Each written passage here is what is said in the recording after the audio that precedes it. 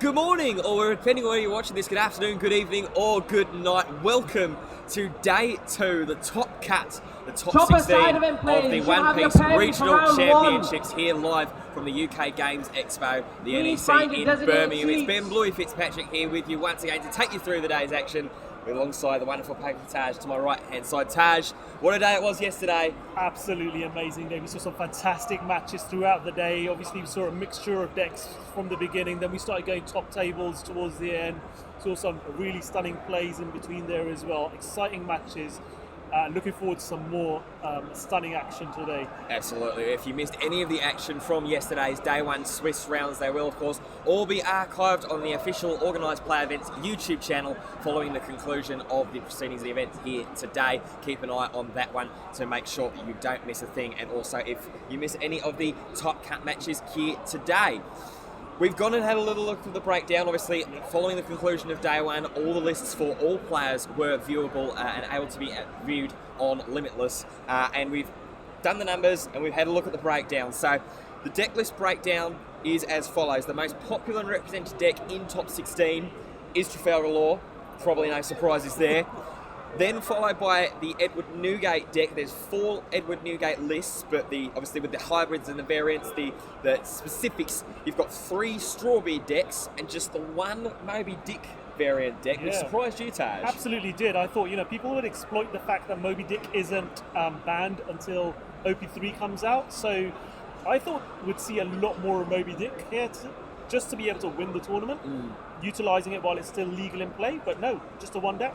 And also just the ability to make your characters even bigger and your leader even bigger as soon as you drop yourself down to 1 life. Combine that with your 9-cost Edward Newgate, and then it's just absolute chaos. But the players, the stats speak for themselves. Obviously, players are moving away and sort of future-proofing themselves with this Strawberry variant, and it's proving to have worked here. Yeah, and I think it's quite interesting because you look at the Japanese meta in OP2, and a lot of Western players based their decks on what was happening in Japan, and Japan was very much dominated by Zoro and Whitebeard at the time in OP2. To see a shift here of people, being a bit more, and you do see this sometimes with other card games as well. When the card game comes over to the West, we have slightly different decks. Some do base themselves on the Japanese meta. Next up is a tie for equal third place. You've got, warming my heart, 2 Doflamingo decks and 2 Smoker decks. Yeah. Does that number of Smoker surprise you at all? Yeah, I really thought we would have seen more, especially since it had a winning finish in Germany a couple of weeks ago, and it was still making top cut and top 16 in other events as well. I thought people might gamble a bit on Smoker, but then again, people might be a bit wary, sticking to what they know best with OP1 with slight tweaks into OP2 with certain decks. Some people might not have had the practice with Smoker, seeing as it started doing well recently, so they might not want to risk playing that and stick with what they know best. And finally, you have your one-offs. We've got 1 Zoro, 1 Kinemon, and 1 Luffy, and I believe that our top 16 feature match is going to feature that 1 Luffy player, which warms my heart a little bit because this is a player that I've played against a couple of times in my local area, my local scene. I always love to see local competitors doing well. We'll take you through now some of the standings, some of the numbers in terms of the end rankings and how they qualified. So obviously we've got our 1 undefeated player in Walwilla Real, but he'll have to be careful, watch the curse of the first.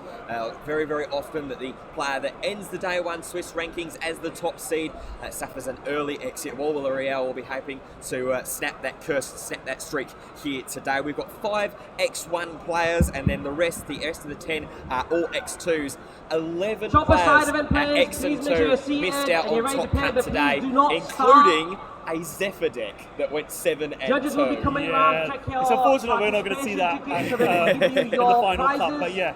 If you have not received your Unfortunate prize for those who didn't make it, please do not leave your seats. It's looking like it's going to be an exciting and then you may leave your seats. 4 matches which we're going to see here on stream today. Absolutely, and obviously all 32, the top 32 of those players have managed to walk away with that gorgeous regionals finalist play mat. Yep. But for these players in top 16, they are just 1 win away from that coveted serialised Luffy promo. We've been talking about it off stream following the conclusion of yesterday's events, before the beginning of the events today. It's a hot ticket item. Yeah, I shared a tweet earlier on my Twitter talking about the card. obviously this first round now is critical, because if you win this, you're top 8, you're guaranteed that serialized Luffy, and the aftermarket value of that card is insane. It's going to more than cover most people's travel costs here, but it's more of a prize item to have in your collection. It's one of those that every One Piece card game player wants to have in their collection. It's the first serialized card in the card game, and there's only 700 of them. You want to be able to have one of those in your collection, So yeah, a lot at stakes with this first round for sure. Absolutely, but I suppose also the flip side and the extra kind of mile on that is, if you get to top 8, why stop there? Absolutely, exactly. As you say, the further you go, the more prizes there are. It's obviously broken down on the One Piece card game website. You go into the offline regionals, it stacks up on top of each other. You want to go all the way, you want to become the winner, walk away, knowing that you're a regional champion. And you got to peek at that Navy playmat as well, that the grand champion is going to walk away with here. Talk me through some of the mindsets, perhaps, of what these players might be feeling now. There may be some players here that are experienced players in other card games, have made top 16s and top 8s and stuff like that in their other former disciplines. There may be some players in here that this is their first encounter with Day 2 tournament play and top cut style play. Talk me through it, because the format obviously is different here as well today. Yeah, it is, and going into Day 2 is a different mindset for people. One, everyone's deck is open, so a lot of players would have spent a lot of the evening looking at Limitless, looking at the deck breakdowns, looking at what they're going to potentially be coming up against, and thinking, right, how am I going to counter this? Thinking about plays, strategies, and trying to work out what their opponent's going to do. The other thing is, we're moving from a best of 1 to a best of 3 now, so it's not literally dumping everything into that first game, but time is critical as well. It's an hour per game, but as we know with One Piece, games can drag on a little while, and you've got to be mindful of the clock. That first game win is going to be crucial. Yeah. So again, you're going to be playing a similar strategy in that sense to try and get that first win, but it's not going to be the end of the world. You've still got potential to move forward from there as well. Yeah, absolutely. Like you said right through there, it's a best of 3 on Day 2, 1 hour time limit across the round. Same tiebreaker rules apply, however. Yeah. It's going to be really, really interesting. Looking at this breakdown and looking at the amount of lists that we've got available, looking at the skill level and the calibre of player that we've got available and that we've seen towards the back end of Day 1 as well, what deck do you think is going to be crowned regional champion? I personal favourite, obviously Law. I think Law's got a good chance, but listen, any one of these top 16, they're here for a reason. Yeah. They've only maximum lost 2 rounds, and that could have been just the way that they were paired against the deck that was probably not optimum for them to be opposed to.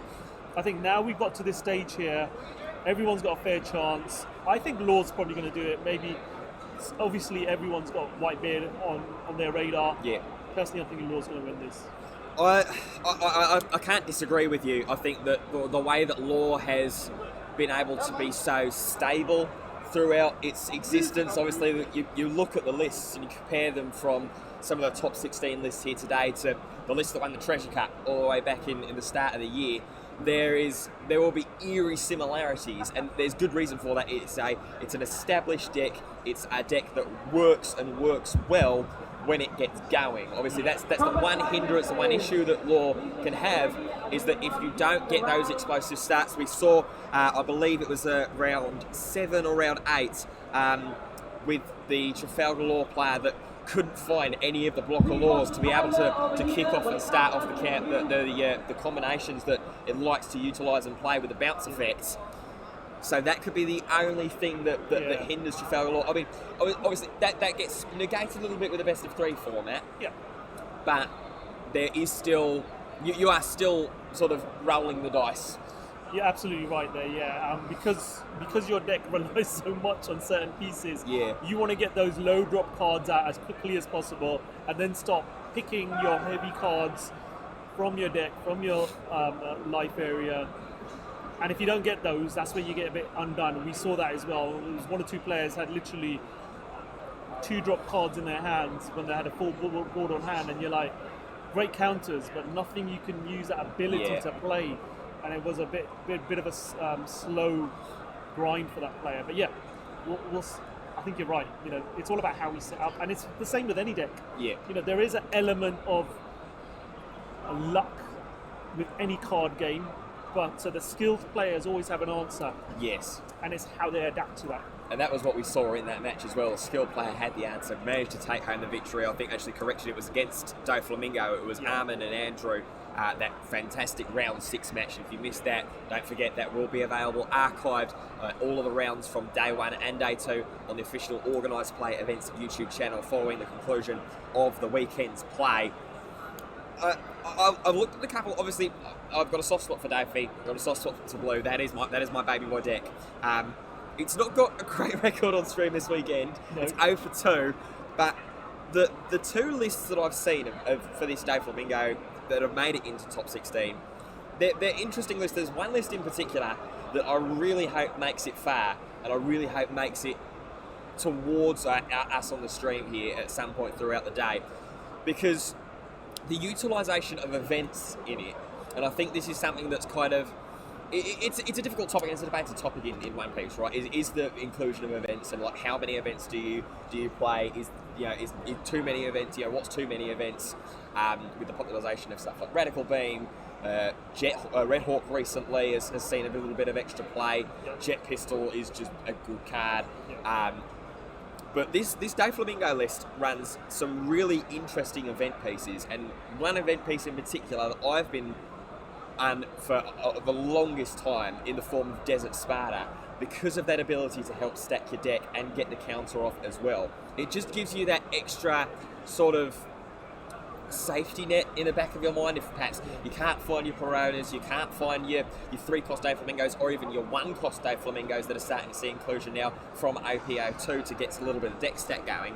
If you're facing some forward pressure from decks like Law, from Newgate, even from Zorro, that are trying to rush in, try and take life quickly, you've got the opportunity, if you've got that Sparta in hand, to be able to just go one, protect myself a little bit, and then get a glimpse into the future, try and see if I can set up my leader Doflamingo effect on the following turn and get a little bit of value out of it. Yeah, absolutely. And this is what Doflamingo does so well. It's around being able to see what you've got, stack it in the right order, know what you're going to be getting, and popping stuff out for free, you know? Yeah. Again, it's similar to Law, 2 costs, get yourself your top card off the top of your deck in play. I think, that's what Doflamingo is all about. One of Kinemon. That's interesting to me, because we said at the start of day 1's play about the high skill ceiling that Kinemon kind of requires. It is a very sort of control intensive deck. You've got to know when you're going to let your board get wiped and utilise your leader ability, when it's time to commit bodies onto the board and things like that. So, for only one to make it into top 16, do you think that's a testament to the skill ceiling, or do you think that there are just matchups across the meta at the moment that just overrun Kinemon? Yeah, I think with Kinemon, it's about, you're relying on, if you're using the leader's ability, you're relying on having one character on board at some point, and then you're utilising your leader ability to activate it, and you don't need to execute it straight away. Yes. You can activate it and execute it later in the turn, but in that same turn.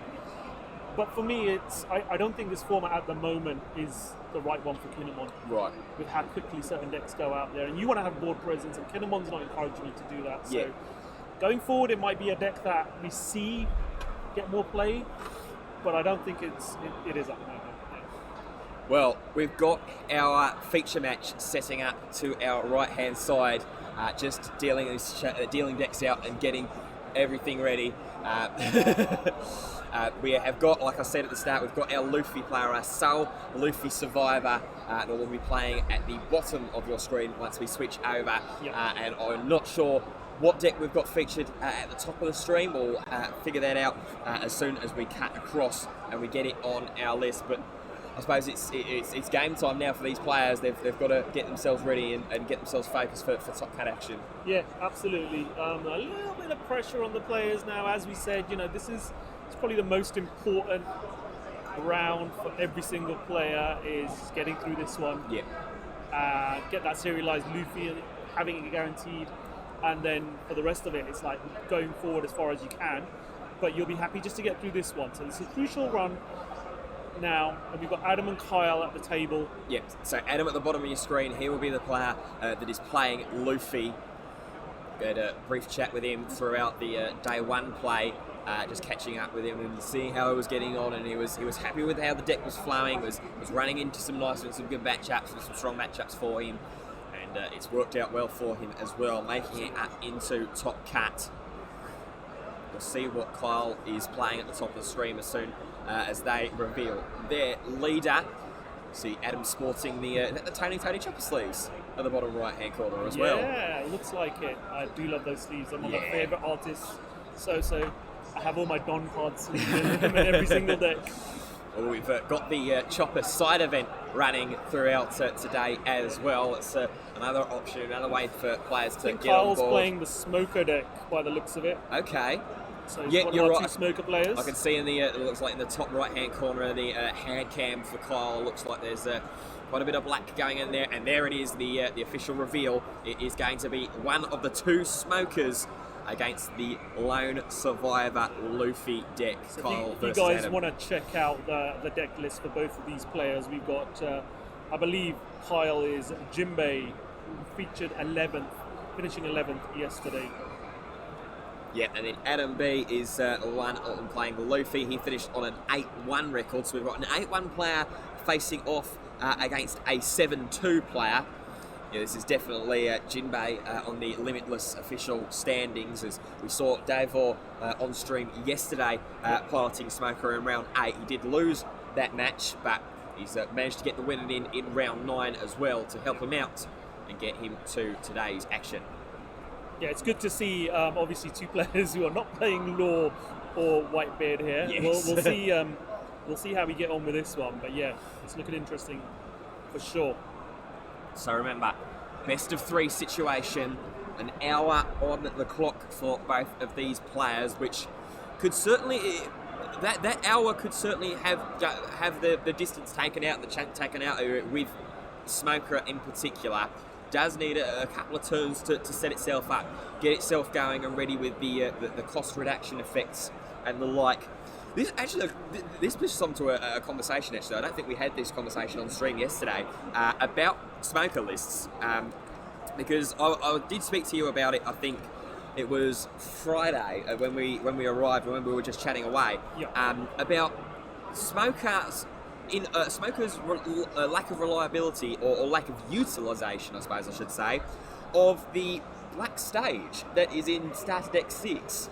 Yeah, I mean, Marine Fort, I think it's called. Yeah. Yeah, it's a 1-drop stage, and you're like, there's no real stage removal in One Piece at the moment, so it's a useful card to get out and play, but no one seems to be playing it. I mean, a lot of the lists that I've seen don't have it. No. But maybe, it's one of those that people might consider going forward, but yeah, we've not seen it so far.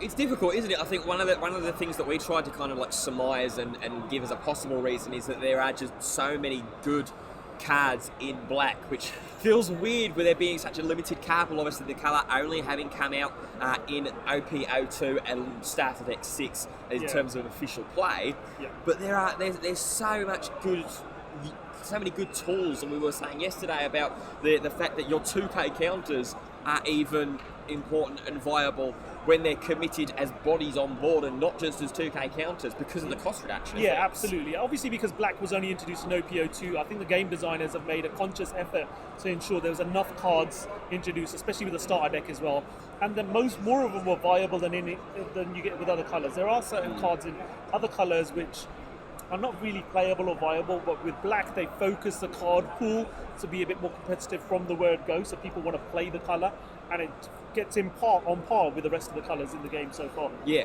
and just to recap as well, the stage, the effects of the stage, obviously on play, it gives one of your characters -1 to their cost during this turn, but then following on forward, activate main, you can rest the stage, and if your leader has the Navy type, which of course Smoker is going to have, you can give one of your opponent's characters -1 to their cost during this turn. It's just that extra opportunity to try and, ping away some of those costs, activate some of the higher cost, or get them in range of some of the higher cost reduction abilities to then combo off maybe with a card like Kobe, with playing it on board, drop one card to your hand, to the trash, and then kill a 3 cost or less. But see the handshakes, the fist bumps. We are ready to go here in day 2 of the One Piece Trading Card Game Regional Championships. A swift 1 Don pass from Kyle. Adam looks like he's going to have a couple of options, and it's a Curly Dadan off from turn 1. Decides to look at the top 5. Yep. Remember, with Curly Dadan, you can choose up to 5. Yep. But you should really declare at when you activate that what number of cards you're going to be looking at. Just holding off here for a moment. It looks like there might just be a little brief conversation just around. Might be the fact that we're just trying to get the time working for the players here on stream. But yeah, you're rightfully saying there, in that Dadan is a great utilisation and a great red tool to be able to find cards like Sunny Kun, Nami's in particular, maybe even Otama's if the situation requires it. Is instead gonna Gordon. is going to utilise and going to go and find themselves a Gordon here. Yeah, so Gordon is the promo version of the Gordon here. You may place this character at the bottom of your owner's deck, give up to one of your opponent's characters -3,000 power during this turn, so quite a useful card to have in hand. Yeah, interesting choice. I think obviously we need to have a little bit of a look and see what was on the top 5, and where well might have just been the only target Could have there been the only choice for Adam. But turn pass now over to Kyle at the top of the screen. We see the timer now counting down in your top left corner of your display. 3 Don underneath. Now here goes Don underneath the Smoker. That will activate the leader ability, will reduce the cost of the Dadan by 1. Yep, not quite enough. No, not enough to get itself the extra 7k, but that will be enough to help out and get rid of it. Meteor Volcano coming down there as an event. And a life taken as well. Yeah, the attack going through off from the Smoker. Volcano, of course, KO one of your opponent's characters with a cost of 1 or less. And that was the thought process there, I think, from Kyle. Just be able to just poke the 1 off. Doesn't look like he's got any characters at the moment that he wants to commit to board, and just get rid of the immediate onboard presence. But he's going to come right back as well. Curly Dadan, number 2, is going to go digging. Let's see what he can get from this. Looks like there's a couple of targets. Yeah, there's a couple of options there. He's going to elect to go with Otama. So it might be... Looks like the Adam at the moment, with what he's getting off of these Dadans, and the strategy that he's looking to go in for is reduction of power levels, and then perhaps once they get going and swinging in, trying to pick those off. Remember, obviously, Luffy's leader ability, you can attach a rested Don underneath a leader or a character. Yep. Now here comes the Gordon that was searched off. Activate the leader ability, is going to attach that 1 Don underneath the Luffy, and going to commit a second one onto as well. So this is 7k, and that will be the first life taken from Kyle. We're now level at 4 apiece as the turn is passed over to Smoker. So 2 Don up. Draw from the deck. Have a little peek into the hand. It looks like there is a lot of 2k counter power in there. Is he going to elect to commit one of them to board? Yep. So Gordon is now down to 0. Yep, so that will now trigger. Yep, correct. And going to put a lot of Don underneath. That is what, 9,000 in total? Yeah. And that will be it for the turn there for Kyle. So slow start here for Kyle at the moment. Slow start for both of these players, I think it's quite fair to say, given that the prevalence of Red and Rush as a concept within Red.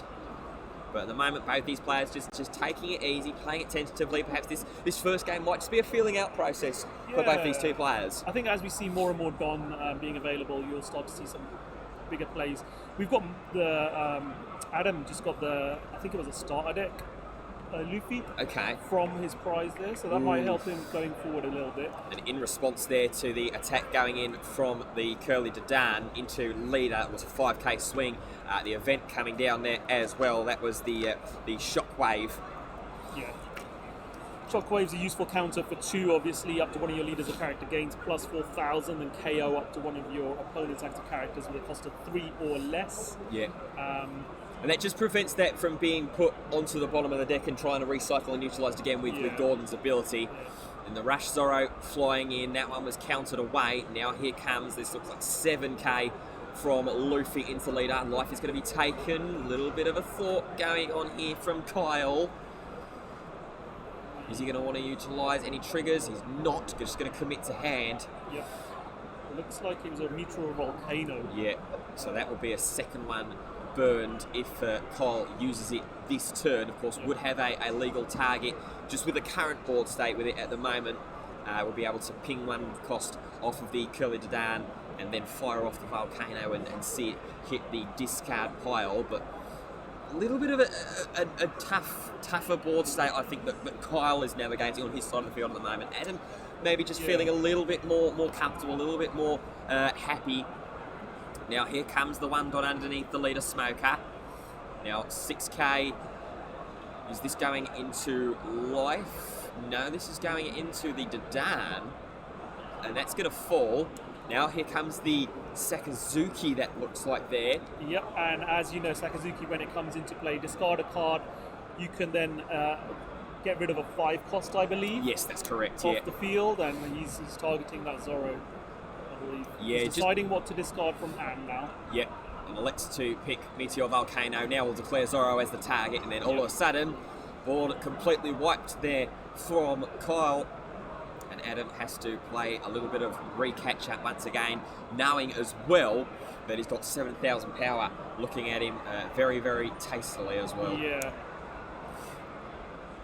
Yeah, getting that Sakazuki out really helps put some offensive ball pressure back onto Adam now with the amount that he's been trying to kind of just chip away and sort of nip away from resources in hand as well. Yeah, I think that the board presence, first of all, the on-play is fantastic on it, but then the board presence it gives you, that 7,000, it's that sweet spot, you know, as we know, having a 5,000 leader, you're then having to commit 2 counters at least as a minimum. Don't think it's going to be around for long though, because here's a jet pistol. There we go. Played the Gordon, put it to the bottom of the deck immediately, minus 3,000 power, puts it within the crosshairs, and the jet pistol fired off by Adam gets rid of the big That's threat. Exactly why you have Gordon in this Luffy deck. It's around being able to chip down those big threats across the board and then using your jet pistol to wipe them out. So yeah, utilised to great effect there. It's great as well because it saves your 2k counter in hand of Otama, doesn't it? That minuses 2,000 power and cycles it back to the bottom of the deck. So you never know. You might have the opportunity to see it again there, Adam. Yep. But now here comes, this looks like 8,000 now from Luffy into the Smoker leader. There's a little bit of rearrangement of the furniture there from Adam at the bottom of the screen, just putting the discard pile below his deck. The life gets taken, 3-2 now here in game 1 of this top 16 feature matchup. Tudon acquired. Oh, that is it's an awkward hand there for Kyle. Yeah. Like 4 2k counters, I think, in his hand with the Tashigi that he just drew into. Yeah, I think Kyle's got cards which can do some great effects when they come in if there's stuff on the board for the opponents. So Kyle's in a positive situation, not having much across the board, but he's got cards that he probably doesn't want to commit too early. So it's going to be a bit of tuning and throwing here, but as each turn continues, there we go. So he brings down the Kuzan. Yep, and that's going to get him an extra card on play, and another Kuzan as well. We'll get him another one. Yeah. And of course, when attacking, that is going to be able to give one of your opponent's characters -4 to their costs. Yep. So he's going to be able to have the opportunity, Kyle, to do that twice, and then combine that with the Smoker leader ability as well. So that is a maximum -5 to a cost that has the potential for next turn to one single target. It's an interesting way that Adam's playing this at the moment. Like you say, not committing bodies to the board at the moment and just almost sort of stifling Kyle at the moment with the cost reduction abilities. You can't reduce something that's not there. Yeah, exactly. And this is exactly how you want it. It's almost like a bit of a control method of controlling that black smoker deck and trying to stifle it before it gets going. So I like this. I like the build-up of this deck because he's got a lot of reducing power and then being able to pop his opponents potentially. But we'll see how he goes about it this time. So going in for the swing there with 8,000. Yep, this one will be against the leader, and we'll be utilising some of those extra 2k counters in there. I just see one of those cards being pitched away actually is a Sengoku as well. That is another 2k counter, but it's a great opportunity as well. Dominic's one, when attacking, give one of your opponent's characters -2 during their cost, and it's only 3k natural battle power. Here comes a Rush Luffy. It's got unblockable, not applicable at this stage at the moment, obviously with the 2 Kuzans. None of them have blocker, but that is a 9k swing now in to leader. And I think a comfortable position at the moment for Adam to be into, with the extra life advantage at the moment, make that double life advantage now with Kyle taking that one, not willing to burn the resources that are in his hand. Now he's up to 10 Dom. Maybe he's been saving up for a 10 cost, maybe. I'm not quite sure. Yeah, I think there is a Kuzan in hand. It might have just come from the life now, but I think I did see a secret rare Kuzan there. We'll have to see if he wants to. Sure. Have to see if he wants to use it. He does have it. There it is at the front of his deck now. He's deciding whether to play it or not.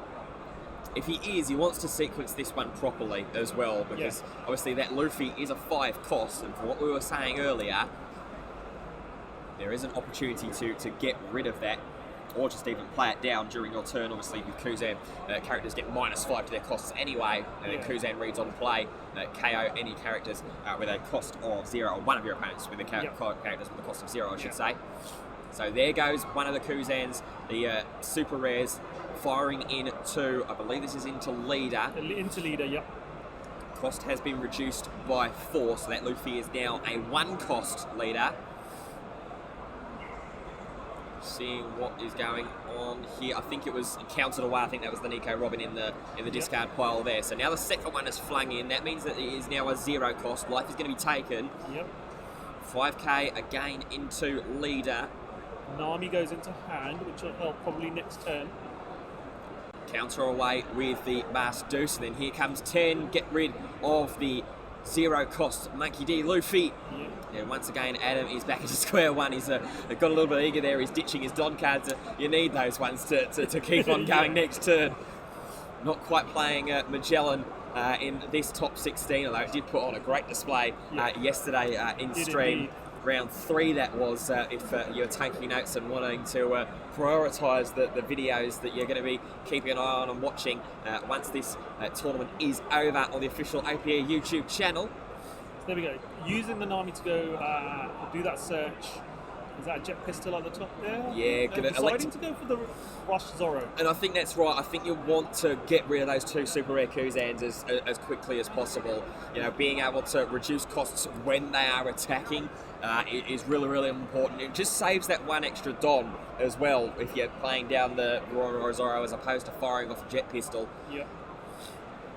So we'll see where Adam is going to go from here. Of course, that Nami, don't forget, can be utilised as an offensive weapon. Has been doing so and has done so multiple times before.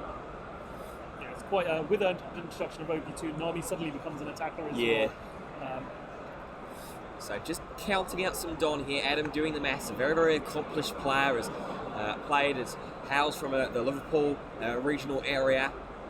Has visited down to Manchester and my local store a few times. I played against him. Fantastic guy and a really accomplished player as well. Looking at top 16 to his resume, but he won't be wanting 16 to end at 16. Okay, so 3 Don committed to the Luffy, yeah. Counter. Not sure what the target was. It wasn't very clear what it was to us here. It might have just been to leader. It might have just been the hope that he was just going to try and go over the top. As here now goes the Zoro. Now going to activate the leader ability to put Arrested underneath the Zoro. So this is 9k onto leader. Presumably, I think there's not any sort of notions or mentions that he's going to go towards the Kuzans. I'm just having a look at Adam's discard pile now. I think he would be attacking one of the Kuzans. It would be probably you look at the life totals of both players. Yeah. It's going to be one of the Kuzans because you don't want 3 attacks coming in next turn and not having any. Well, 4 attacks as well with the leader. Oh, 4 attacks even, yeah. So, gotta think this one through carefully because the target's already been declared. So now we're on to the counter step of the battle phase. It was into life. It was into life. Okay. Okay, so was wanting to try and you could see what he was trying to do initially with the Luffy swing, trying to swing in and see if he can get the one to take. And if he can't take 9k from one, then he won't take 9k from the interesting. other. We're over to Kyle now. Adam has 5 cards in hand. Yeah. No Don open. No, so there's no radical beams, no red hawks or anything like that. Yeah, so Well, you need to get 3 hits, hits to life through now. One's pretty much going to be guaranteed with that Kuzan. Has he got enough counters in hand? I'm not sure. Well, he's got the 2 life. That's the one thing that's given me a little bit of sort of solace is that he's got the 2 life. Obviously, if he hits Red Hawk off trigger, then that's minus 10,000 power. Yeah. If he hits Radical Beam off, then that is give your leader plus 1,000 during this turn. So that makes the maths a little bit more difficult, but Kyle's going to start swinging in. This is, I believe, 7,000. Yep. Correct me if I'm wrong. 7,000 swing in with a Kuzan. And that is going to be 3k countered up and away. So that's 1 attack navigated. Now Kyle's got to think with the 3 cards that are left in hand, what kind of maths do I need to do? What is the optimal level that I need to get my characters and eventually my leader up to as well if he's going to go and swing in with leader? Yeah. He's probably going to stick 1 under leader now. Get that Zoro. Well, that Zoro's already. Zoro's on. Is that -4? Yes. Well, yeah. he will be. He's a 0 cost now, isn't he? Yeah, it's a 0 cost. Yeah.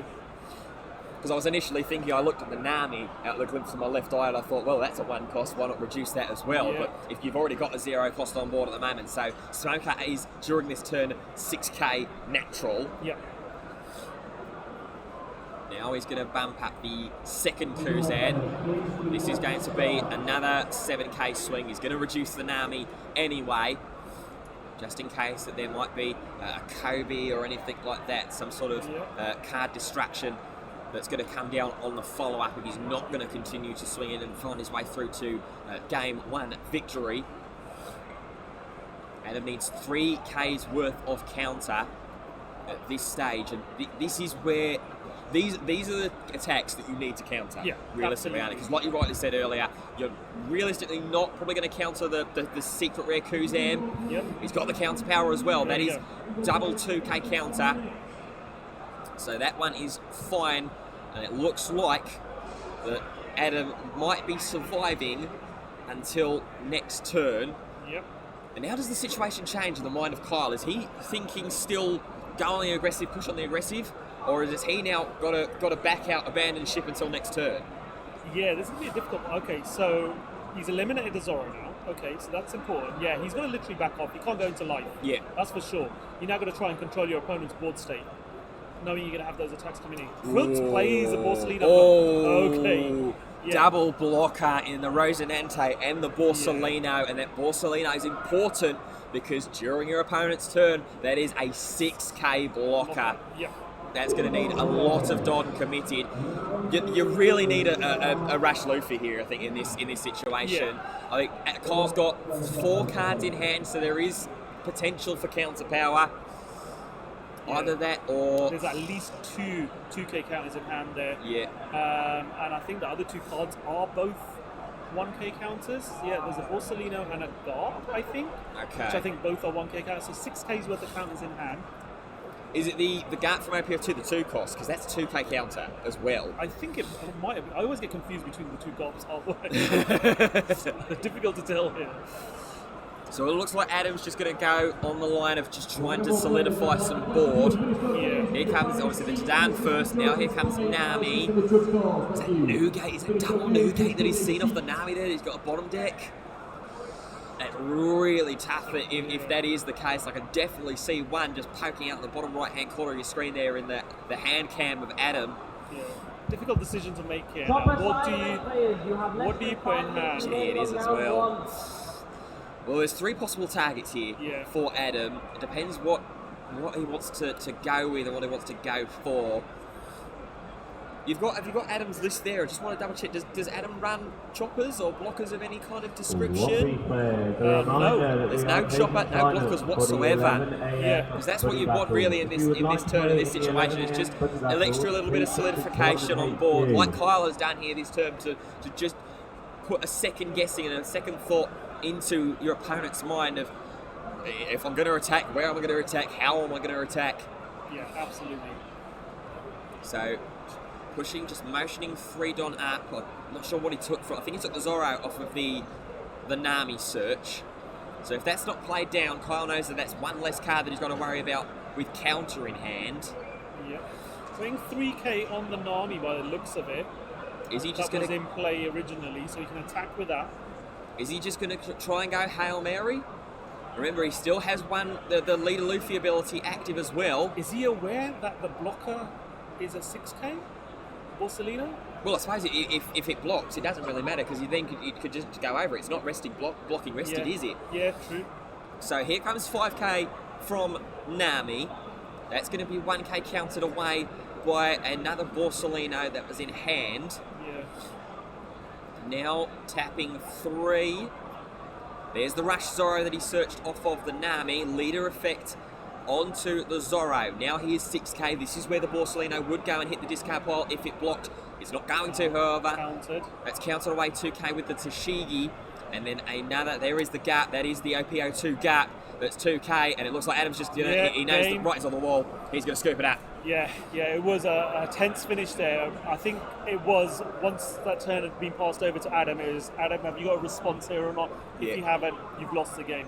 And unfortunately, Adam couldn't find the answer there. So, yeah, Adam moves on. Yeah, that's it. With Luffy. Yeah, well, that's a difficult situation there to go into, and a long game to have to play. But remember, best 2 out of 3, still got the opportunity, and that might have just prompted the reason for Adam to scoop it up there, knowing that there's already about 20 minutes off of the clock, just over 20 minutes off of the top 16 game clock, and he's going to want to try and get things going a little bit quicker. I think it was a bit of a slower start for Adam than I think he might have wanted. Bottom decking those 2 Edward Newgates off of that final Nami search really would have hurt him. Yeah, he just couldn't find any answer to put on the board, and I think this is where I think the smoker worked well here because it just showed how it can just pop things off and get rid of them, especially once you get the bigger stuff coming out of the Kuzan. So yeah, Carl's got the upper hand here. Adam's obviously now having to think about how to respond to that. And that SR Kuzan was devastating as well, wasn't it? The fact that as soon as you swing in, doesn't matter whether your attack hits or not, just as soon as it attacks, minus 4k 4 cost to a character of my choice. Yeah, absolutely. So both players just getting ready to shuffle up and prepare for game 2 in this 3-game set at top 16 here at the UK Games Expo, the One Piece Regional Championships. Remember, there's no sideboard, of course, in the One Piece trading card game, so as long as an extended wait for players to be able to try and tweak their decks a little bit, get rid of some cards that might not have an impact on this matchup, or put some cards in that are going to try and give you the edge and the advantage. It's an interesting discussion, I think, between players of any card game, is sideboard or no sideboard. Yeah, I think some players like the ability to sideboard. It just makes the game a bit fairer and balanced if you're playing best of 3, because you know, if you're good at building a sideboard, you're going to have good counters for what your deck is naturally weak against. But then some other players believe that your deck should be able to run as it's intended. Yes. So there's always an interesting debate about sideboards, and even mulligans to a certain extent. Absolutely, so, yes. So Kyle has elected to keep his hand. Adam still deciding on his opening hand as well. Doesn't look terrible. It's just whether it's the quick start that Adam has in mind. He is gonna keep it. Yep. It's not going to be optimal to get off the get-go, but I think it's probably wise to hold on to that hand as it is. Yeah. So here we go. Kyle went first, and he just went 1 Don past. Now here goes Adam. drop that Nami now and do that search. I think that Nami was a top deck as well. It was top deck, That's a massive Yeah. grab So there it for was Adam a off good the top. gamble there for Adam to keep hold of that hand. So looking at top 5, I see 3 possible targets. He's just going to grab the Zorro there. Yeah, I think he's going to try and get a good early start again here. He's got that Zorro. He's already got one in hand as well. So 2 Rush Zorros in hand. Yeah, and then the ability to pay or utilise one of the Don that he's paid as well to get those Zorros out on board to slide it straight under and start pressuring 6k early as well. Absolutely. He's got the Motoko in hand as well. So going next turn, he'll have the ability to be able to play that down. Rush Zorro, Makino, and be able to play the Makino, activate Makino straight away, and get his Nami to attack as well, because Nami's done a job now. Yeah. So yeah, that's a great catch there, actually, Taj. Yeah. I didn't think of that one there myself. Potentially 3 swings coming in next turn, which will help Adam to get Kyle to commit some of those counters potentially, or let them go through. And give him some pace as well. So here comes Adam, and this is exactly what's going to happen. There goes the Makino, drops down, the cost reduction effect obviously wipes as soon as the turn gets past. That's why Adam was moving the dice. Yep. Now Makino busted up to that extra 3k onto Nami, so this is a 5k swing. It will do damage if Kyle wants to see it go through, and he will let it go through as well. No trigger. Yep. Just a little glimpse of Kyle's hand as well. It looks a little bit top heavy. It does indeed, yeah. But I think just there that is one of the smokers went into hand, which is a counter in one way or another. Yeah, I think it was the Sengoku there. They just put to the front of his hand. That was what was pulled off of the life. Now the leader, Luffy, is going to swing in 5k. That one's going to connect just fine. And now here's going to be the follow-up. 3 Don turn sideways. Here comes the Rush Zorro. Is he going to commit the extra Don? He is. So it is going to be 6k on Zorro, and that's going to swing in as well. And that's going to be 2k counted from the Sengoku. Can't afford to take too much life in this early stages, especially in what was literally turn 2 for Adam. Successful turn 2 for Adam there. Everything fell into place for him just as you would want it to. You know, got the Nami search off, managed to use the Makino there as well to be able to pop up that Nami and swing with leader, swing with Nami, and get that Rush Zorro in as well. Next turn he can have 4 swings coming in with that additional Rush Zorro, and he'll still have additional 3 Don open as well. It's a nice little card. It's a good little trick, that Makino. I'm a fan of it. Yeah, Makino's made a huge impact coming in and being able to give those 1 costs. So this is a 7k swing now going on here into the Roronoa Zorro. Obviously you saw there with the dice that's on the Makino, a cost has been reduced. And so Zorro is just going to have to go down. And then followed up, Meteor Volcano is going to take out the Makino. That's important there for Kyle, as we were just saying about the potential of... An important piece to his play there. Yeah. So that Nami's going to be, unless he finds another Makino, that Nami's going to be just taking up space and just there, really. And free fodder as well for Kyle to farm, to activate his leader as well and get him an extra boost. Yeah. 1 cost, Kyle would love having that 1 cost just sitting there to be able to activate that leader ability. Well, here goes 1, replace the Makino. Okay, that's nice. Turn that one sideways and bump that one up to 5k. Obviously, the smoker is back now to 5k. I think this turn's going to be a bit of deja vu from the last turn. We're going to see pretty much a mirrored play from Adam. So swing. Going with his Luffy, I think now. Is he going to swing the Luffy first? He will swing Luffy first. So that's 5k. It looks like there is going to be a counter to that one. That's going to get shockwaved. No targets, however, I don't believe for the... well, in fact, there were targets, but he's just not elected to take anything down there to KO a 2 cost or less. Could have picked off that Makino. Yeah. That's an oversight and a misplay there. Yeah, I think so. So now here comes the Zorro as the follow-up. Like you said, a little bit of deja vu. Yeah. And he's got the Don slid underneath as well. So this will be a 6k swing, 2 Don left open as well. Could put the potential of a Radical Beam or a Red Hawk if he wants it defensively. He's just going to go for it. He's just going to go a big swing. So this is going to be, what, 5, 6, 7? That was 8 in, and life gets taken. Yeah. And it's over to Kyle now, who's hanging on with just 1 life and an empty board against Adam with 4 life. They're pretty much an identical board to what he had his turn prior, and is looking in a very good position to try and tie this round up, this top 16 matchup up. This is exactly what we said at the start and in the break that we wanted to see from Adam. Yeah. A quicker start, put the pressure on early, and force Kyle into a bit of a corner. Yeah, absolutely. It's worked really well for Adam this turn. Still has 4 life on board.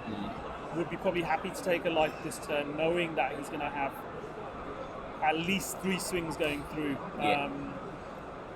Well, he's got to be careful as well that if an attack goes into the Zorro. So it's 5k. This is going into the Makino, I believe. And 5k into 0. Okay. It's going to be a difficult one to try and counter at. Now here comes the Sakazuki. Taking down the Zorro. And he's going to discard one of the 10-cost Kuzans. That is going to take care of the Roronoa Zorro.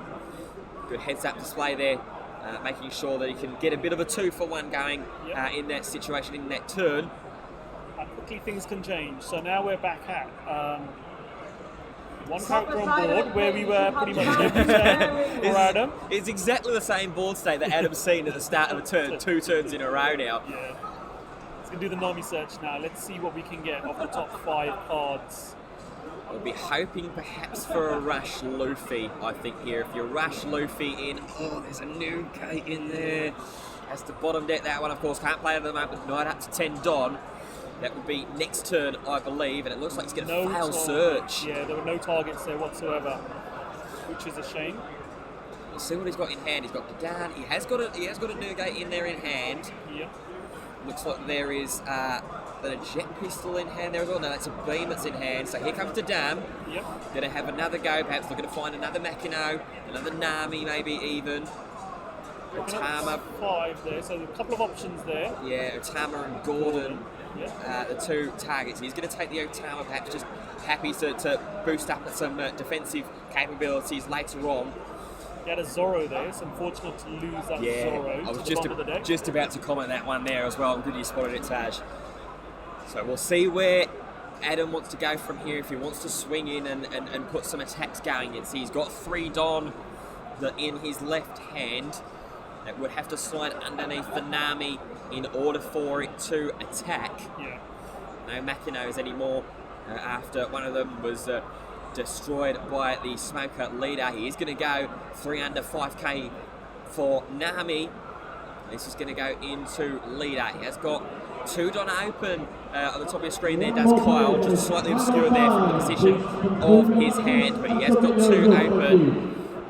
So it could be another opportunity to Shockwave if he thinks that he wants to use it now. Bit of a time to ponder here. 27 minutes left on the clock. Of course, if they go to tiebreakers at the end of this one, it will still be the overtime rule plus 3 turns, whichever concludes first. We'll cross that bridge if we get there. Yeah, I think he's having a look with the Tashigi maybe. No, he's got a 1k counter with a Borsellino. He was just wrestling about whether he wanted to over counter there and commit one of his 2ks. Yeah. Now here comes a bigger swing in from the Luffy. That is going to be 3k counted, I think, in there. I think it's a 4k counter. 4k, yeah, yes. It had to be. It was 8k swing from Luffy there. Yeah, you're very right. You're very right. So, over to Kyle now. Managed to counter out of the 2 swings that were coming his way.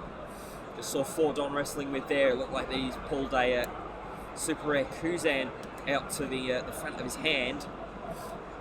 Managed to pull myself one of those in Alt-Art form a couple of weeks ago at my local game store. Stunning looking card. It's beautiful. Fits with my other Alt-Art secret rare Kuzan as well that I managed to pull out of the 1 box of OPO2 that I've had the opportunity to open so far. So here goes Smoker leader. He's just going to go 5k into Nami. Adam, happy to see that one go down. I suppose that's fine when you've still got a second one there that is unrested and ready to attack possibly next turn. Yeah. Next turn is about now. Adam's going to be up to 10 Don. He can afford to probably put some Don underneath those. You do look at the countdown, and I'll start the timer, and when it's 0, what's he going to do now? He's going to... Yeah, what's the follow-up play going to be here? Is he going to commit the blocker? He's going to put one Don underneath, and he's going to go 8 into life. Easy decision to take there from Adam. Of course, with that extended life advantage that he's got at the moment, being able to take those and get himself some extra resources in hand, some counters, maybe some events to use later down the line. Follow-up is a Kuzan Super Rare and a Rosinante, so that's one blocker on board to try and help Kyle out on this turn. Yep. And the Kuzan as well coming down onto the ground, drawing an extra card, and we'll be able to start swinging in and reducing some costs next turn if there is a line to get to next turn for Kyle defensively. Yeah. Kyle's got 4 cards in hand. One of them is a Shockwave. He's made sure he's kept that 2 Don open if he needs to activate it. So we'll see how we... And players at this level will recognise that as well. We said it throughout day one about signalling events, or Don being up signalling something, because that is generally a tell to players that if you've got Don open, that's exactly what's going to happen, and it's going to KO the Nami as well. That will counter up and avoid the attack that was going into the leader Smoker as well. Now here comes 3. It's going to be a Vista to get rid of the blocker. Okay. Does Adam have something with Rush? And is there enough power on that Rusher to be able to go through and secure game here? We're going to attach one rested Don onto the leader Luffy. Possibly bumping that one up maybe to 9 with the extra. No, that's 10 now. It's 4 extra Don that he grabbed there. So this is a 10 into leader. That one is going to be taken. No trigger either. One Don open. What's he going to follow this up with? He's just going to leave it open and he's just going to pass the turn. Yeah, I think that's a smart decision. Yeah, that's really, really smart, especially with the hand that it looks like the Adam is holding on to there. He's got a Radical Beam in hand as well, which is why he's left the one Don open. So, and once again, that's signalling. That's got to be signalling to Kyle that he's going to be an option. He'll allow Kyle to take a life, and that Radical Beam will give him plus 4,000. Well, he's got to take a life first, Adam, there to be able to, because obviously the card reads that it's a 2,000 plus 2,000 to leader or character, but if you have 2 or less life, then you get Adam's going to be more than two. happy to take one of his life go.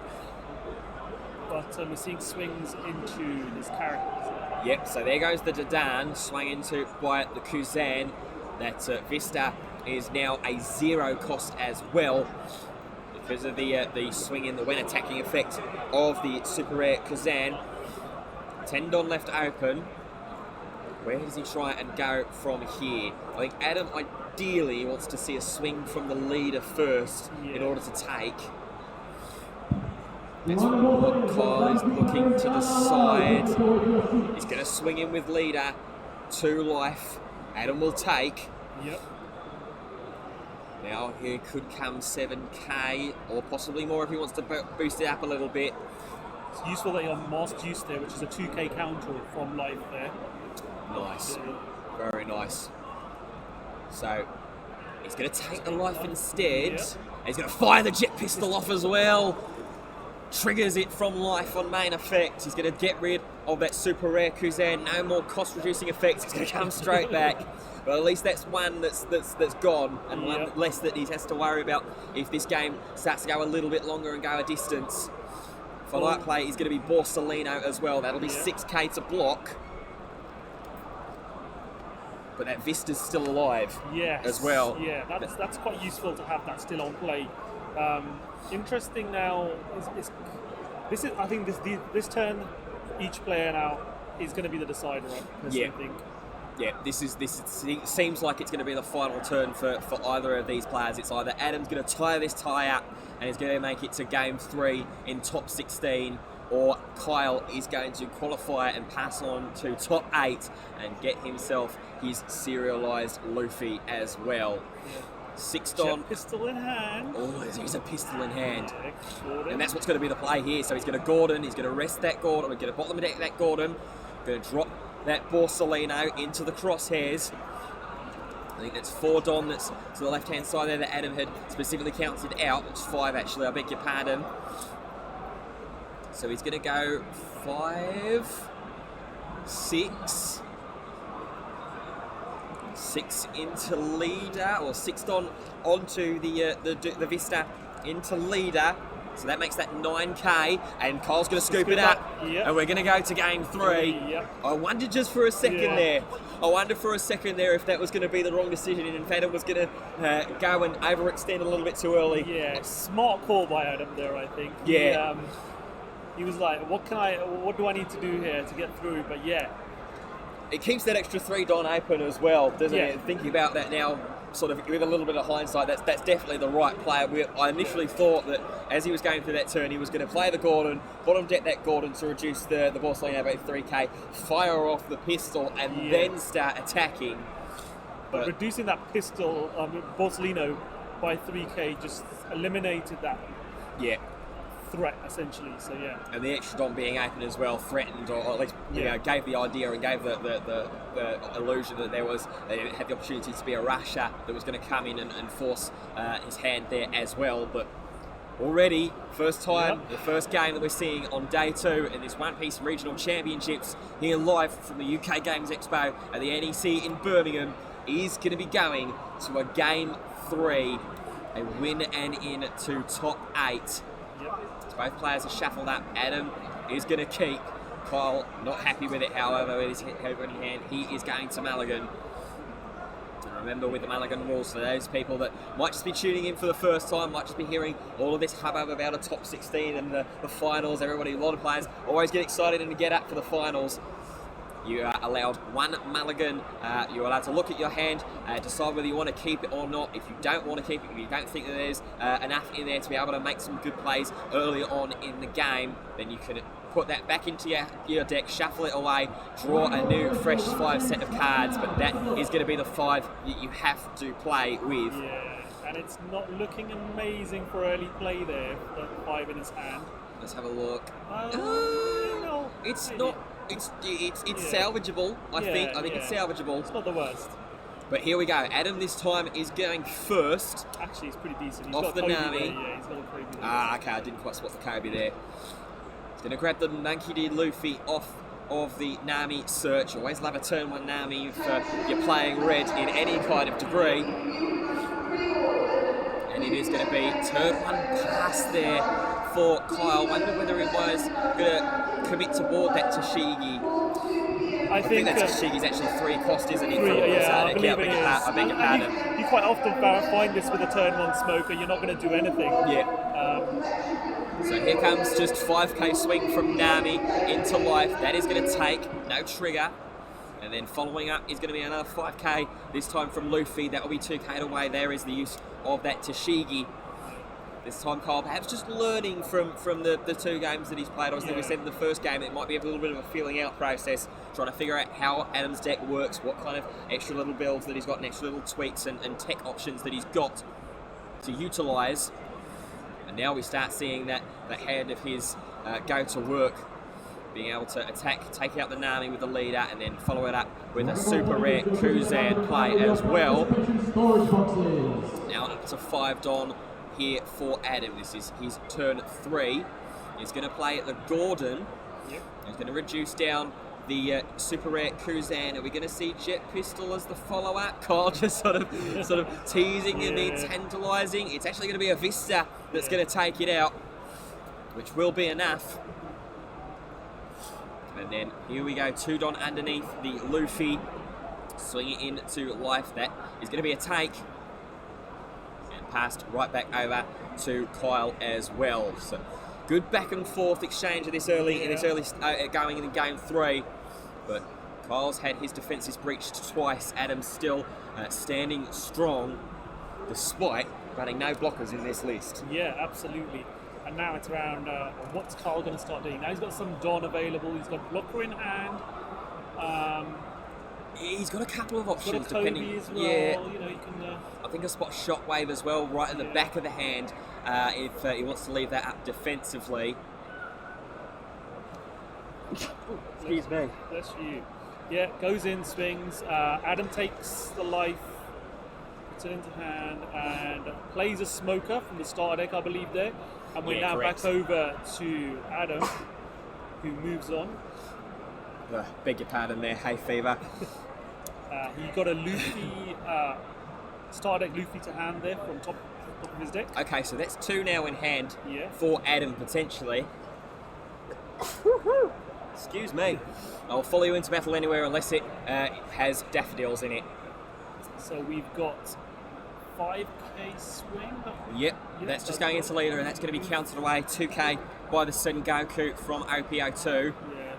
Now here comes the 5 Don sideways onto the Rash Luffy. Isn't going to have unblockable. Well, going for a ride today. That life looked like it got taken as well. So 4-2 in the life count at the moment. Yep. Adam in a relatively comfortable position, but those attackers that he swung in with are vulnerable now Absolutely. to follow up attacks. Yeah, this Smoker, first time we've seen it in play today, cannot be KO'd by effects. It's important to note that. And with 1 Don on it, if there's a character with 0 cost, this character gains double attack. So Yeah, and it's not an effect that we see a lot of. I think there's only about 3 or 4 double attackers in the game. yeah, Yamato Secret Rare I think is one of them. Yep. There is the Douglas Bullet. Yep. I think that has a double attack effect. And I'm thinking of Banish with the Crocodile. So yeah, it's an effect that not many people will come across and maybe not know necessarily how to try and deal with it, or maybe even on the flip side deal with it too much and try and overcommit some effects as well. So there goes the Vista. That's taken care of just by the leader. Now here comes the swing from the starter deck Smoker. That's 7k just into life, and Adam will be happy to take. Followed up by Sakazuki, and that is going to ping the Luffy. Followed up as well there by a Meteor Volcano. And that's heartbreak for Adam there. All of his attacking options immediately wiped away.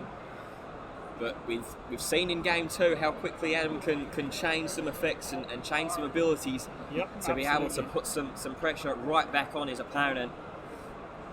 9 Don I think is open at the moment now for Adam. Yep. First order of business is going to go searching with Kurlidadan. Top 5, up to top 5. Look at them, get a 1 cost red card. That from there finds Makino. I think that was the only target there for him. Yeah, going and bottom decking away a jet pistol and a Zoro I think I saw in there as well. But that might be useful for next term if there's an army off of life or an army off of top deck. Grip full of cards there in Adam's hand as well.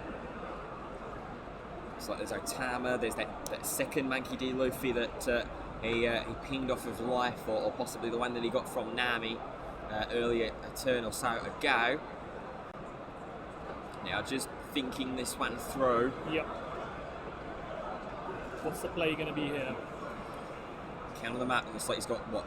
6 left available to him? 6 or 7? 7. He's got 7 odd left available to him. Well, technically he's going to have Technically 8 if he's attaching another with an one attack, attached for attack there as well. Gordon comes in. Okay, so that's going to be able to reduce down, and it's going to target the Smoker. So that is now 4,000, I believe, if I am right.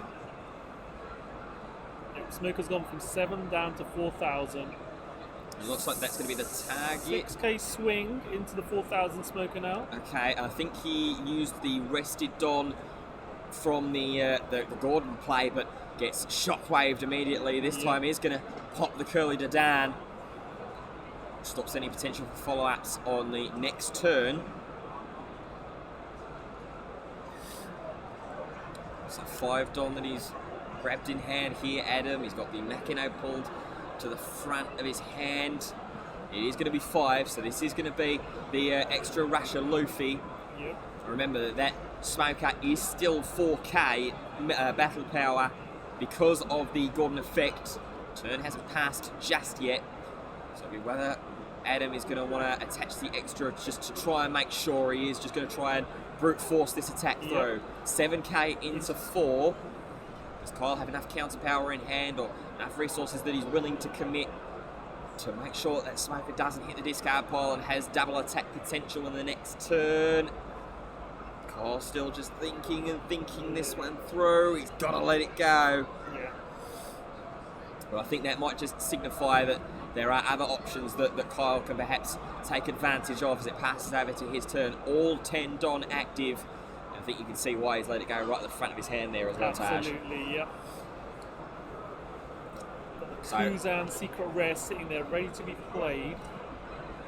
So this is just a 5 into life, 1k counter, 7k into life again, and then here comes the Kuzan. Kills the Luffy. There goes the Luffy. Wipes the board clean. And Adam, once again, is starting from square one. We'll see what he can get off the top. It's a Dadan. 10 Don open now. Nothing really major in hand. It's going to be impactful straight away, but he's going to go searching for stuff now. Yeah, so here comes Killer Dadan. That will look once again, hoping probably for Nami. He's a couple of one-drop options there. Does find Nami, and that is going to be the plan, the pick as well. Has to bottom deck some high-impact super rares. However, Yep. so now here goes playing the Nami down.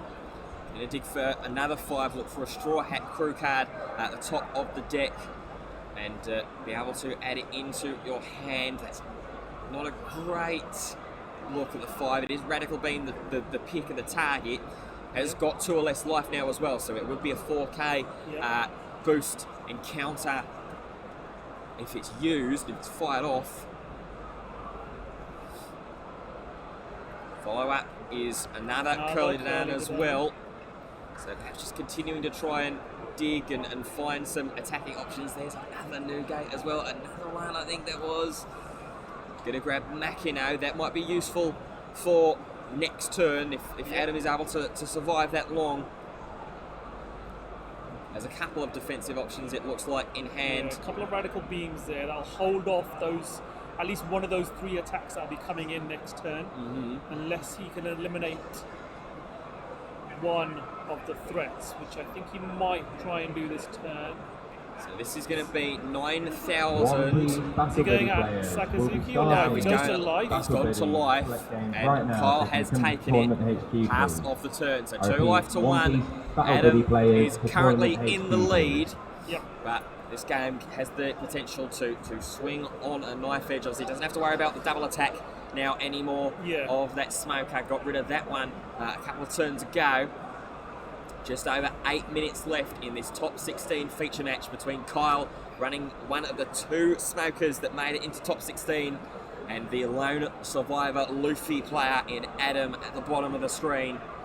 Adam really now has, in his eyes, he thinks he's got an answer for at least one of those attacks coming in. He's got potential of 8,000 counter with those 2 Radical Beams, plus the counter cards that he will have in hand.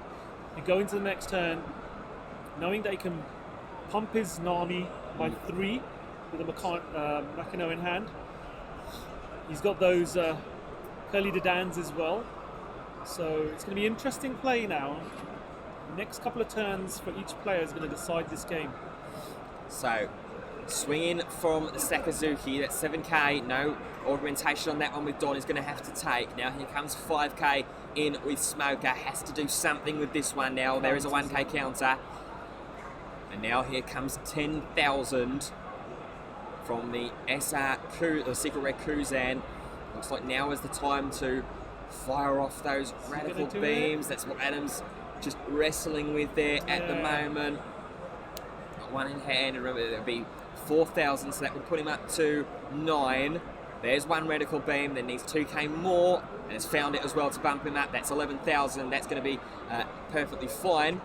Then drop 2 for a blocker, drop 4 for another blocker as well in Borsellino, drop 4 for another blocker as well in Borsellino. And this is why in One Piece it's so important to get your attacks out. Maybe hold your Don back. Not let your opponent know what's going on, because you can get your attacks in, your opponent's thinking, oh, I'm looking okay here. And then suddenly, Kyle's got 3 blockers on board, and suddenly the threats coming down from that side of the board.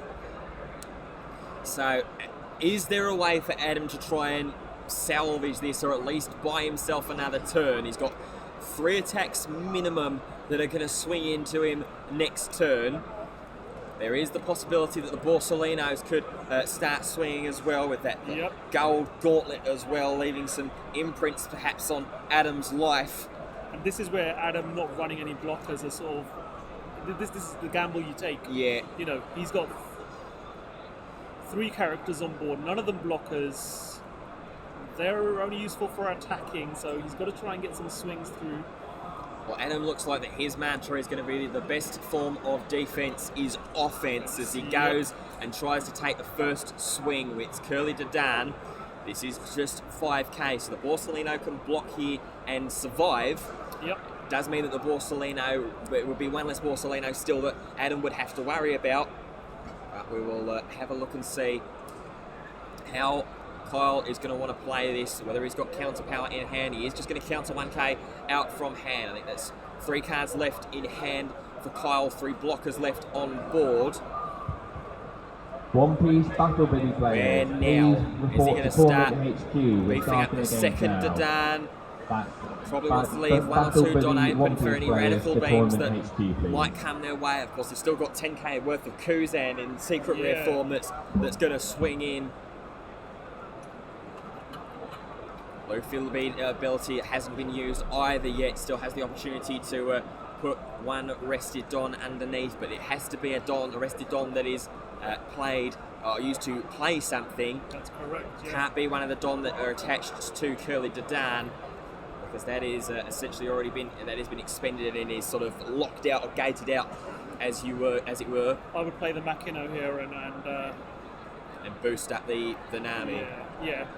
Let's see what he does first. So he's going to go, I think, with 5k. No commitment on the swing just yet.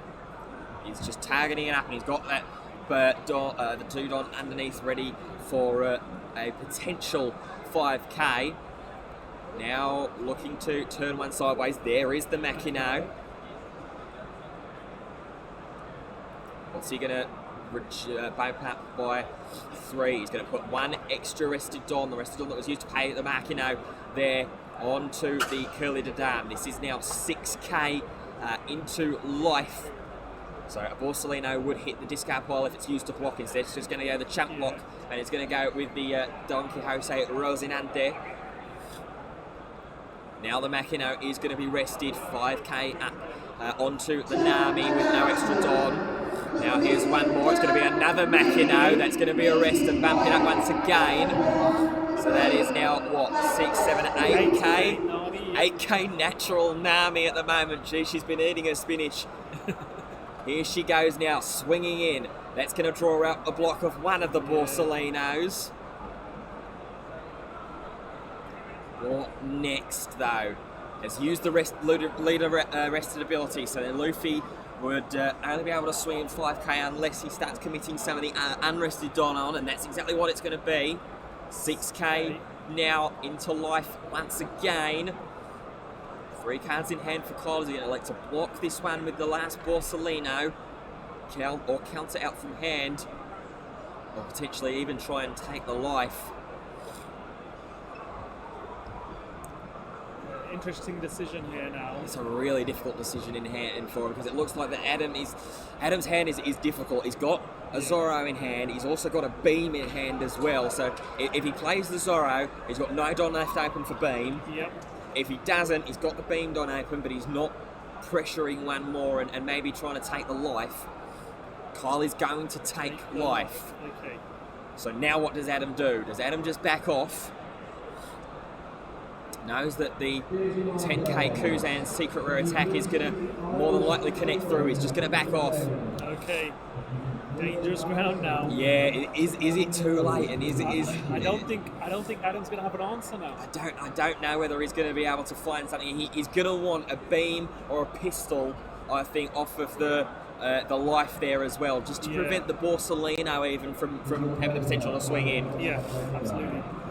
So 1.5 minutes left on the game clock in our feature match here at Top 16 in the One Piece Regional Championships. We'll see if this one goes to time, of course. Smoker, reducing the Nami to 0.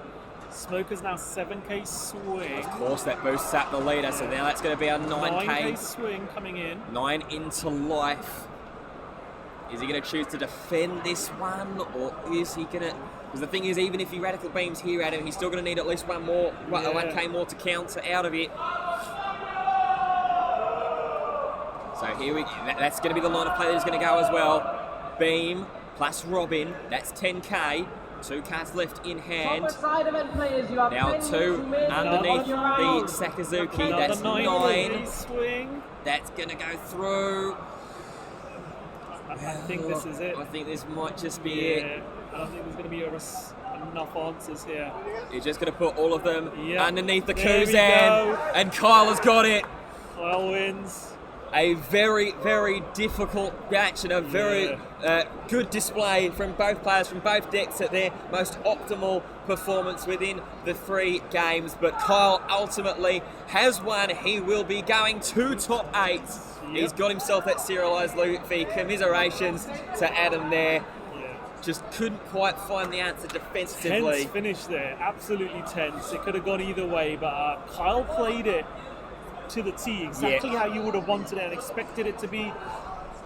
He did all of his attacks, held all his dom back, and then there you go, 3 blockers. Deal with that now. Absolute well played.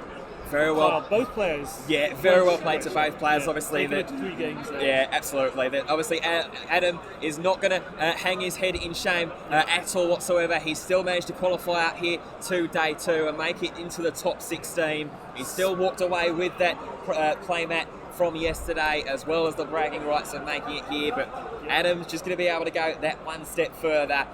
We're just getting the formalities out of the way in terms of registering the results, and then we're going to have an opportunity to speak with the winner, Kyle, as well. But that was a really, really good game, and what a way to open up day 2 as well. Yeah, fantastic way to open the day. First of our 4 games today, and it went to the wire. Great, absolutely amazing timing. We're going to have Kyle coming in now, so I'll just shuffle over. No worries. So we're going to be welcomed now by one of our 2 smoker players that managed to make it up into top 16. Here he is, Kyle. Hi. Congratulations, buddy. Thank you. Welcome to the stream, and congratulations. Welcome to top 8. Talk us through your deck choice into this weekend. Bring in Smoker. You're one of only 2 Smoker players that have made it into the top 16. Yeah. Why play Smoker? I personally feel that Smoker is the best deck against red. I only expected to play red. Yep. And in my 9 rounds, I played 1 Zephyr and everything else. 1 Zephyr, 1 Law, and then 7 red decks. Okay. I just think if you build Smoker in the way that I've built it, which is a lot of people are choosing the 3 cost Smoker from OPO2. Yep. It's really good against the mirror. It does nothing, well, what I feel is nothing against red. It's too small. My deck is 4 meter waterfall. That's just for red, just to take out the Machinos, take out Namis. I can -1 to get rid of Dandans. And the idea is just clear their board, don't let them take life so they don't draw any cards. Yep. And then just try and, fill out the board, make sure, 9k, so they have to discard 3 if they want to block it. That's the whole idea. Can't argue with the logic whatsoever. And we saw that particularly, obviously, in the games that you won, game 1 and 3. One probably more so in particular. I think we remarked on the stream here that there were about 2 or 3 turns where Adam started the turn seeing the exact same board state with just the 1 active Nami. How important was that for being able to not just target all of the characters that were on board, but also in the right way, sequencing them in a way that you knew you were going to get the most value? It's always... I try not to let them have 2 attackers. Yep. Just the leader and a character is fine. More than that, it starts to become a little bit, got to use counters. Something weird about that game though, I didn't see any Kobe's, which is a bit strange, but... Well, it just proves that you can do it without it, and you've made it up into top 8. How do you feel now that you've got top 8, potentially just 3 more games until being crowned regional champion? Pretty good. Top 8's obviously the one for the Luffy. Yeah. So, if I get knocked out, happens, but I've got my Luffy. Absolutely. Well, we'll wish you well in the rest of the games. Congratulations. You've got your Luffy and you you've so got top much. 8. Well done. Very well there for Kyle. He has progressed up into top 8.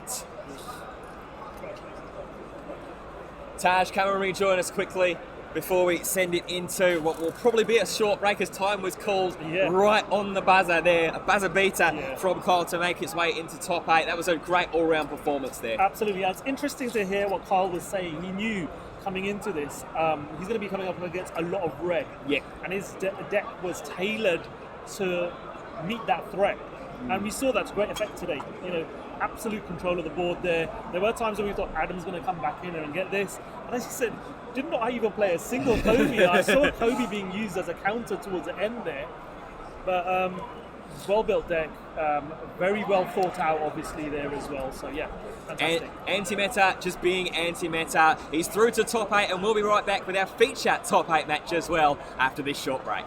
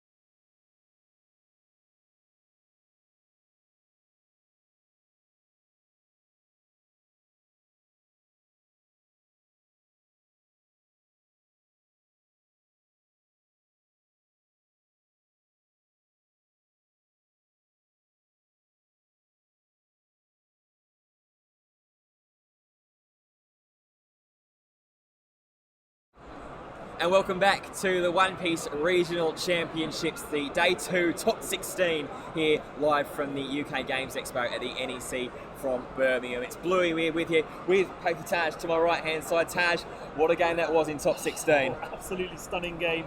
Went all the way to the wire, pretty much almost went to time as well, but yeah. Fantastic play there by the Smoker player. Yeah, absolutely.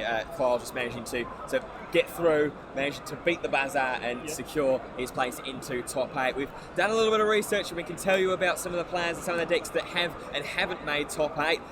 First and foremost, we should start with the Curse of the First has struck again. Our undefeated player, Walwala Riel, he is out. Yeah, that's a bit of a shock. He faced the 16th place Anestakas from Greece and lost. It was a Newgate Whitebeard versus Whitebeard. So interesting that, as you say, the curse of finishing first. Yeah. He's the only undefeated player and came in and got knocked out and missed out on the serialized Luffy card. All the players now are pretty happy and content, I think, in the final 8. They know they've got their Luffys. Yeah. They're now playing for a little bit extra. And obviously the pride of knowing that they're could be named the champion of this regional. So, looking for that beautiful navy playmat to signify that you are the regional champion. Our two players setting up here for this top 8, this quarter-final feature match. We have Pierre at the top of your screen, the 5th seed. He is the only Kinemon player that made it into top 16, and he has managed to overcome his first hurdle. Like you say, rightfully, he's got his serialized Luffy ready and waiting to collect upon elimination. And at the bottom of the screen, we have Joseph. He is the 13th seed, and he is going to be rocking Trafalgar Law, your favourite. Yeah, absolutely. We've got 3 laws left in the top 8, 2 Newgates, both different variations of Whitebeard, and the 2 Smoker decks are still here as well. So interesting looking at the standings there of what we got left. So Law still 3 out of 5, 3 out of 8, sorry, leading. But let's see what happens with this game as we see the players getting ready to get underway. Yeah, just shuffling up, drawing their opening hands, getting ready to see whether they want to keep or mulligan. Yep, interesting decision there for the Law player. Yeah, Bear's mentioning as well that other decks that were eliminated in top contention. Obviously, we saw the one Luffy deck has fallen, the one Zoro deck that has fallen in top 16, as well as the 2 Doflamingo decks. That one hurts me a little bit, Taj. Yeah, no blue representation here in the top 8. But as we said, quite a lot of red, a couple of black decks as well, and the green splash, obviously, with the green with the Kinemon and the Law as well. So we're going to see some interesting matchups now for the final 3 games that we're going to be streaming here. Well, I think that's why Kyle's deck, obviously we heard it in his post-match interview there, about why Smoker has worked so well in this format and in this tournament in general, because there is so much red prevalence, or even like dual colour red prevalence if you want to go that far and go into Law, with the differences that are sort of tweaked and made to be able to deal with some of those smaller cost characters and things like that, and make sure that they are destroyed as opposed to just being bounced or anything like that, like a Doflamingo deck would try and do with like Marshall D. Teach and stuff like that. But both players have shuffled themselves back up, drawn their life. We are underway here in top 8. And it is going to be Joseph starting us off first at the bottom of your screen with one of the characterised Don there that you can get exclusively at these regional championships. Yeah, and a fantastic start, obviously. Great, exactly what you want. Get a Nami out there. You don't really need a blocker turn 1. You want to be able to do a search, get something useful into your hand, and I think it will possibly be Chopper being selected at this stage, looking at the hand. Yeah, there's a couple of different options. I think the Chopper is probably decides to go for the Zoro. Okay, so this is an inclusion that we've seen recently, or we've started to being seen recently, being one of in 1-offs and 2-offs. This is the Roanoa Zoro from the starter deck. It's a 3-cost 5k, just like its bigger brother, as it were, but also has the effect Don X1. This character gains plus 1,000 power. Yeah. Now that stacks, of course, with the 1,000 power that's already being granted by a Don, so it would be 7,000 for one Don commitment Yeah. swing, essentially. It depends what type of a player you are, whether you want that Rush Zoro or not. But this one gives you better value after a turn. You're literally getting 7k swing for one Don commitment Yeah. on it. So I have a couple of these in my deck. It does work well, so I have to admit it is a good choice. Is also running two of the bigger brother. We should say the two three cost 5k Russia that we've all know far too well from this point on in the game. 3 Don open. He's going to turn them sideways, and he's going to play that starter deck Zoro as well, just hoping for a little bit of tempo. But on Pierre's side of the field, he's got that Okiku. Yes. That's going to be a really nice tempo tool for particularly into this deck. Don X1, when attacking once per turn, rest an opponent's character of 5 cost or less. And of course, in this deck, pretty much your entire deck character-wise, 5 or less. Yeah, exactly, and that's what Law's built about is 5 cost or less in order to be able to manipulate that ability. And this Kinemon deck is designed obviously to counter that with Law, and having that fantastic ability to be able to rest whatever you choose is a fairly good one to have. Yeah, we've said a couple of times about the sort of the style of play that Kinemon is very much controlling in nature. It does like to try and minimise and mitigate some resources from your opponent. And there's clearly been a clever choice in this game here, as we see the first swing coming in on Pierre's side. It is going to be the Okiku, and I think that Nami is going to be rested. Pierre just mentioning there, just motioning and just reminding Joseph that Nami needs to be rested. And now Kinemon is going to swing 5k in. Not going to be able to defend that one. Has Good to let it option. go. I mean, viewers might have been wondering why did Pierre choose not to rest Zoro, but the Nami's a quick, easy pick off for the leader there, and that's the reason why he chose to rest the Nami, chip it away, because he knows that just not going to commit a lot of counter resource early on just for a Nami. And now the board being flooded by Pierre, a little bit of a mirror and polar opposite here from the sort of style of play that Joseph is going to want to take advantage of. 2 blockers, 1 Jewelry Bonnie as well. That can go and dig and search for a Supernova card later on. But now the turn passed over to Joseph. Yeah, so Joseph now thinking about what to do. Obviously, there's two blockers on board now, knowing that next turn as well, that potentially the one character definitely is going to be turned sideways. What do you decide to do now? You don't want to put anything too small out there, because again, it's going to be another target. Battle for the leader Spirit to be able to Saga swing player, into. the Mighty Club. Can you So please we'll have report to to Tournament see HQ? what That's Battle Joseph Spirit Saga decides player, to do. the Mighty He Club. needs to get rid of Please that report to Tournament Okiku, but HQ. obviously, like you're saying there's 2 blockers in the way of that at the moment. So if he wants to get rid of it, he's going to have to go through the 2 Capones. Here goes a 6k swing in from the leader Law into the Okiku. The Okiku, of course, is 5k natural power, and that is going to draw one of the blocks. Yep.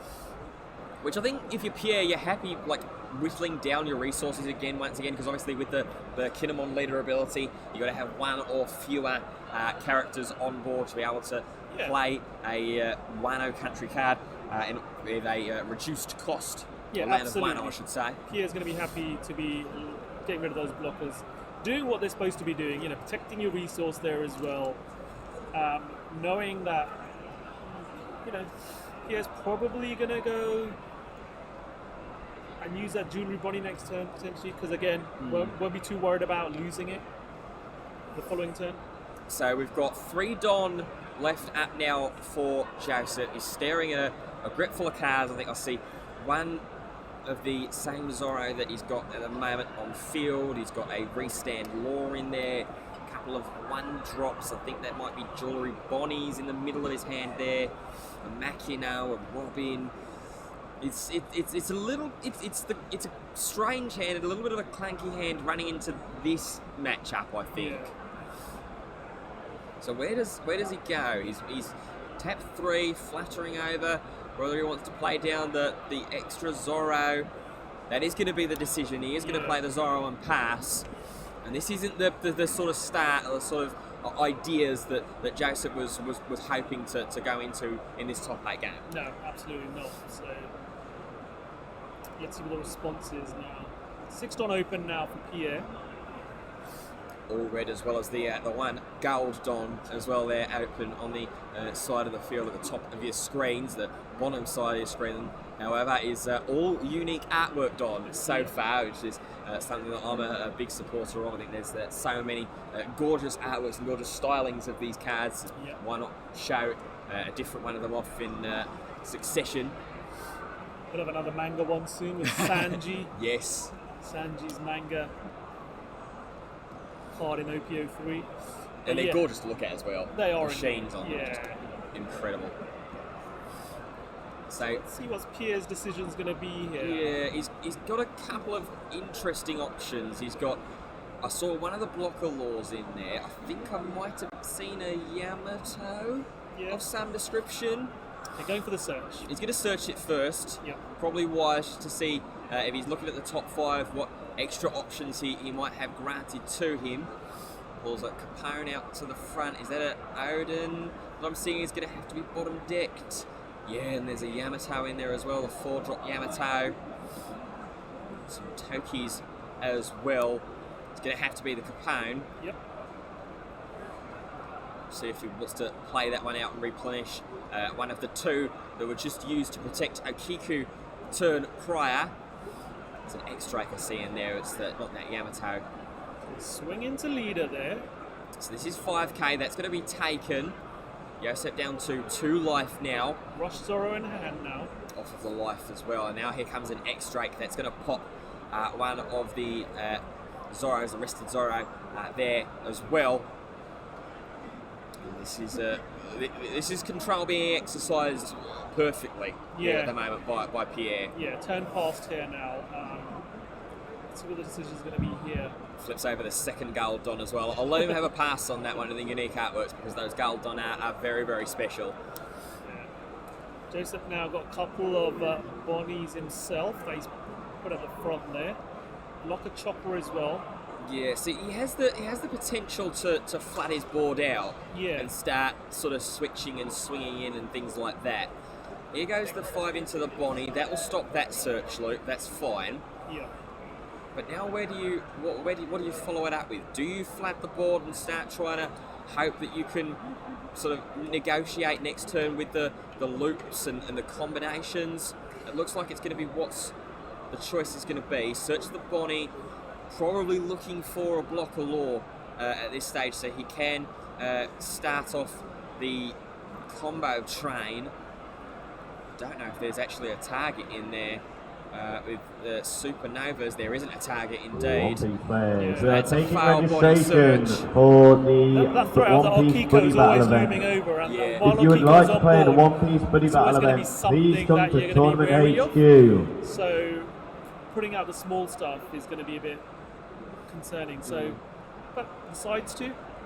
So we are going to go into the abilities, and it is going to be changing.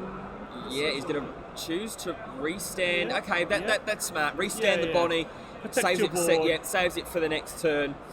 Gives only one Akiko will rest one, and, Yeah. and essentially there still will be four characters available there next turn. Wise decision, yeah. And because he brought that Makino back from hand as well, that is a 1 cost, so he'll be able to just put that back down, put himself back up to 5 pretty quickly and easily. So we'll see what Pierre can build from here, deep in thought and perplexion, as we are just over 10 minutes gone in this top 8 feature match here at the One Piece Trading Card Game Regional Championships, live from the UK Games Expo at the NEC from Birmingham. It's been a fantastic weekend, not just on the battlefield, but also around the Expo as well. It's our first time to the UK Games Expo for both of us, I think, isn't it, Taj? Absolutely.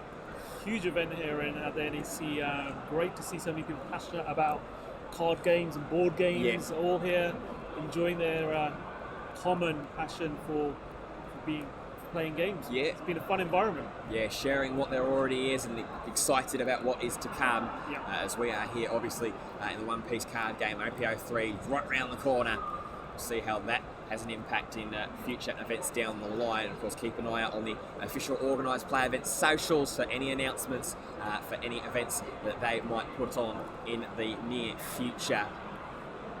So Pierre, still just considering at the moment what he wants to do at the moment with his turn. He's got 8 Don at div. You can see him there just physically handling and counting out and fanning across his different Don. Different players will have those different sort of strategies or quirks, visual cues and things like that to let them see their lines into to this turn into play. Yeah. Pierre's really now got to think, what do I tap down and what do I get rid of here? Because we know what's going to start happening next turn now. You've already got a 5k threat in the Zorro. With one Don, it's a 7k threat. You've got a 6k threat there with a Trafalgar Law. Yeah.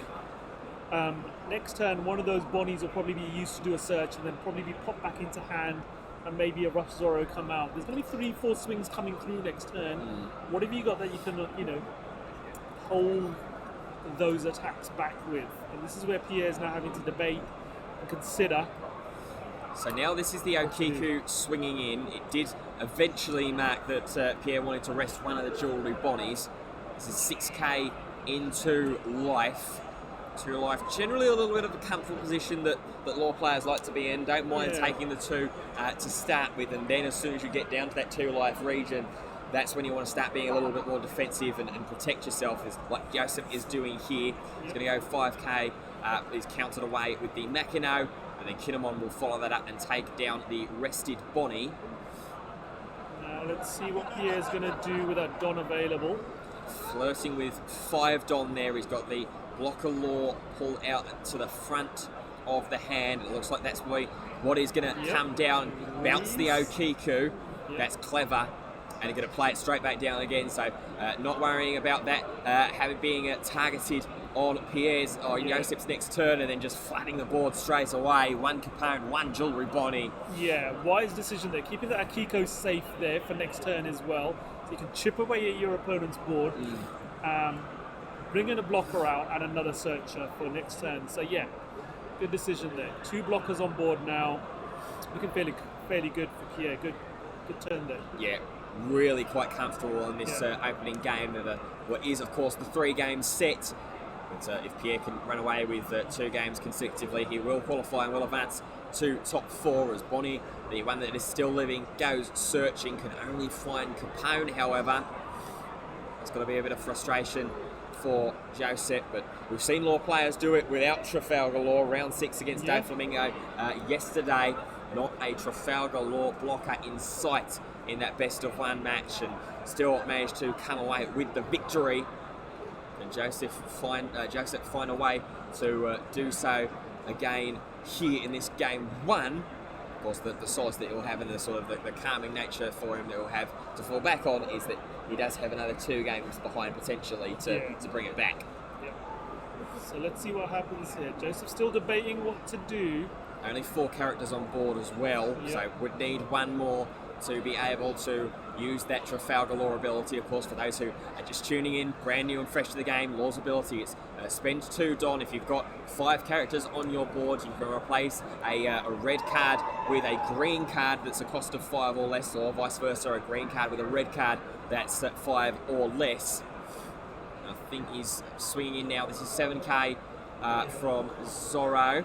Which went through and life was taken for that. So now going 7k with Law. Yep, that will go through as well. Puts Pierre down to 2 as well. I think Pierre will be fairly comfortable taking those for now. Yeah, because he's got a nice little wall up at the moment. He's got obviously the Capone just to be a bit of a weenie blocker, but he's also got the Trafalgar Law to stop any other sort of more punchier attacks.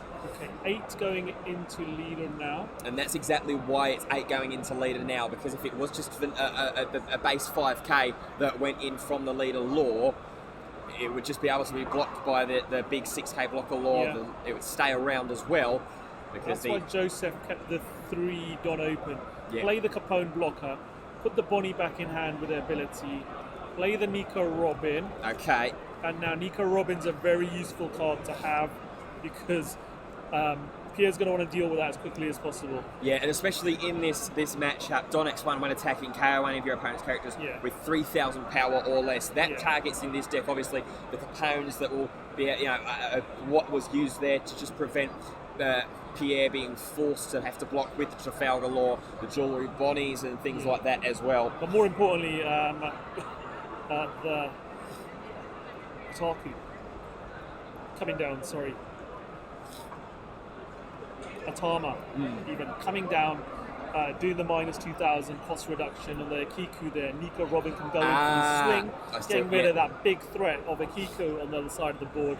Yep, I see what you mean now. I'm with you. Yeah. So still with Pierre's, or over to Pierre's turn now. I think Pierre here is going to probably use Akiku to tap down that Nico Robin. That's the biggest threat for Pierre here.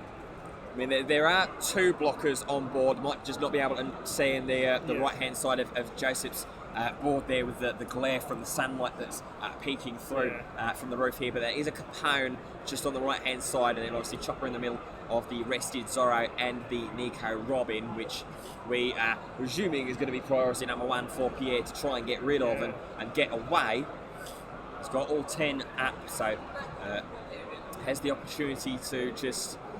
Here's a big decision. What do you tap down? He's going to attack into Law Leader. It's going to be 6k. Tapping down a blocker. And he's tapping a blocker down. Probably a wise decision because get rid of one of the blockers, because you're not going to get rid of Robin with two blockers on board. So maybe there might be a possibility as well. Oh no, it can't even X-Drake there because X-Drake has to be rested characters, doesn't it? Yeah. So that wouldn't be an option to follow up with. All 10 don't open. Well, 9 now, obviously, with the... Oh, sorry, yeah, one committed the underneath the Kiko. So, still virtually 10 open. It's still got a very open board and open base to push on with here. Still deciding about whether Joseph wants to counter, whether he wants to commit one of those, the last blocker, I should say, that are now standing active in Tony Chopper. Decisions to be made. He said there about the Atama as well. He's got that in hand. He's got that to the front of his hand and is considering, do I utilise this now? Obviously now the Akiku is rested. There is still a blocker or more that I have to try and get through next turn. Yep. But do I commit that as a counter now and not have the opportunity to save some of my Don in my turn later on? Oh, using it as a counter. He is going to counter it away. And now we're going to see Jewellery Bodies swinging and taking out the Capone blocker. Pierre obviously happy enough with what he's got in his hand that he doesn't feel the need to go digging just yet. Now, paying 3 for an Ezo. That's going to rest down as well. Yeah, it is going to rest down, yes, I beg your pardon. And now it'll be a 5k swing into the 4,000 of Robin. Needs 2,000's worth of counter or counter here, or to block it. He's just going to let it fall. Oh, okay, that's a big threat eliminated there. Yeah, that's a big win this turn for Pierre. Joseph had the pieces in, ready to go and take that Akiku out, but they're gone. So now X-Drake looking like that he's going to go and push in. Do you think that he's going to try and keep up the controlling aspect and go for try and ping away some of the board presence, or is this going into life? I think this is Pierre's game plan, is to try and control the board, get rid of those characters, and then later on in the game start swinging in for life. So this is just 6,000 power that's going into the attacking target. I believe this is going towards life. I don't think there was any other target that was... I think it was directed towards the law. I was not mistaken, or no, maybe I was wrong. We'll find out. We'll find out either way, depending on the resolution of this effect. It's really considering at the moment that Joseph has got two 1k counters in hand by the form of Dadan and Jewellery Bonnie as well. No counter, of course, on that Roran or a Zorro, so those are the only counter options that he's got. And if it is 6k into life, then it has to be 2k worth of counter, 2,000 pounds worth of counter. It was into the freestand law, and he's going to take it out. That's fair. Now the blocker law is going to swing in as well. Keep trying to push board presence and control. Now one's been blocked. Now here comes a payment of 2. He's going to trash away the Jewellery Bonnie and replace it with a killer. Might be another one coming down here. The Ezo, that's gone. That's done its job now. Yep. And the last 2 remaining Dom being slid underneath the killer. as soon as they block, and they will be able to draw cards for Pierre as well. So you don't see this often, but it is playing in one piece that you can have. If you've reached your maximum board state of 5 characters, you can knock out your own characters and replace them with others that you play with. So Pierre used that to great effect there. 2 cards that have done their job, didn't really need them there anymore, and being able to bring out cards which are going to have much more emphasis on protecting your own board state. Yeah, absolutely. I said it perfectly there, Taj. So here comes Bonnie. Going to be another search. Finds finally a block of law as well as a restand one. That one's going to have to go to the bottom of the deck. But finally managed to find a block of law to be able to chain through if Joseph can flood his board with the low cost characters.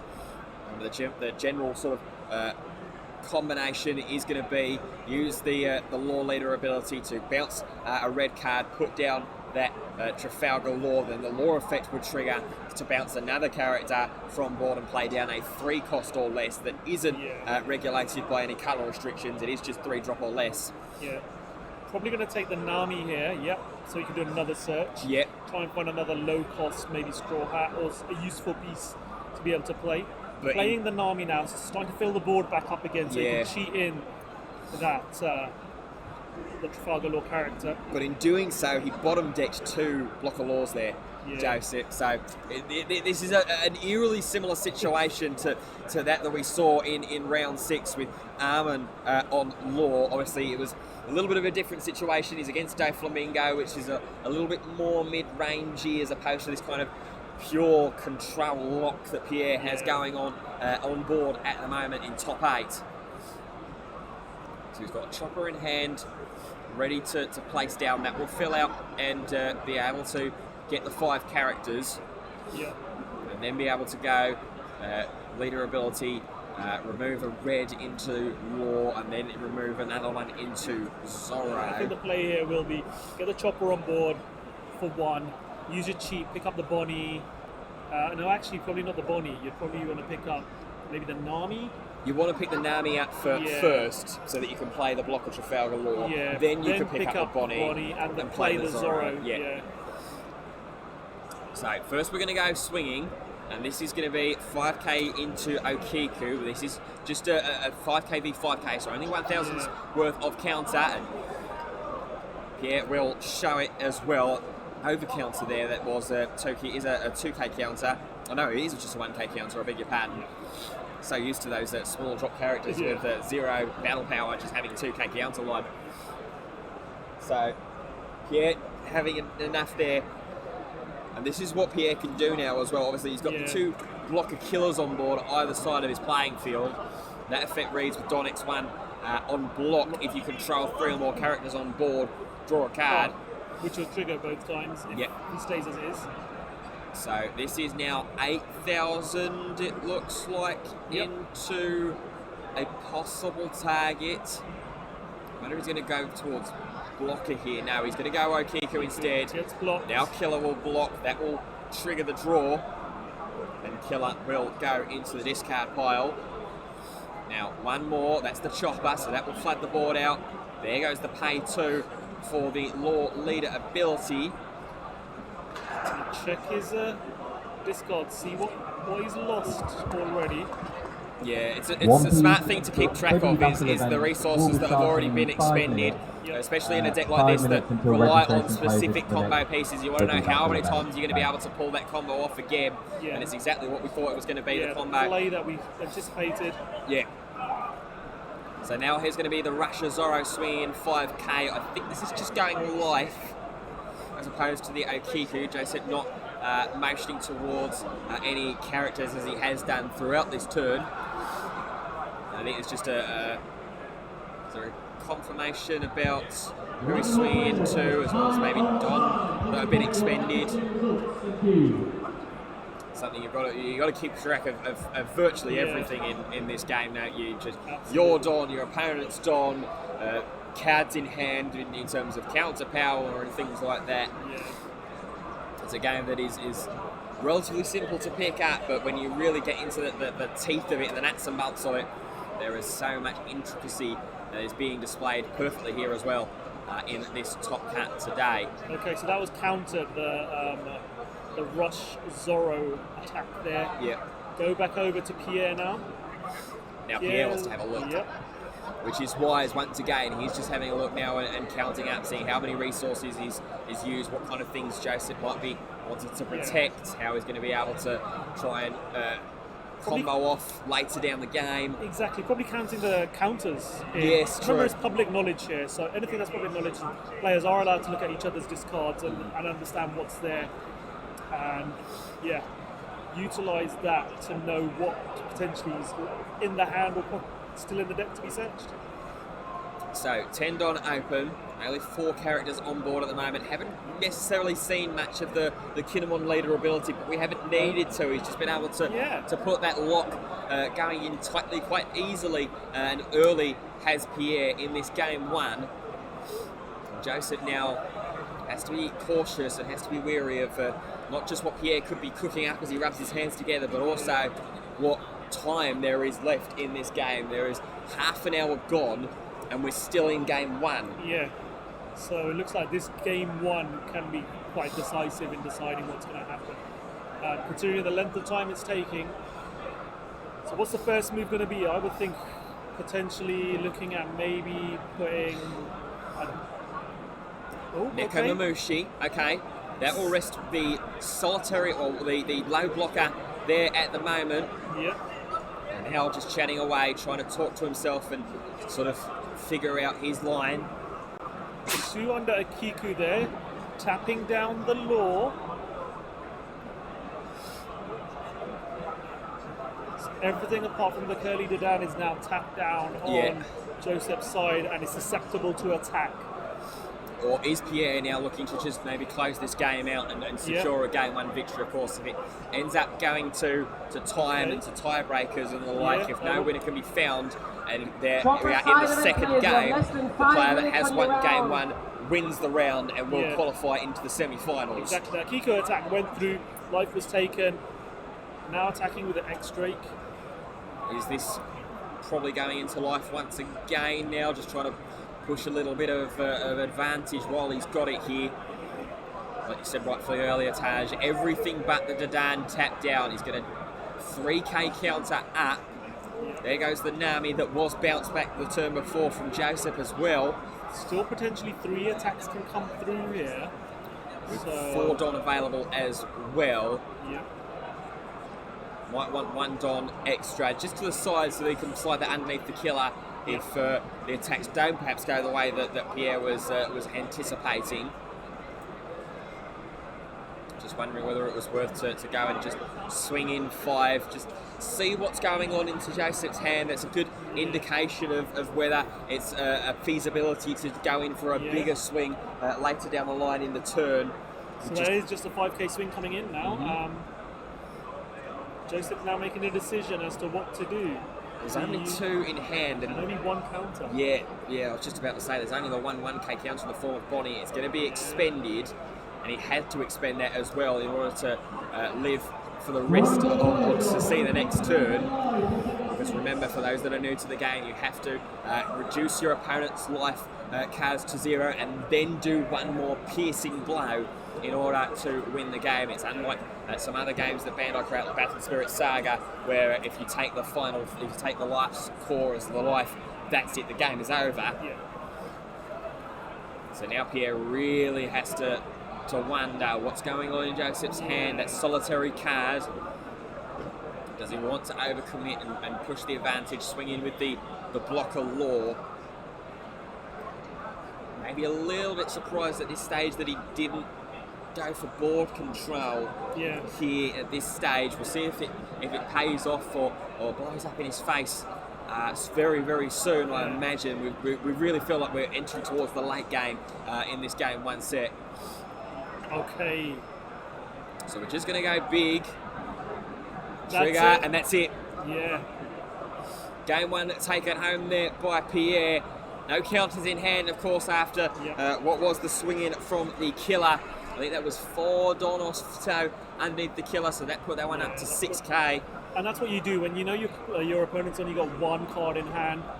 There's something a big attack through. One piece players. We And need then one you more still have team one for attack buddy move, which battles. obviously Do we pushed have it through. one more team in the room that would like to play buddy battles? Wondered Please why come to maybe Tournament that HQ. Joseph scooped it up despite him flipping One over piece players. Radical We're looking Beam. for one Radical more Beam team on for the trigger buddy battles. only If we provides have one more team 1,000 in the room power that would like to extra. play buddy Because battles, there was a please Don come to still kept Tournament underneath HQ. Pierre. It gave the foresight thinking that this was probably going to be his final turn, the final turn of the game. Made sure that he put the Don on top of the block of Trafalgar Law, so he knew for a fact that there was going to be a swing of 7k from that block of Trafalgar Law, and it wasn't going to be enough for Joseph to be able to defend and counter out of. Yeah, exactly. We're more than halfway through time now, going into game 2 here of the quarterfinal match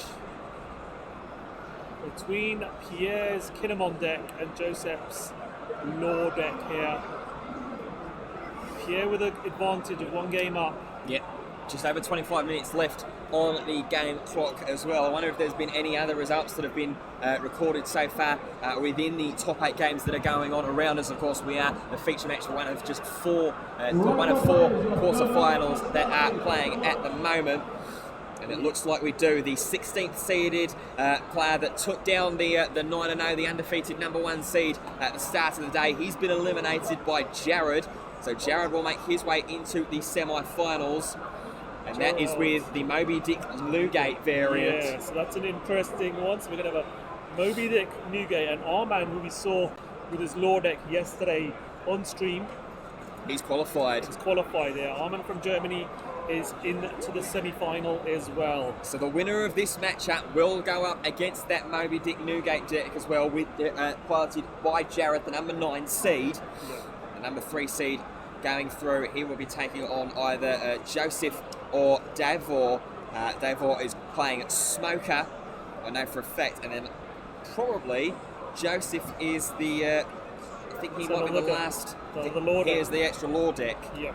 So does that mean that the? that is time on round. Does that mean that this is the time on potential round. You have 3 for turns of 5 one minutes, whichever comes Newgate first. deck to have gone through? Yeah. By the looks of it. So we'll see what the situation will be. Obviously, we will feature one semi-final match. Just thought we'd keep everybody up to date on what's going on around the other tables in Top Cut. But here we go. 5k swing going in from the leader. Kinemon is going to go through. Takes life there. And back into There's a big another threat. Okiku. Paid only for 2, utilising the leader ability. Didn't get to see much usage out of it in the first game. But Pierre didn't need it. Applied that lock quickly. Absolutely. So now over to Joseph. It's his turn 2. 4 Don open. Didn't quite have the start necessarily maybe that he would have hoped for, to just flood the board earlier with low cost characters. What's he got going on? He's got Zorro. He's got look like an Izo there as well. Vent in hand. I think that might be a Nami floating at the back of the hand. It is. Yeah. The Ezo might be useful in a couple of turns' time to get rid of that Akiko. Well, it might be useful right now because he's going to rest it down. Yeah. Pay 1 Don, and he's going to Minus minus 3, the power as well off with the Otama. So that is 3k now. The Okiku, and it's being swung in with 5. So would need 3,000 powers worth of counter Bandai in players, order could I to have keep Hulk it to alive. Tournament HQ, please? That is Hulk to He has got a Tournament decision because I think HQ. he can counter it if he wants to. But instead he's going to let it go and let it slide. There we go. And turn it past over. If you guys want to keep up to date with how the other games are going, you go to Limitless TCG. The tournament is openly available on there, and you can have a look at the bracket section, and it'll show you That is how Bandai players, please can I other have players Hulk are to commencing. Tournament HQ? Yep, and how they've built their decks as well, and Yeah. what decks are doing well, what all the subtle nuances and things like that are being included. So All deck lists are open on that now on Limitless TCG, so you can see what each of these players are playing, as well as all the players who played yesterday and today. So here Pierre using the leader Top ability asylum players, once the again round of four players, Kinemon, keep putting it out that Yamato for just 3 cost, and on play being able to rest down that Izo as well as a potential attacking threat following up there, or even possibly another rebound effect with the Law Leader ability, and just swinging into that one happily with 5k into 3k. Needs a lot to be able to counter out of that, and then it's just a pass of the turn there by Pierre, not willing to put an extra early lock on like he did in game 1, but I suppose now he's thinking with this leader ability that he's starting to see a little bit more use out of, keeping the 2 Don around. Might also be signalling any events that Pierre might be playing, Gibson's, Paradise Waterfalls, things like that we've been seeing in green lists and in Kinemon lists in particular. Interesting enough though, does not play any events whatsoever in this deck. Has Yosef done his homework? Is that known to him? Is that unbeknown to him? Is this going to be a successful, perhaps, bluff that is going to be pulled off here? Bluff works great on day 1, but depending on if your opponent's done their homework or not, might not be so good on day 2. So here comes 7k. That's going to take Pierre's first life. Now here goes a chopper and pass. Over to Pierre we go once again. Has declared Kinemon's leader ability, so would be able to use that even if he decides to pay full cost for a character here in this turn. It's been a ruling that has been clarified to us by the judging team before the start of the tournament yesterday. But once again, Pierre's deep into Thor. It does take a lot of brain power and mindset to be able to pilot this Kinemon deck. Yeah, absolutely. So it's 7 open, waiting to see what Pierre is going to play out from his hand. He does have the 8-cost character Kazuki Odin in hand if he wants to fire that one off, which can restand, of course, activate main once per turn. Basically is a leader kid on a stick and on a body, and then on KO can play out a 3-cost as well, or less, out from hand. So Kinemon, yep, he's going to swing into life. That will be taken. Now another swing into life will go from the Yamato. This is 6k being swung. Top side of it, players, please set up but do not begin. So got a few cards in his hand, but not a ton of counter power in that hand. Knocks, probably the wise decision. And he's going to play that Kazuki Odin using that leader's ability, getting the discount, paying it for 7. And this card is a very formidable beast as well in this Odin list. Is something that I've played against and had my frustrations against as well. Now over to Yosef. That's what, 9 Don open available? No, that's 8 there, just being shrouded just slightly by the hand, the left hand of Yosef there. So 2k reduced there from the Otama onto Yamato. That makes that 4. So it's an opportunity to swing in perhaps for the leader law naturally, paying 2. This is going to be Brook. That's going to put some rested Don underneath the Nami, which is going to be 4k into 4k. So this will destroy the Yamato if Pierre lets it go through. Just Pierre wanting to get a better visual of what Yosef has going on in his board. And Yamato is going to go down. Yep. Happy to let that one go. Hey, hello. Now with 5 characters on board, players. Your pairings are now you live can, on Limitless. If you can look at your bounce pairings, off using we're the playing law leader just the table ability. next to the top 8 for One Piece. So now here is 5k swung from Dadan into So life. if you look at your pairings and get to your assigned tables, please. 1k counter is going to see that one away. 5k once again from leader law. Looks like 4 in hand there for Pierre. One Piece Buddy Battle players, your pairings are on Limitless. Is You're taken. playing on the OPE table numbers. Now that's the 2 that has been paid for the law leader ability. Just deciding what he wants to bounce here. He's going to take the Otama, play down blocker law. Now has another bounce effect waiting on One the Piece stack. Buddy Battle players, your Trigger. pairings are on Limitless. Please find your seat. And smart decision there, the obvious play there to bring the Nami up as well. It's going to be replaced by a Nico Robin. Yeah. as opposed to trying to get greedy and going for one more swing in there as well. Yeah, more of a controlled approach there, I think. You know, having a blocker out and then a threat next turn of being able to remove one of your pieces is probably a wiser decision than trying to go aggro here. Yeah. So Pierre, 9-don available. That one big 8,000 power Kazuki Odin waiting, which will have upside if it does get taken out as well next turn. Radical Beam in hand for Joseph, deliberately left that 1-don open. Okay. It will obviously trigger the 4K counter, having 2 life left. So Nekomamushi coming down there, resting the Nico Robin. Now 5K going into it as well. Does Joseph see this character worth protecting? Would need 2,000 at least to see it survive. Or you could do a 6K block with a law, but I'll leave it exposed. Ooh, deciding Just to going to let it go. Okay. I think that's probably the best decision. He's not Yeah. going to waste unnecessary resources. Now 8K Odin is just going to go swinging into life. Yep. This would be an opportunity to fire Radical Beam off if Joseph wants to, elects to not.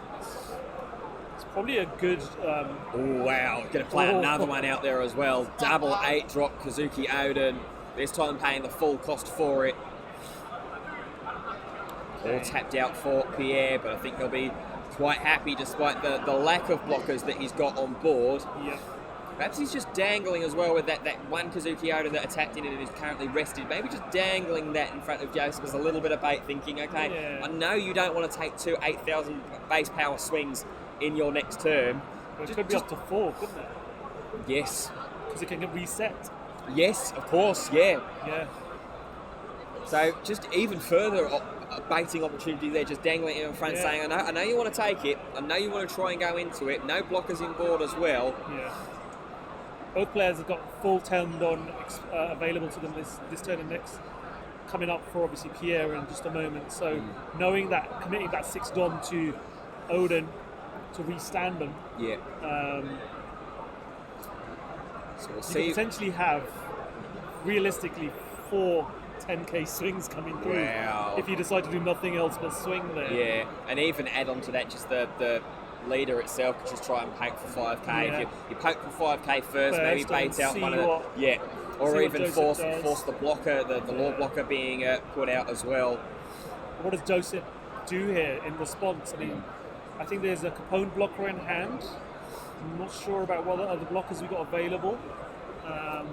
Well, if you get the Capone blocker, at least that puts you up to 5 and then you can start characters, and then you can start sort of shifting off with the law leader ability. Probably would want to bounce the Otama in this situation just to get that extra 2K counter up into hand. Still no commitment yet, though. Has got Makino in hand as well, so that's 2K counters minimum that Joseph has. But like you say right there, if he goes swinging in 10K, he's going to need a little bit more than that, and then with the potential to do it again. Yeah. Just sizing out the options. Player 1, it is going to be Otama, and it's going to reduce the rested Kazuki Odin. So that's 6,000 now on that rested character. Does he have a jet pistol in hand? Don't think he plays jet pistol, Joseph. So this is going to be he doesn't. 5, 6, 7. This is 8K now into 6 of the rested Odin. Of course, realising and not seeing as well that you've got the Nekomamushi that could be boosted up if Pierre wants to as well, if he really wants to try and brute force game through. Yeah. So Pierre just making his decision. He is going to let that one drop. Yep. Okay. But now where do we go from here? It needs to bounce one of those 2Ks out as well. See, he's hovering over the restand law there from starter deck 2. Of course, that restand is not only is actually unable to target leaders. Yeah, so he'd have to use his blocker law to attack, I think, then he can restand it. Yeah. Which will then still be available as a blocker, but The only problem is there's no blockers in play at the moment. Well, here comes a swing, 8K. This one's going into life. You saw there as Pierre was looking through and seeing that there's magically no Kiko on the board. That was Suzuki owns on KO effect triggering. Now we have a life taken. Now we'll see the law leader ability activated, restanding up the blocker Trafalgar Law there as well. There's a temptation there that he's paying for one. He's just going to sack something off his board now. And he's going to go Rotan for a tat. Oh, I thought he was going to. Okay, he's going to go for he bad. needs to get a blocker out. Yep. Yeah. So, 2 blockers on board then, left over for Joseph to face down what is what? 1, 2, if you pay 3, then that's 3, 4, 6 5, cards in hand, radical beam as well, and yeah. 1 not open as well. Okay, so that will buy him a little bit of extra time. That might just subside one of the extra swings, one of the swings that the character Odin can pull off. Yeah. But we'll see how Pierre wants to try and One navigate piece this. battle biddy events One have of those started. blockers can get Filer, tapped down please by a report Kiko tournament though, so- queues Yeah. to start playing in the battle biddy event. Filer to the battle biddy event, please. So is this the opportunity now for Pierre in this turn to be able to take the game and put himself, punch his ticket into the semi-finals? It would be against a Moby Dick variant Edward Newgate deck. Yep. It's looking that way at the moment. Let's see how Pierre's going to sequence this now. Yeah, just motioning out and stacking and ordering his Don there as well. He knows he's got to keep 3 open at the very least to restand Odin. Yep. So let's see what the choice is going to be now. I don't think he's going to play anything to begin with. He's got his 10 Don. He's calculating in his mind, how much do I commit? Well, you've probably got to... You want to use the Akiku first, and that's what Yeah. Pierre is mashing the Don onto now, so you can tap down the Law blocker. So, 6k to life, and he's going to tap the Capone down. I don't think he can tap the law blocker because it's too big. It's a 5 cost, so yes, oh, he can. sorry. Yeah, Yeah. could have done. Yeah, it's a 5 cost, so that swing is going to be countered from life. Now Nekamamushi's going to swing in and he's going to take care of the Capone blocker. Now here comes 5 at life. 1k out of hand from the Nami. Now here comes the first potential swing from Odin. It's just going to be natural 8k. So is this where Joseph is going to pop the radical beam? He is. I think so, yeah. Yep, there goes radical beam. That'll get him to 9 and that will save him for that first swing. There goes the restand. Now into a second 8k once again. Don't think he's got the counter power in hand, Joseph. No, he doesn't. To counter that one off, so has to take life, the final life for Joseph. Now he's going to pay 2 for a killer blocker. Pay 1 more. Get another blocker as well on his own. Another blocker as well. Gets rid of the Neko Mamushi. That one's done its job. Put it on underneath the killer and say go. And now, towards the back end of this game, we have a full good lock. Yeah, absolutely. This is what we've seen before earlier on today as well. Get all your attacks out, reduce your opponent to a very low life total, and then say, here's 3 blockers. Try and get through that. This is where Joseph's... I think, again, we're getting very close. End of this particular game now. It's going to be a decision as to both strategy on both sides here. How do you get through this? Yeah, because you need 3 attacks to go through in order to take the game right, sort of take the blockers out of the equation for now. You need 3 to go through in order to win. Yeah. But you've got those 3 blockers in the equation, so you essentially need 6 swings, but with 1 Don being shown open and signalling potential for an event to be played, as well as some cards in hand there as well. If the killer blocks, then you'll draw another card and there's a potential for another counter. Yeah. It's not the easiest of viewing for Joseph to try and find a way to punch his ticket to top 4. Listen, if this goes back over to Pierre now, I think it's game over. So. Yeah. Joseph needs to try and win from this stage here. And of course, we are actually still in game 2 Yeah. of the 3-game set. So if it goes the distance, and goes to the overtime rules as well, and it's times out, and we can't find a winner of game 2 from there, Pierre will win the round and will advance to the semi-finals, as he is the man that is a game up in this 3-game set. So I think we just saw there the Akiku getting taken down thanks to a combination of Otama plus Dadan swing. It's one attack gone now. Yeah, and one Don gone as well. 3 blockers, essentially 6 attacks need to get through. So here comes, you'd imagine, probably the leader ability. Is there a second blocker lore in hand that he can use? Doesn't look like it. We could peek into his hand there in the bottom right-hand corner. It's, I personally would thought attack first here. well, looking at Joseph Hands, you've got to. You've got to. You He's have got to the start swinging restand. first. Yeah, he's got the restand lore in And then hand. use your lore ability. It's just how much Don is going to want to try and commit to these swings. Yeah. If it is going to be, if he is going to try and just punch through for all the damage. Minimum 3 swings coming on the reverse side as well from Pierre. So 3 Don committed to the restand law that is active and is open. He's going to try and take out the Odin. Okay. So this is, I believe this is 9,000, I think. 6,000 Yeah. natural, 3 Don open. 9,000, Yes, that's yeah. 9,000. So this is going to need 2k counter or a block. Either's going to work to be able to keep that Odin alive, and he's going to just pop the killer blocker now, draw the extra card. Finds himself potentially a counter to use later on. If Pierre or Joseph is just going to try and continue to just push and push and swing and swing. I don't know whether swinging with the restand law, it's difficult, isn't it? Because you've got to. Well, I suppose that is fine, because obviously you've got to bounce a red card in order to play a green down. That's what we're seeing now.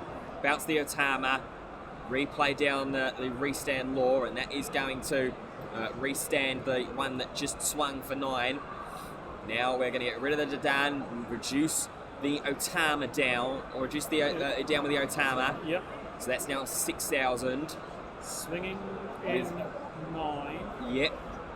2 blockers still active as well. Just Pierre just putting a dice marker there, but that's going to get blocked away. Now 6 into 6.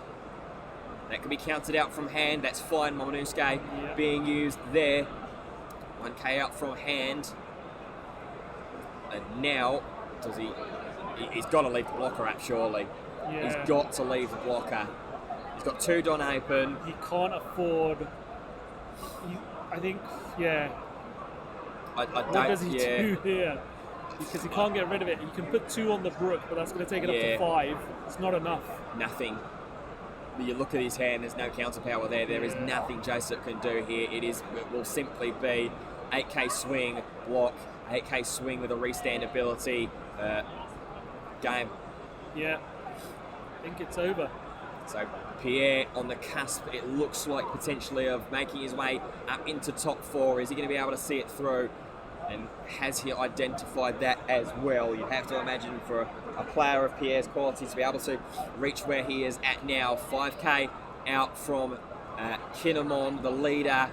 And that's smart as well, just teasing out. Just see what he's got. Yeah. Now the blocker will be triggered. He has to give it up. He scoops That's it up. it. Game. And Pierre has made it into top 4, the semi-finals of the One Piece Regional Championships here in Birmingham. Good display there for Kinemon, and just showing that this deck, when played right and when the lock gets going, it's a real formidable force. Yeah, absolutely. You know, Pierre put Joseph in a really difficult situation there. It was like, you've got to get 6 clean attacks through in order to beat me. Do you want to do that, or do you want to start trying to chip away at my board? But chipping away at the board just wasn't enough. Yeah. In hindsight, Joseph might have thought, I should have maybe just gone in and tried to get the win. So we're gonna get. Yeah, we'll be able to, once the formalities are done, we'll be able to have a word with Pierre, who is the fifth seed advancing on to the semi-finals, and I suppose that's where the seeding comes into play as well, isn't it? Fifth seed versus 13th seed. You can understand why, with the way that he's played that out and how he's kept on going, the capability of this Kinemon deck and of this Kinemon list. Yeah, absolutely. It was able to just keep enough out there to stop that law doing anything really, and I think the law combos didn't really come through this turn, you know, in the game. So unfortunate, but yeah, we're gonna have Pierre come over. Okay, so we're going to be able to have Pierre coming through, coming on and have a little bit of an interview. We'll do our best with it as well. Speak slowly, because my English is not really good. No problem. Middle? Yes, please. Okay. Well, welcome Pierre, and congratulations. Thank You've you. made it to top 4. Yes. You've played Kinemon. Yes. You're the only Kinemon to make it into top 16. Yeah, there is a lot. There is a big downfall on the Kinemon best day, but I still think this deck is really good in this meta, because you are well versus low. You are really good versus Zoro, and you are really good versus Smoker. But a lot of big matchup, and there is less and less Whitebeard best day, so it's really cool to play it now. Fantastic. Well, you put on a really great display of the deck throughout the 2 games you played. Game 1, you put an early lockdown on Trafalgar Law. How important is that to be able to control Law early in the manner you did? If Law can't do his leader abilities, he is really bad. If you kill the Nami, the Dadan, he can't abuse of it with Law in his hand. So you cut his draw, you take the time to make a big pressure. You put a down and you kill in 2 turns, 1 or 2 turns. And then game 2, you played out not 1, but 2 of the 8-cost Odin that really helped out and secured that game for you as well. Yes, when I saw that he put nothing on turn 2, I was like, okay, so I will need to be the aggressive player. So I go Yamato, and after Oda. So now you're into top 4, just 2 away from being champion. How are you feeling? Are you confident? I need to check what is my opponent. Mm. I don't know yet. I know there is a lot of Smoker. I think so. It's a good matchup. So I just hope I go Smoker, and it's fine. Well, we certainly hope that is the case, Pierre. Thank you. Congratulations. Thank you so much. Thank you. And well done. You are into top 4. Goodbye. Well, there you go. They're just being rejoined now by Taj after the words from Pierre. It's great build, great list, great player. Yeah, again, a player who's really thought about what the current meta is, built a deck that's going to be useful against, as Pierre said, you know, great against Law, great against Smoker, great against Zoro. Yeah. That's most of the threats that you're going to be coming across in a tournament like this. So yeah, great build. We'll have to see how he does in his next matchup against that Moby Dick Newgate list. We will see the other matchup, however, we believe. We'll see if we can see him in the grand final later on. But don't go too far. The semi-final is coming next.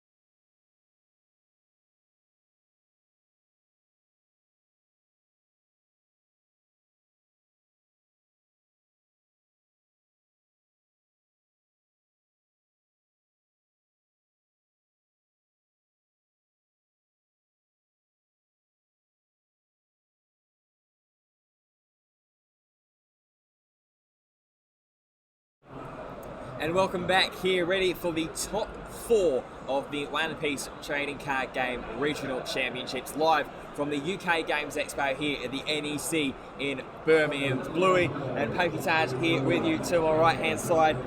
Another great long game in top 8 that we just saw. Yeah, absolutely. Two fantastic players, and we saw the insight again from the Kinemon player in Pierre. But we're back at the table now with Arman and Davor, two players we've already seen here on stream.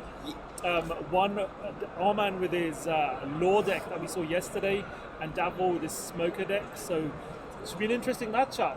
Yeah, both these players are not too unfamiliar with the streaming table. Davor playing in round 8, funnily enough, against Trafalgar Law and losing that matchup. Arman playing that fantastic round 6 clash between Law and Doflamingo, with Arman managing to secure the victory. Davor is the 7th seed coming into this at the bottom of your screen. Arman seed number 3 at the top. And these are 2 of the 4 unique decks that are left here in top 4. Law and Smoker in this matchup. We've just seen, obviously, Pierre's Kinemon, the 5th seed, take home and work his place into top 4 in the last game. And the final deck holding on is that Moby Dick version of Whitebeard. Yeah, so fantastic to see 4 unique decks, 4 unique leaders in the semi-final here. Just goes to show that there is some depth in this card game, and players don't have to commit to the popular formats, you know. Absolutely, and we even heard from Kyle in top 16 about how he'd built his Smoker as almost a kind of an anti-meta-ish kind of build, countering a lot of the red stuff that is going around. Unfortunately, he fell in top 8, but I don't think he'll be too frustrated with that. He got his serialized Luffy. Yep. That one's ready to be locked away. But here we go into the feature match of the semi-finals of the One Piece Trading Card Game Regional Championships. And it is going to be a turn 1 pass for Davor, turn 1 Nami for Arman. Yeah, as you would expect, Smoker not really doing much turn 1. But yeah, Law doing what it likes to do. First turn, Nami straight out. There's a Chopper in hand as well. So more than likely to drop that Chopper now as well, or Capone. There we go, Chopper. There's the Chopper. Yep. Perfect start. Yeah. And he managed to fish the Brook as well off of Nami early. So that's another card that's a low coster. We'll be able to even use the Dom that he paid for it to push a swing in with the leader. Yep. But now here comes some of the cost reduction effects going into 7K play. Into life. 7K into life. That one was taken by Arman. Not many qualms about that. 2 Dom left up for Davor. Could possibly see a Rosinante being dropped here. That's exactly what happens. Yep. Interesting that a lot of these Law decks not playing Gum Jet Pistol. Again, Radical Beam being played in this one. 2 copies of it in Arman's deck. I believe he's got 1 in hand.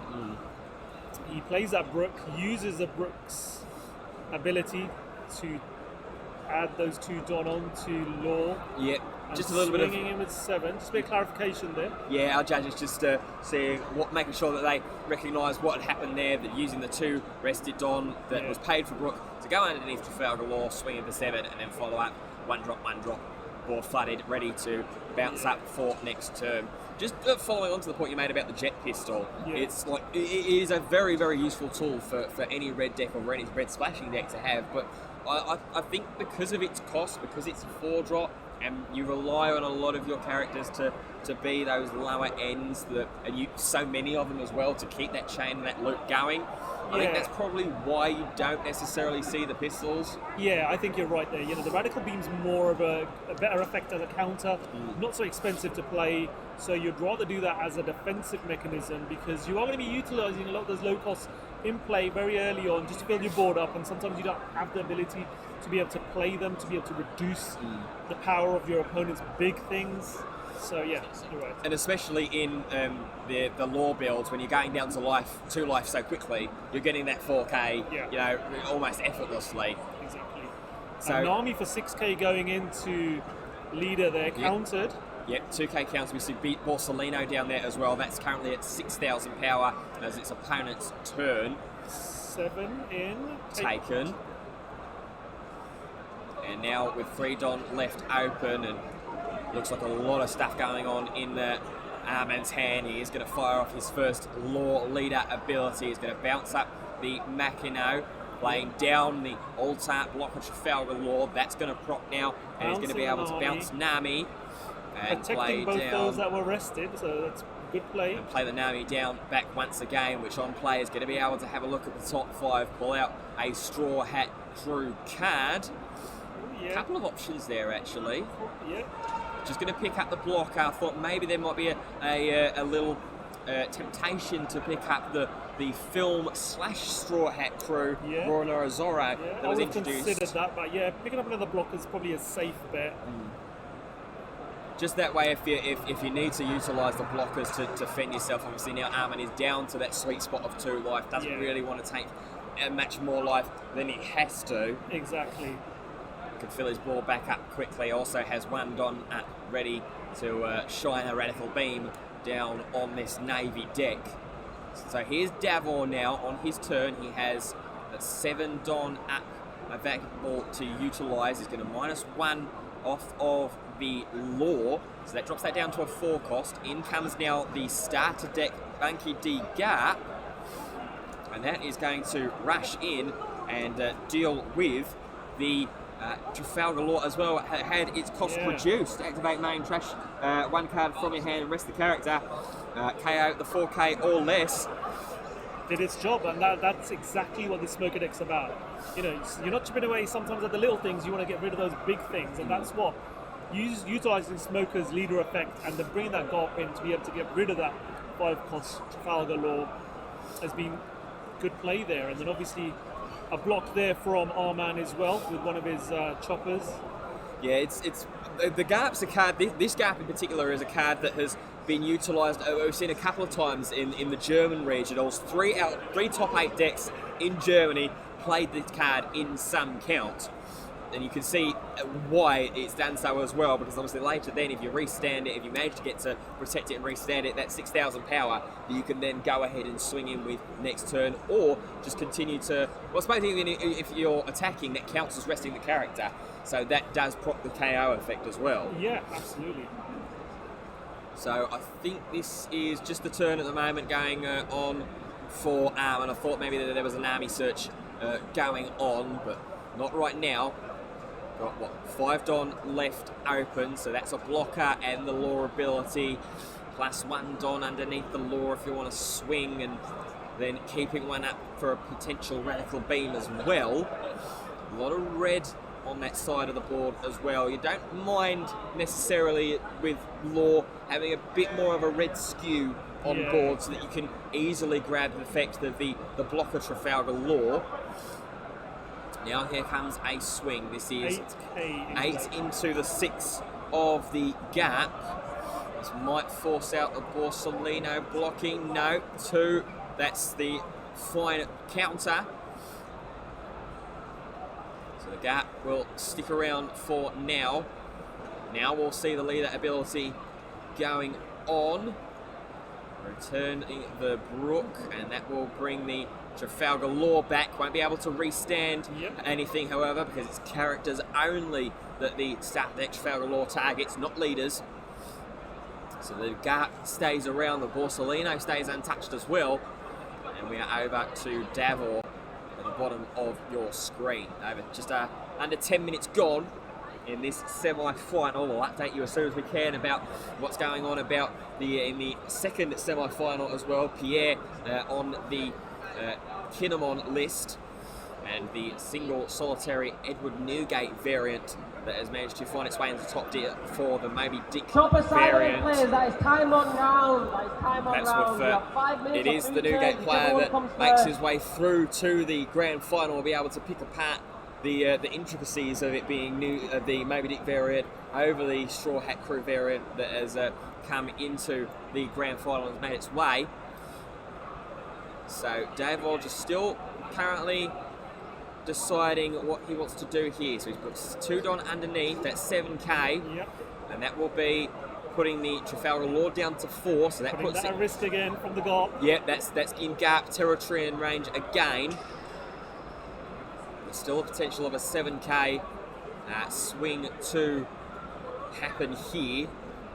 Maybe you want one more cost reduction card so you can put that smoker up to 8k naturally. Instead, he's going to put the Don underneath, so it is now at 8k.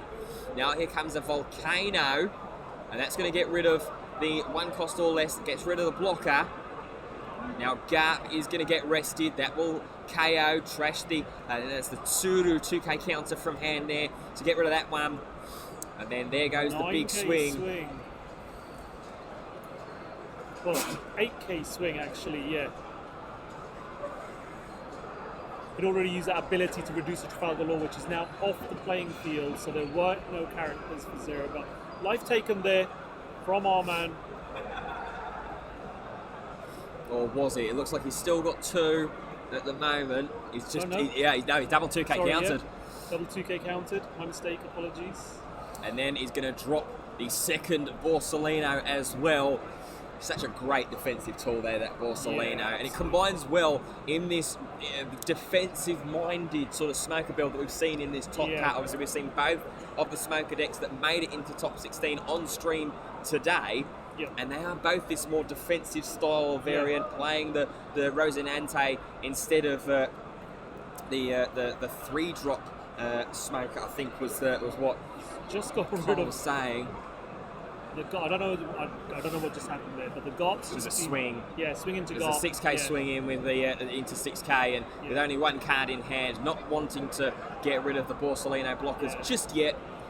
This So is where the danger comes in now. When you're a smoker player, your resources have been whittled down. You've got one card in hand. Your opponent now thinks, right, okay, I can start thinking about what I want to do because, you've got 2 blockers in play. I'm just gonna.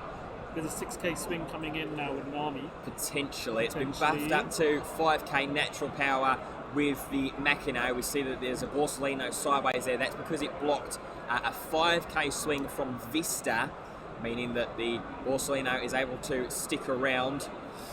Now he is going to dump the extra 3 Don on top. And it is going to target Borsellino as well, and that's going to go. Yep. Not much choice in that one. Still 3 Don open. The potential for a leader ability. In fact, actually, he can't even leader ability this turn with what's on board and what's in hand. Yep. Instead, it's just going to hard play Nami, look for Straw Hat Crew, and is going to just find. Actually, I don't think he's going to find any legal targets there. No, he's not. No, unfortunately. So you got in hand there. It's just Chopper, extra Nami, Beam available for Armin. But I suppose the thing is with that Machino still around at the moment on board, obviously it hasn't flipped over to Davol's turn just yet, but with that Machino on board, that makes both of the Namis potential attacking threats without any Don that needs to be committed. So I don't think our man had anything in hand that he could have used the ability on, because everything's red on board. I think everything in his hand is red as well. Yeah, so it is. Machino being dealt with now, because he ideally would have wanted to pick that Machino up. Yeah. So he could have used it again to good effect next turn. But unfortunately, he's lost that resource. And then here comes the big 10-drop Kuzan as well. That will get rid of the Brook. And that will be a big worry for Arman in the preceding and the following turns. Of course, 10,000 power is just such a formidable number and formidable force. It's why so many of those cards that have that high power level have still remained pretty prevalent. Yep, absolutely. I think the only real exception actually has been the Secret Rare Shanks. That one's sort of fallen out of favour, but only really because of the power of the Edward Newgate card and how strong that thing is. Exactly. 5k swing, is that? No. Yeah, that was from the Vista. That one's been taken as well by Davor. Here comes another Nami. Let's see what he can get from this. Really needs something. It's a whiff again.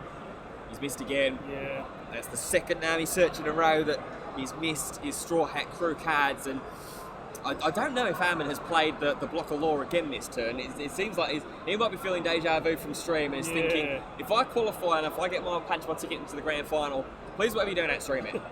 Yeah. It's difficult cards in hand there from our man to play with. So he's going to go for an 8k swing.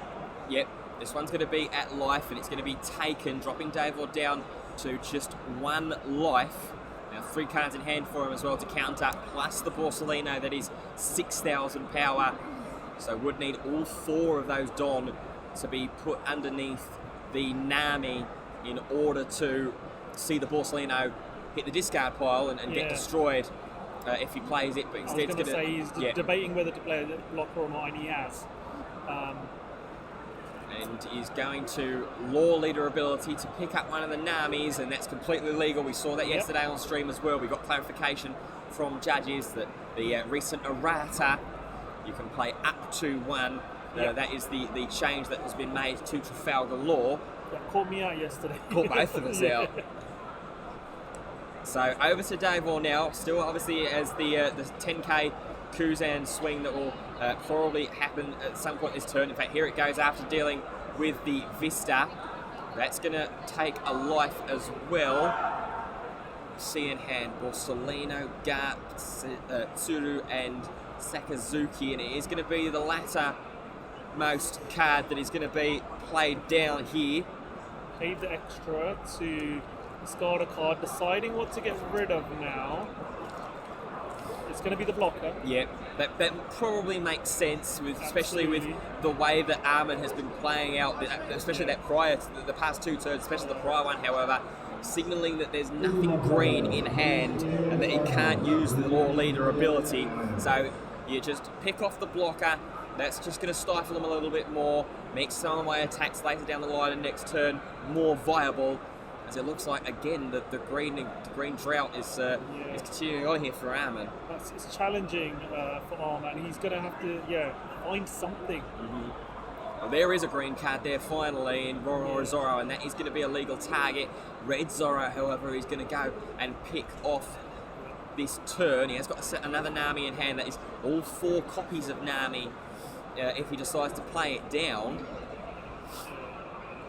Wonder whether if that was the right play in that situation. Not sure how many Rash Zorros he's burned through or he's bottom decked at this stage already, but I feel like just to give you, considering how he's been playing this out and how this has been going out so far, I think I probably would have wanted to err on the side of safety, get that green green Zorro, be able to then play down a 4th Nami, search out possibly the Rash Zorro if he wanted to, then play down the Chopper, then leader ability to bounce one of the Namis back into hand. Yep. I feel like that's a slight misplay on Armin's part. So here comes a swing. This is 5, it looks like, from the Nami into leader. I mean, it has to be for it to do anything. Yep. I mean, there is also the potential that this just doesn't matter, but with 2 Borsellinos on board, Chopper side of it, your round 5 there will be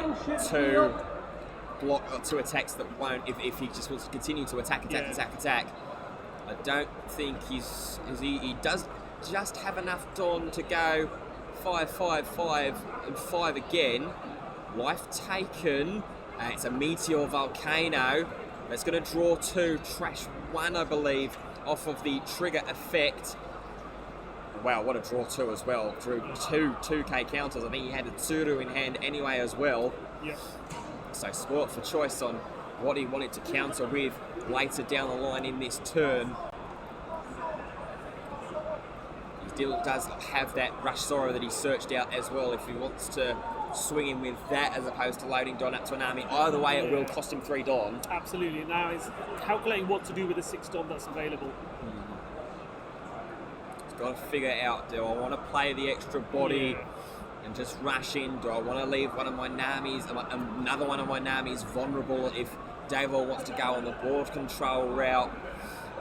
He probably wants to put at least one of those choppers in his hand down onto the field as well with the amount of attacks that are going to come through. There's minimum 3 and even 5 if he wants to go in with the Borsellinos if he really smells blood in the water.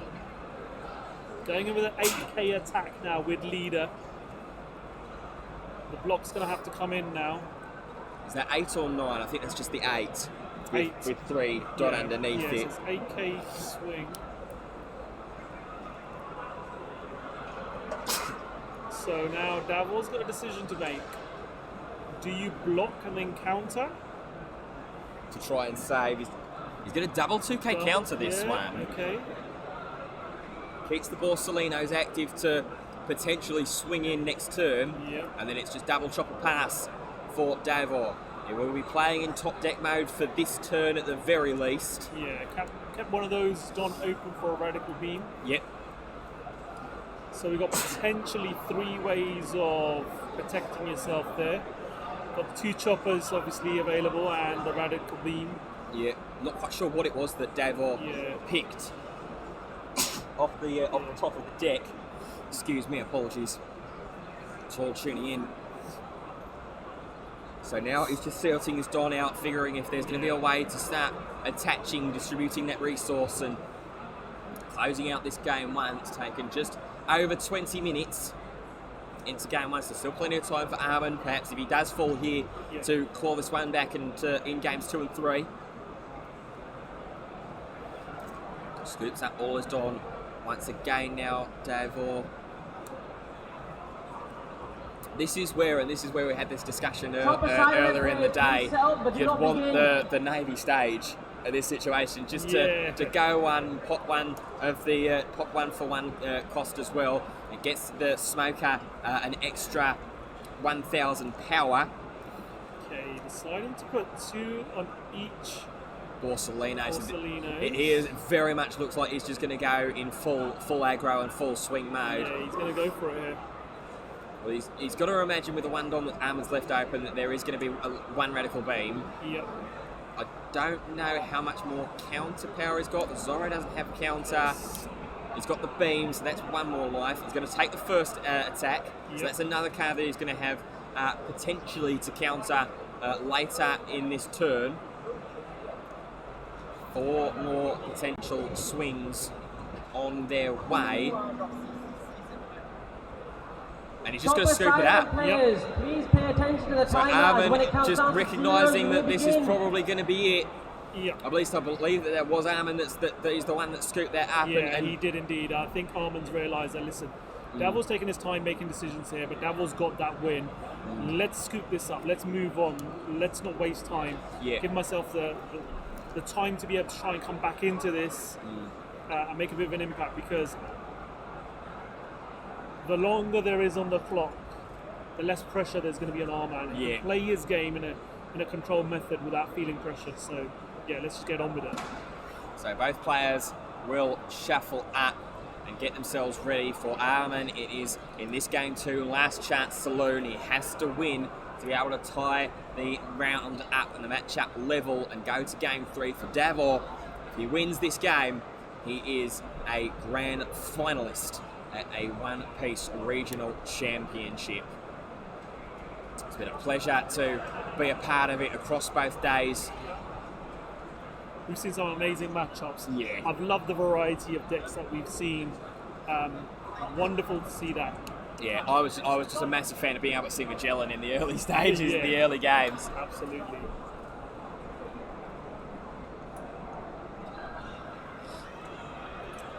Right, both players getting ready to set up for game 2 here. Yeah. Of course, touching on it again on the variety of decks that we've been able to see here, and even see do well. Magellan winning in round 3. We saw a Vankov, obviously didn't quite get going itself, did a Vankov in round 4. We saw Kaido still going strong and still having some followers as well, with in round 5 taking the win against Zorro. We also saw the Zephyr list that just bubbled out of Top Cut today. Would have loved to have seen that Zephyr list in action. Both players fist bumps. Keeping their hands as well. It looks like they've not even looked at their hands and started putting their life down. So let's see. Here we go. Well, it looks like they're fine. Looks like they're good hands. So here we go. Game 2 of 3 in this feature semi-final. Another semi-final. 2 blockers out there for Law. The other semi-final going on at the moment is the Moby Dick Newgate variant against Pierre's Kinemon list. We don't have a winner yet, it looks like. Still ongoing by the looks of it. Of course, you can keep up to date with the bracket, the standings from day 1, as well as all the deck lists over on Limitless TCG. As here comes a Shockwave in response to a 5k swing from the Law leader. It's going to take one of the blockers down with it. Armin on 3 life there as well after a 6k swing from the Smoker leader. And now just flood all aboard. Brook has the option to put some rested on underneath, but no real necessity there. Yeah. Maybe could have put them underneath the law, perhaps. I think that's... Wouldn't have done anything. No, 'cause I the think law's already swung. So, yeah. Shockwave's plus 4,000 as well, so it still would have had the opportunity. But also, I mean playing the book first and Yeah. then swinging in. So 5k just natural from Smoker. That one's going to swing in. Now here comes a Kobe. Discards a Kazan and is going to get rid of the Brook. And then followed up with the 2-drop gap from OP02. It is a 2k counter, 3,000 power on it. Dykes 2 when attacking. KO one of your opponent's characters with a cost of 0. Combos well with the leader ability there. Yeah. So hopefully now we're going to see Smoker start to really do its thing in terms of that cost reduction strategy and shenanigans, as the first life gets taken by Davor. He's down to 4 now after the 5k leader swing. And Armin is now going to play Vista and he's going to pop the gap. Yeah. That's a big win there, big pickup. Yeah. Otama will reduce Kobe down by 2,000, and now here comes the combo, and he's going to play the Vista down once again. Good combination there of moves. Played to great effect to remove both threats on that side of the table. Knowing that the Smoker combo could start going, you don't want that to happen, especially with so many 1 costs on your side of the table. So yeah, great move there by Armin. And we certainly shouldn't be putting it past Armin with being able to see things a little bit outside of the box as well. Yeah. With the way that he managed to double Otama, Jet Pistol, and Edward Newgate in day 1 Swiss pairing. So 2 Don underneath the Smoker. It will trigger the -1 ability as well. The block has happened either way. 5 Don left unavailable. 2 Tsushigi, 2 Rosinante, and the big 10 drop. She's going to go Rosinante and pass. As Armin is going to try and start to put the pressure on a little bit, and this is a better, busier start here from Armin. I mean, obviously, for one, he's got the block of law, and he's been able to play that one a bit more consistently than earlier. Yeah, I think it's working well at the moment for Armin. But again, things can shift very quickly. So just a 5k swing in here with Just a little leader. bit of pressure there. Yep, and it will force the life to be taken. Now another 5,000 is going to go in, this time courtesy of the Vista. And Rosinante will block that one. I do see a Zorro that's in hand, the Rush Zorro for Armin. So still needs 1 more character to be able to flood the board if he wants to bounce it off. Or is he just going to, looks like he's just going to set himself up to hard play. Going in with the leader, with the blocker. Yep. So that's going to be 7. That's going to draw from life, and then Meteor Volcano off of the trigger. Draw 2, trash 1. And he's going to get rid of a 10-drop Kuzan. That will be the second one in his hand, so it makes sense to get rid of a big, beefy 10-cost resource, or excesses of that. Now for 1, Nami. Nami, yep, makes sense. Finds at least 1 target, just 1 target as well possible. He can fail search as well. Obviously this is private information, what's considered private information in the game. And he is actually going to just go through with the search and take the green 4-cost 6k Ronora Zorro. Now with 5 characters owned, 4 Don available. What's he going to look to bounce? Okay, what's he going to bounce here? Yeah. Is it going to be the blocker that he turned sideways initially? It certainly looked like what he was signalling to us here at the desk with us having the information. Yeah, he's got 2 Zorros, 1 of each colour. Yeah. He could pick up either card, but no, he's decided to pick up the Nami. He's going to pick the Nami up and pass the turnover, I suppose, with no extra character on board threats at the moment. Yeah, he's not worried about threats. He's got 2 blockers on board there. Yeah. He knows that only the Smoker, there's no rush coming from the opposite side of the board, so only the Smoker's going to be able to attack. So he's not worried about leaving things sideways like that. Let's just move on, and next turn's looking promising for it. And plenty of time potential as well if Armin is to go on and close this one out over the next couple of turns. Yeah. Just coming up to half an hour left in this semi-final between Armin, the Law player, who we've seen win on stream already during day one Swiss play, and Davor, who is yet to win in Swiss on stream so far. So 9k in, right? it'll be 10. 10, sorry. Because of he picked the chopper that has now been used to block. So where from here now? He's got a lot of 2k counters in hand to defend himself later. He is now going to use the Volcano, get rid of the second one-cost blocker. Now the follow-up is going to be a Rosinante blocker. Yep. And is going to pass the turn over. Useful to get rid of both the blockers there, the smaller blockers there from Davor. Yeah. I think Arman's going to be conscious now. Next turn, Kuzan's probably going to come down. Yep. So, what's the play going to be here? Well, he's probably got to get. He probably wants to bounce the blocker Law. Yeah. That would have to be what it would be, because obviously you -5 cost from the from any character on field with Kuzan during your turn, and then the on-play effect is KO one character with 0 or with a 0 cost. Yeah. So that would be what I think I would look to try and do in this situation. Here comes 5 from Vista, 2k away, 8 Don left remaining for Armin to flood his board up and then use the bounce effect of the leader. Here comes 7k from the Vanilla Zorro. That's blocked. Still 2 potential swings with this current board state. He's going to go digging again. Going to look for Nami's search. Finds a couple of targets there. One of them is a Zorro, and that's what's going to take as well.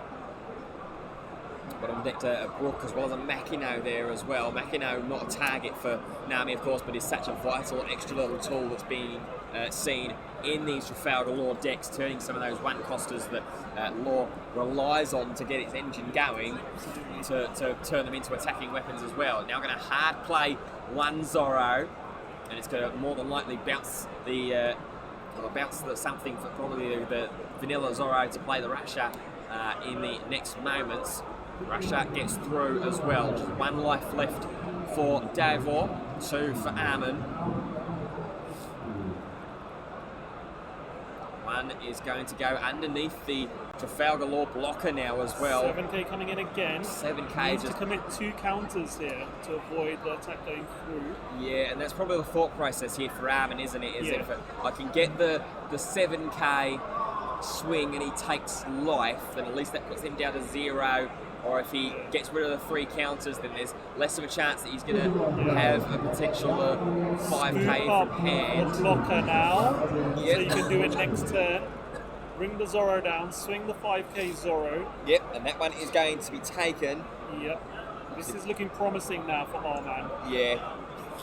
I think Davor's going to scoop it up. Yep. Yep. Yeah, he drew top deck to another 10 cost. Yeah. Scoop it up, and Well we are played going there. to another game 3. Yeah. Arman sequenced that really well there, knowing that next turn, and letting Davor know next turn, listen, I've got this blocker Law that I'm going to be able to use my ability to drop.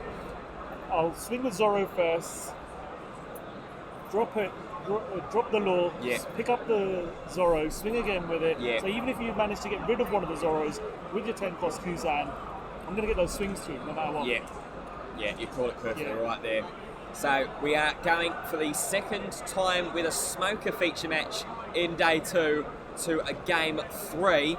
That top 16th match was against Adam playing Luffy, and if you missed that match or any of the matches so far in the top cut or in yesterday's Swiss action, that will be available to be watched on demand following the conclusion of the tournament and the events here on the official Organised Play Events YouTube channel.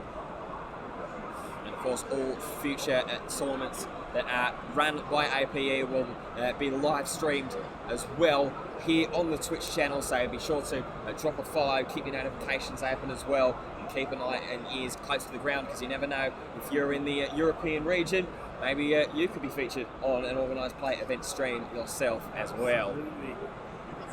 So what's the mindset of both these players going into this? Obviously, Davor will probably feel a little bit better, a little bit lighter, shaking the cobwebs off, getting a stream win. Yeah. Armin quite happy with his deck and quite happy in his build. Yep. What do you think that both players are going to want fast starts here, or with 25 minutes still on the clock, do you think both players are going to try and play this a little bit more conservative? Yeah, I mean, it's such a tough one to call. It's all going to be dependent on their opening hands, I think. We know Davor's not going to do much turn 1 or turn 2, so it's what can Armin get a fast start and do what he did this last game, you know, chipping away quickly at those life and then be able to pop those things back. Yeah. Which with a Vista were to great effect. So it all depends on the opening hands, I think. Yeah. And are they going to mulligan? You know, let's see what happens. Of course, mulliganing is such a difficult quantity, isn't it? You know, trash away a hand that might have some value to it, might be playable in a couple of turns, you never really know, but you have mulliganing into either, you know, the absolute bananas or mulliganing into something way worse. That's what Armin is doing right now. He's going to just elect to mulligan. Didn't have an optimum opening hand there, so he's taking a gamble. Listen, I'll go again. Let's see if I can get something better. More often than not, when you do mulligan, you are going to get more of an opportunity to get, you know, pick some of those numerous one costs you've got in this deck. That's the thing, I think, for Law particularly, that it's a lot easier to tell when you've got a bum hand and when you've got a hand that you think you can go in quickly with. Finding those one costs, probably having a block of Trafalgar Law as well in your hand, just so that you know in the next coming turns, as soon as you start flooding your board up, I know that I can combo off. Yeah, exactly. So game 3 on its way here then. Davor very happy to keep, almost a bit of a snap keep from Davor. It's Smoker at the bottom of your screen. Armin choosing to mulligan. Another fist bump there. Good to see the sportsmanship and the recognition between these two players. They both recognise that they've reached some of the pinnacle of one-piece trading card game competitive play here throughout this weekend. Listen, if I was one of these guys, I'd be happy already being top 8. You know, you've done what you've come here to do. You've achieved what you've come here to do. Yep. And you know, I'd be playing for fun now. I know there's a title at stake here, but you know, the pressure's off, I think, now they're at this stage. So here we go. Turn 1 Capone for Armin. Turn 1 2-cost Garp here for Davor. We'll see if this one sticks around a little bit longer than it did in game 1. 3 Don open now as Vista. Well, there you go. It's great away. Oh no, and that's going to be it. For, 5k as well that was swung in from Law, taking life. With 4 Don. What does Davor follow up with? Just sort of sizing out his hand, looking and seeing what his options lie. I don't know whether he mulliganed into that Vista or if that was a top deck, but we'll might have to ask Armin that if he was going to win can we have in the the timer remote post-match back to tournament interview. HQ? Can we have the clock remote back to going tournament in, HQ? and now here is a Tsuru. This one is the starter deck Tsuru, I believe. Blocker, This is just the blocker. So again, this is just showcasing some of the more defensive variations of this Smoker build. As here is 5k, is going to go and shockwave that and get rid of the Vista. Followed up by Curly Dadan. There's going to see Two targets there already. Two targets, and the Nami probably the better option in this early stage at the very least. Yeah, absolutely, yeah. Still in the building blocks process, and he's going to do it again as well. Here goes the second Dadan. And there is another 2 options. Yep, there's another Nami or Chopper. Looking at his hand, deciding, do I need another Nami or do I go Chopper this time? I think Chopper might be the right option this turn. Oh no, there's a Chopper in there already. Yeah. So maybe it is the Nami. I see Blocker Law in there as well as Restand Law in Armin's hand as well. So this is mulligan into the absolute fireworks here. Yeah. As here comes the number of searches he's doing, he's going to be going back to the bottom of his you know, maybe he should have been conscious of the sequencing of how he's put those cards there. Because remember, you put the cards back at the bottom of your deck in any order you like. So at the moment there isn't that much. um, milling as Yeah. such or searching through the top of your deck, but he's managed to do 3 searches in quick Yeah, succession there. he's seen 15 out of 50 cards, or, Yeah. or 40 odd cards, however Yeah. many are left around. So 5k Smoker is going to just swing in against Leader Law, only the one blocker, couple of counters in hand, but only it is a couple, Yeah. and we'll see if Armin is going to take, initially motioned that he was going to take the life, now counting his Don, the arrested. Yeah, he's like, yeah, sure. Yeah, block that one away. Now here comes a 2 cost, and that's going to get rid of the Nami with the Meteor Volcano, I should say. Give it its full title, and then follow that by the 4-drop Kuzan. Draw the card on play, and we'll be able to start swinging in and reducing some costs as well. -4 it will be when attacking. So that picks pretty much everything in Armin's list, barring the 2 Trafalgar Laws of varying degrees. Now Armin has to figure how he's going to try and refill his board. Counters the attack to leader. Yep. That one seems fine. Now we're going to go in and search once again, this time with the full Ultra Nami. And there's nothing there for the search. Got some more options. He can Bonnie search here if he wants to find maybe a Rush Zora. I don't know if I saw one in his hand. Yes, there is. Yep. So he's really got all the high-end tools that he needs here at the moment. Yeah, And he just needs to flood the board and then activate the effects. I suppose that's what's going to happen now when he's going to go Chopper into Bonnie. He is going to search Bonnie anyway. Finds Wow, yeah. I mean, Wow's the word. That's a great top deck search, but also a difficult top deck search to navigate there because you have to bottom deck 1 blocker law, 1 restand law. But Yeah. there was a lot of shiny green stuff going to the bottom of Armin's deck. Now here comes the law ability. Now here comes the blocker law ability. That will get the Zorro out. And all of a sudden, this is looking a very, very familiar scene for players that have played against Trafalgar Law. Yeah, absolutely. Board set up, perfect state. He's got stuff in hand now as well that he can play with. Waiting to just see what Davral's going to do to it in response. Yeah, well, remember that the Kuzan is going to be able to reduce 1 card for -4 cost. So if he pings anything but the Trafalgar Law blocker, then that's going to give Smoker naturally an extra 1,000 power and make him 6. Yeah. So that could be a potential option then to go and swing into the Zorro that's rested, would force out either a counter from hand or the block of the Trafalgar Law, or the Chopper actually as well there, as I see. I suppose if you direct both of your current attacks over to Zorro at the moment, then that is an option as well. 7 or 8 that's available. 8 Don ready. Available, yep. So you're going to slide 2 Don underneath Kuzan. He is going to go into the Zorro. He's going to reduce the cost of the law, it looked like he motioned there. So that blocker law is now a 1-drop. And Kuzan swinging at 7 at 5. Needs 3,000 worth of counter, or one of the blockers to be expended. There goes the Chopper. What is the follow-up here? Does he have the Volcano in hand, perhaps? He's going to go 3 now. He's got Kobe. Yep. He's got I was Kobe. wondering whether there's a Kobe in hand or not. There was. So there it goes. Kobe getting rid of a card from hand.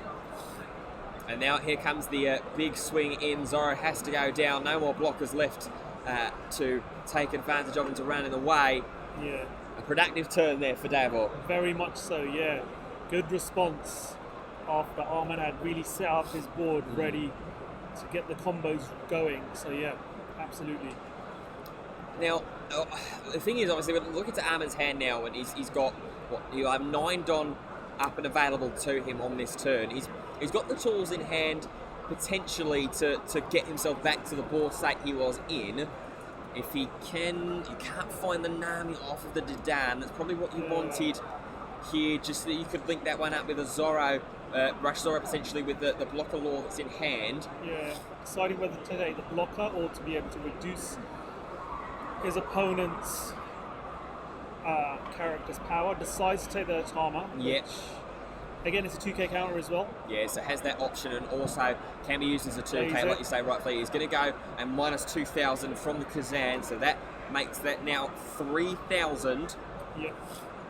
And with just one Don on it, Nami can swing, and Davil's just going to let it go.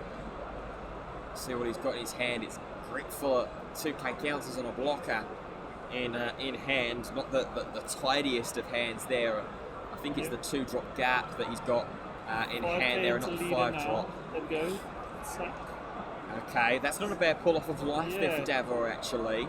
Sakazuki to hand. So now 5 left over. Here comes Bonnie. That's going to search as another potential way perhaps to get the Rush Zorro in hand. No, he's going to find another Bonnie. Loop that one around.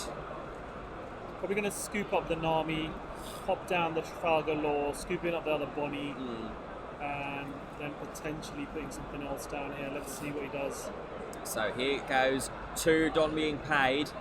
Leader ability is going to be the Nami that is scooped up to play the blocker law, and then pick up the Bonnie perhaps, or maybe the Dadan actually. Yeah. Dadan for Nami and then into Rush Zorro. Yeah, that makes sense. Yeah. Yep. So Nami searching. There's the Zorro that he would have been Finally, looking yep. for. Also saw a radical beam in there go down to the bottom of the deck, and I think actually Armin might have now cycled around his deck.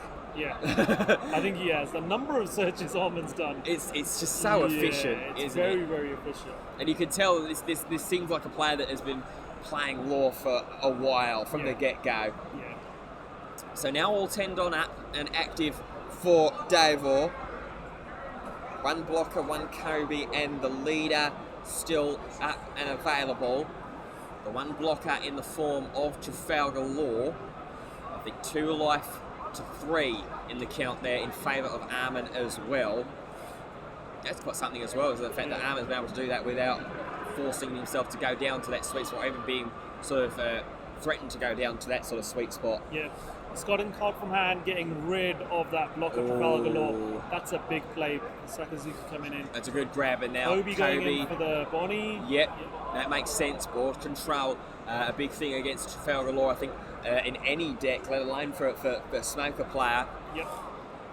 Now we'll see where the Smoker wants to swing. He's going to pick one of the 1 drops, I think, there, so that will put it up to 8k swing. That will go through. Followed up there by Rosinante and pass. And Davil's solidified himself a little bit here. He's been able to keep his boat afloat a little bit. Absolutely, yeah. Taking a life there, so now Armin's down to 2 life. There's 4 bodies on a Davil's side. Armin's going to be a little bit more careful about how to play this out. I think we're right in saying that obviously Armin plays Jet Pistol in this deck, doesn't he? Because I think obviously if he was the one, no, he's only got Radical Beam. Okay, so he can't even Otama Jet Pistol here to get rid of the Sakazuki. It's interesting. A lot of these Law players are not, as we were discussing. It's an expensive card to play. But again, once the big bodies start dropping, you need to find a way to get through them. A lot of these players are obviously using the Vista Atama combo to try and get rid of big bodies. So.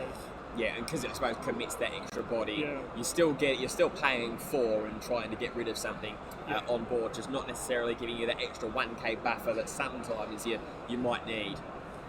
So, still in turn at the moment for Armin. He's going to go 5k in towards life, and that is going to be 2k countered away now by the Tsuru. Reducing the hand of Davor again. I think Davor's down to 1 card. He's back down to 1 card once again. Now with 6 Don available open, needs to fill 2 more slots. Armin before he starts using his leader ability. Has plenty of tools and options in hand there with the amount of searches that he's done. Yeah. No blocker law anymore, however. It doesn't look like in his hand to be able to do some more, Yeah. extend the bouncing effects. He's got a restand law in hand that he could use if he wants to go another 5k swing with the Dadan. Okay, this is the play that I thought he was going to do. Yeah, he's Yep. going to do the Zorro for 5k, knowing there's only one card in hand. Now, And then play one, and then maybe play your chopper, yeah? Yep. So you got a blocker on play. Now do your ability, yep, picking up probably the Nami or Dadan. Again, one of the searches, possibly. Nami's probably the best option here. Yeah. I feel like.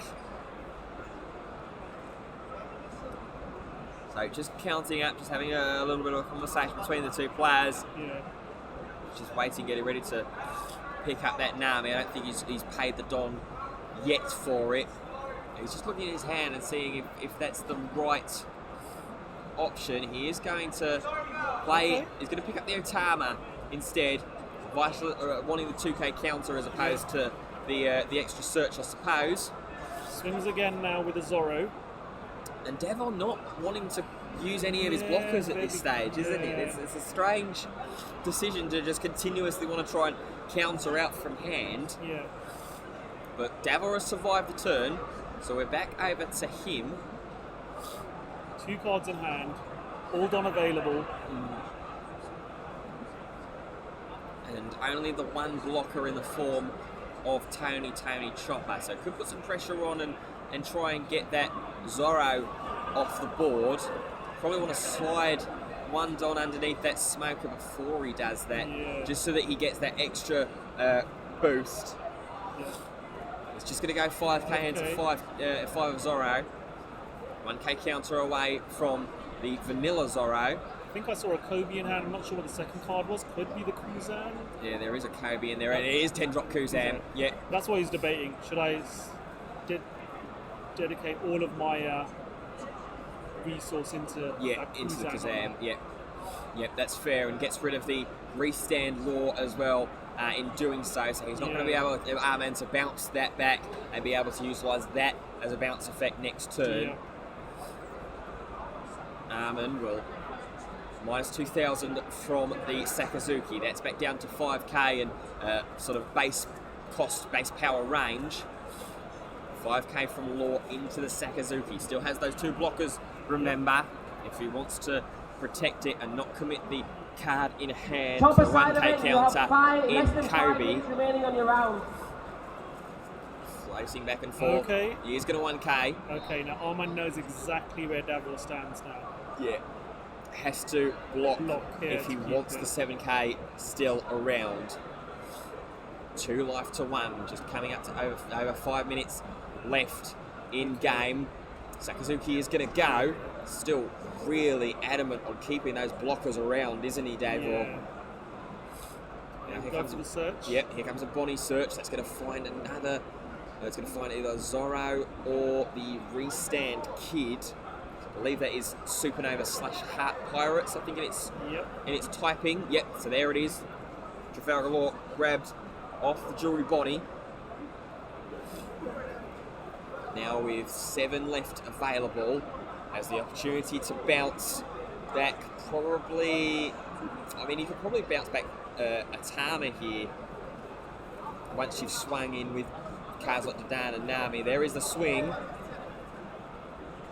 And he can't quite just dump the rest of his Donna onto one character and try and swing in because of the 2 blockers. So here goes the Restand Law off of the Law ability.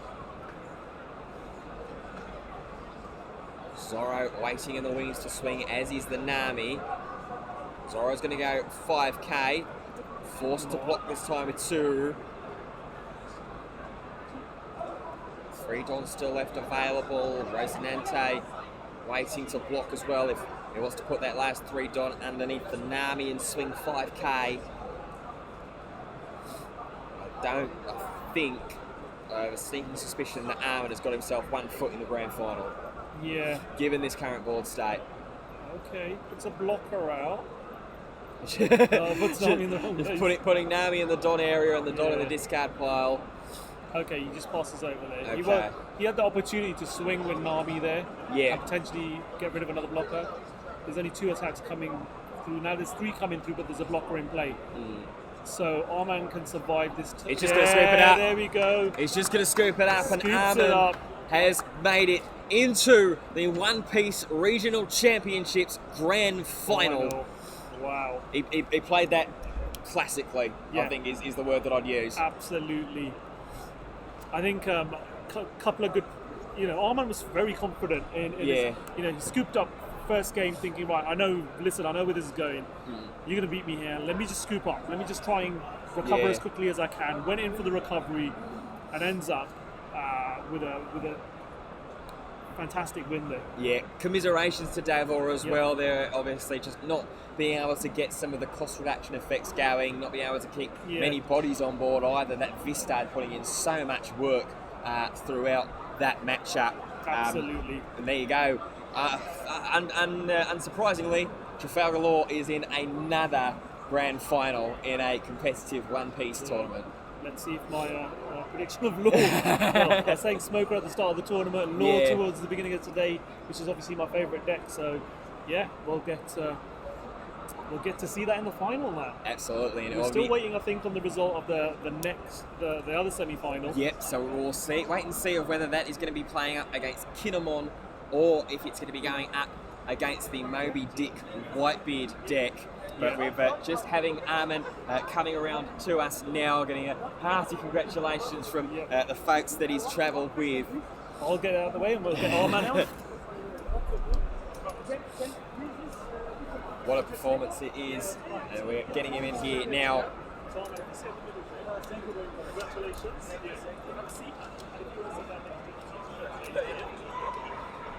Arman, hello, my friend, congratulations. Take a seat. Thank you very much. Right Thank you. Here. You've made it. You're in the grand final of the One Piece Regional Championships. How does it feel, mate? Du bist im Finale? Ja. Oder hast du verstanden? Yes, yes. He'll translate. My English is not good. It's not bad. Okay. Ja, ich bin geschockt. Ich weiß selber nicht, wie ich es geschafft habe. I'm shocked. I don't know how I did this, how I got here. I'm so happy. I'm so happy. Ich bin, Ja, sprachlos. I'm speechless. Yes. Fantastic. You've played Trafalgar Law, which is a deck that's been around for quite some time. Have you been a player of Law since the start, or have you picked that up over the past couple of months, seeing with the power that it still has in this current game? Okay. Law ist ja seit Z1 da. Hast du es von Anfang an gespielt Ja, nein, oder hast du es jetzt erst neulich Ich habe aufgenommen? seit Montag erst angefangen zu spielen. Law habe ich noch Z1 gespielt, aber seit Montag erst angefangen. Ich habe vorher Zorro gespielt. In Z1 I used to play Law, but also a lot of Dofi, and I recently just picked up Law again. 1 week. Yeah, OP. on Monday I Law picked it 1 up week. again. Wow. 1 week in OP2. Fantastic. I love that you played a little bit of Dofi as well. That's my boy, that's my deck. Thank you very much. So, talk us through obviously your game 2 and 3 were exactly how you wanted it to play out. Game 1 was a little bit more frustrating. Talk to us about what was going through your head during Game 1 and after Game 1, knowing that you'd have to win 2 games to get to the grand final. Ja, was war in deinem Kopf los, als du Game 1 verloren hattest und ja, Game 1 lief, ich hab's nicht gesehen, aber lief ja offensichtlich nicht Ja, gut. ich habe oft gebrickt, ich hab keinen Law-Blocker gehabt, aber ich wusste, ich hole mir das Ding. I bricked a lot of my searches and I didn't have law blocker, so that made the game really difficult, but I knew that I would get it. Fantastic. Well, we'll have the confidence. Congratulations. Thank you very much. You are Thank you in very the much. grand final. Thank you. Well, we'll be right back with that grand final as well, right after this quick break. Bye bye.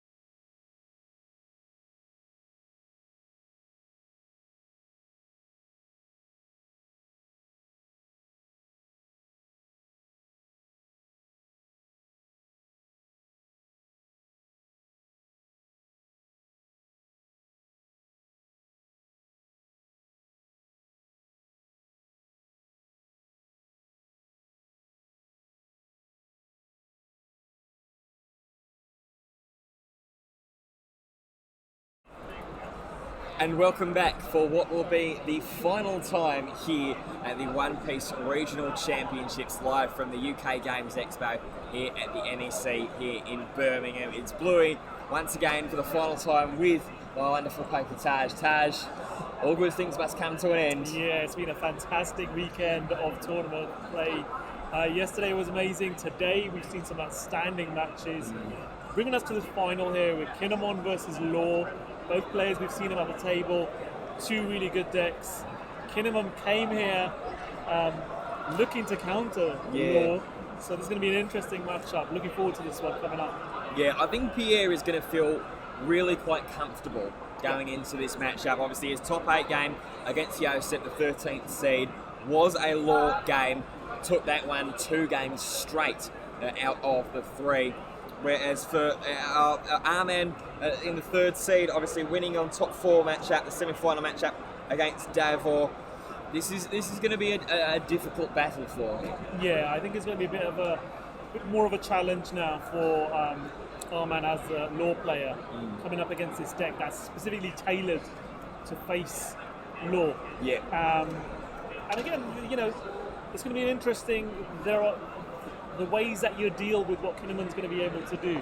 I mean, we don't have any jet pistols in this deck. It's radical beam, so you're going to be using those Atamas, your Vista to try and, if that big threat Kinemon comes out. Yeah. And as we were talking to Pierre about earlier on, you know, it's about keeping control of how many characters are on the other side of the board, to the point where you can get to, and then drop that nice big 8,000 power Kinemon with the ability to restand itself. Yeah, it's interesting really when you look at Kinemon as a leader and its past results and things like that. This is the first time that Kinemon has reached a regional championship final, a competitive final, I believe, in this entire OPO2 meta. What do you think? Why do you think that is? I don't think people had enough trust in it, to be fair. You know, it's a leader that's come in OPO2. Early results weren't looking great when people were using it, playing it. So I think people discarded it quite early on. Obviously Pierre stuck with it and seen the potential with his build, and has come to this tournament thinking, you know what, I think this deck can win. I've got belief in it. And that's where we've ended up, you know. So we've got a Law deck in the final and a surprise Kinemon. You know, we were thinking we will, you know, even at the beginning of today, I was thinking, right, we'll probably have a Whitebeard variety of some sort in the final. You know, maybe the Smoker will make it here. But no, we're here with the Kinemon. Yeah, just to reiterate and to go over some of the extra statistics that Kinemon as a leader and as a deck type has had over the past few events. So Germany saw 2 in the top 32 with Dirk Trieb making it up into the top 16. Then in Arlington, 2 out of the 5 Kinemon decks that made it into the top cut made it all the way up into top 8. That was piloted by both Diego Guevara and Billy McManus. But none of them have been able to sort of push on into that upper echelon. They've been nowhere in the top cut during the Toulouse regionals, then during the Melbourne regionals. I think maybe there might have been one in Italy as well, perhaps. But this is the opportunity here for Kinemon to really solidify itself and to give it an opportunity to be one of those kind of tier 1.5-y style decks, I think. Yeah, I think so. I mean, you see people sort of like, you know how people do tier lists, and Kinemon is, as you say, you know, not a top tier, it's considered a second tier. But today it's proving everyone wrong, I think. You know, getting here to the final and convincingly against Chopper side event players, you have less than 5 So let's see what happens. Both players now ready. They're playing each other's decks. We're about to start this final. There is no time limit on this final. Yeah.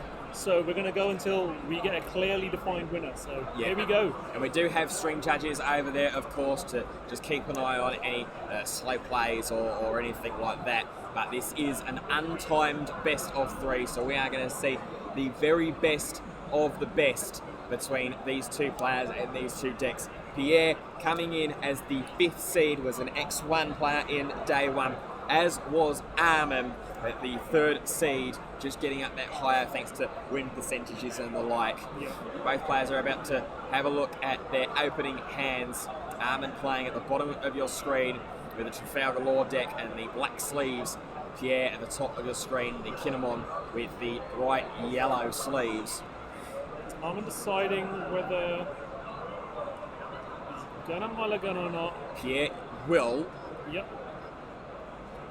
Armin's still considering, as we get a glimpse into Armin's hand at the Yeah. bottom of the deck, and he's not Makes happy with it. sense. Yeah, the one cost you got there, you don't want them to be your opening plays. Yeah.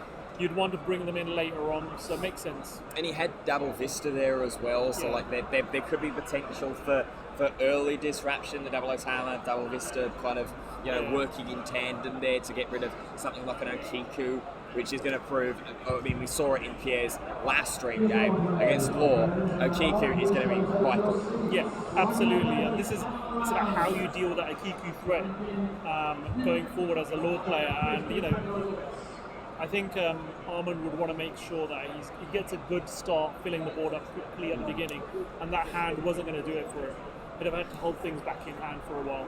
You want to get those quick starts like you did in Game 2 and Game 3 Yeah. of his semi-final.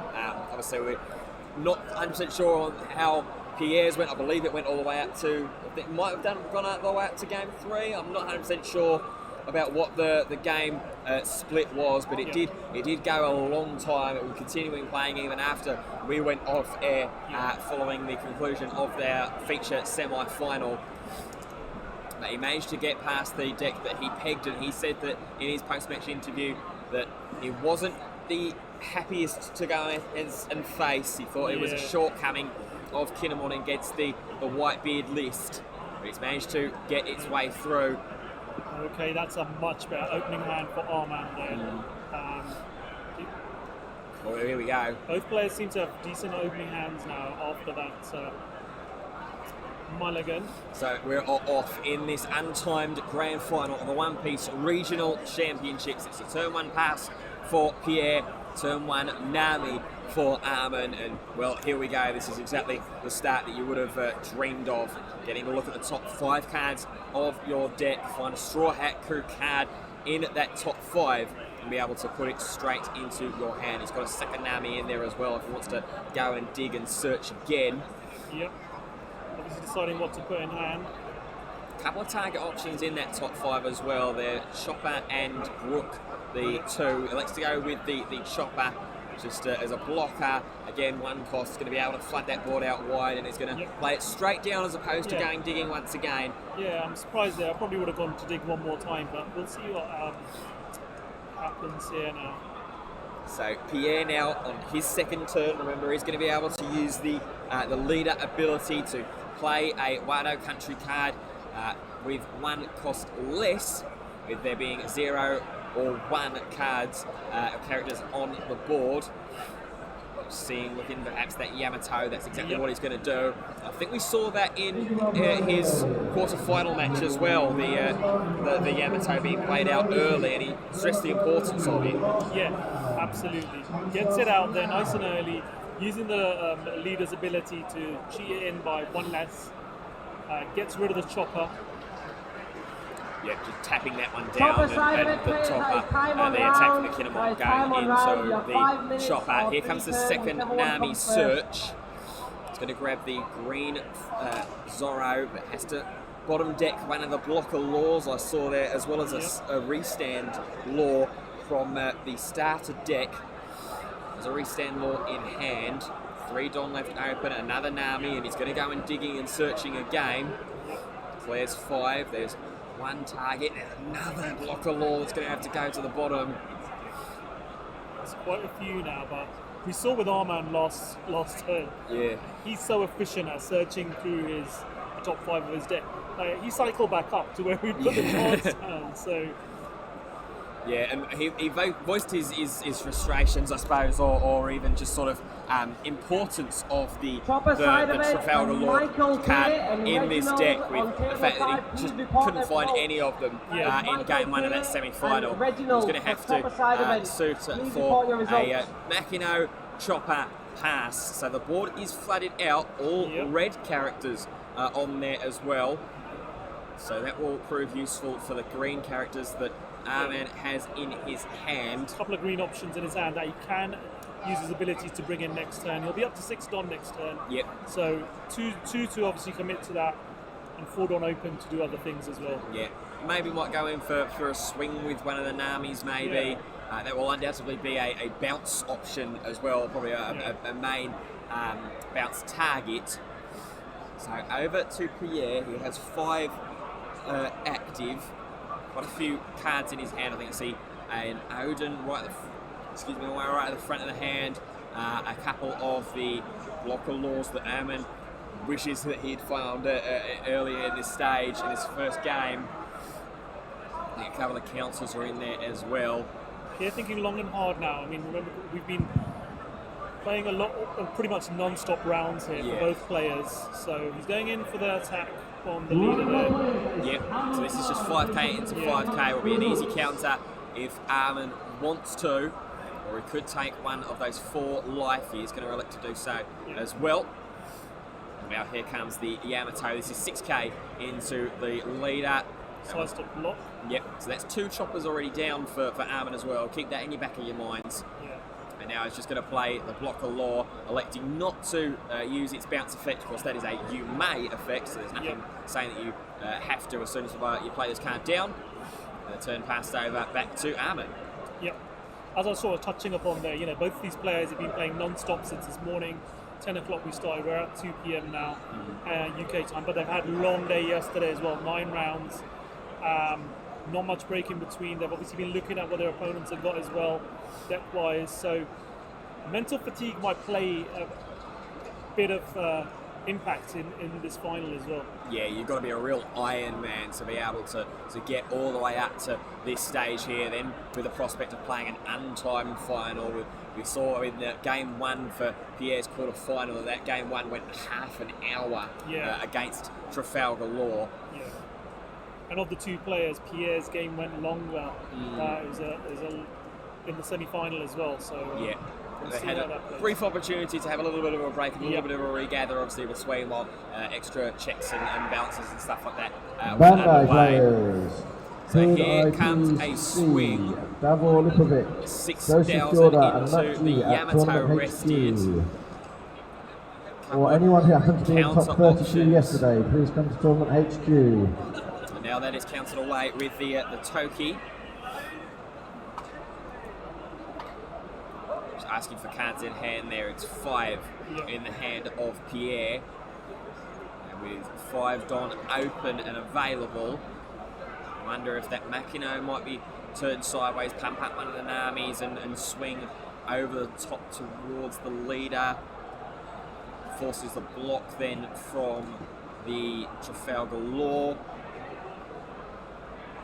Which you could then perhaps rush in. You can see the Rush Zorro right at the front of the hand there being flicked between there from Armin.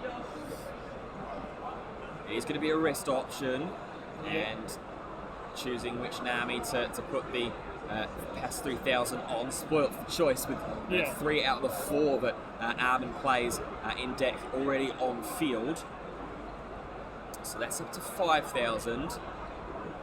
And he's going to put, that's clever. That's a good move. That's very, very clever.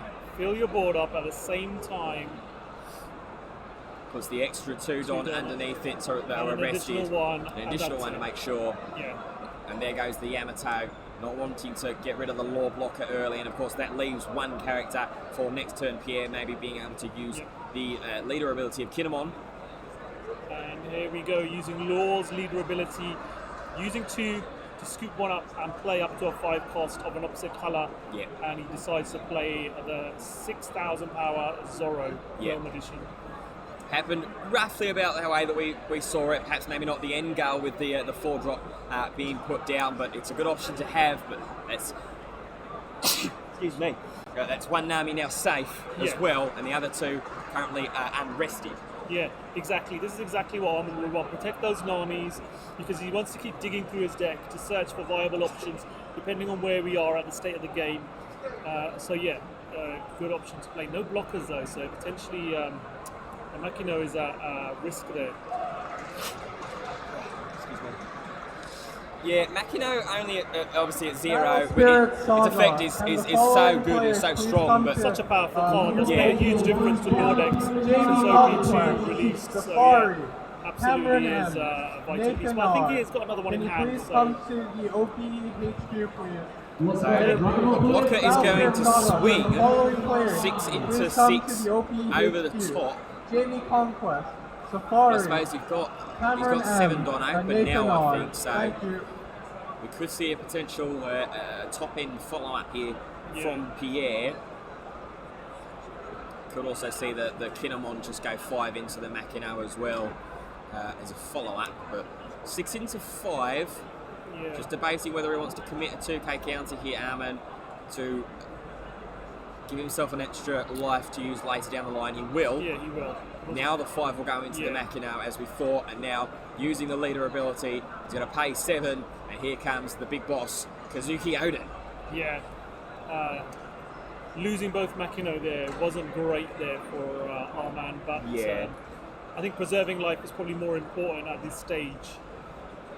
And I think also you'll want to make sure that those Namis are bounce targets more than attacking Yeah. threats. I mean, you've got 2 big character bodies on the board there in 6k and 8k, obviously, of the Kazuki Oden.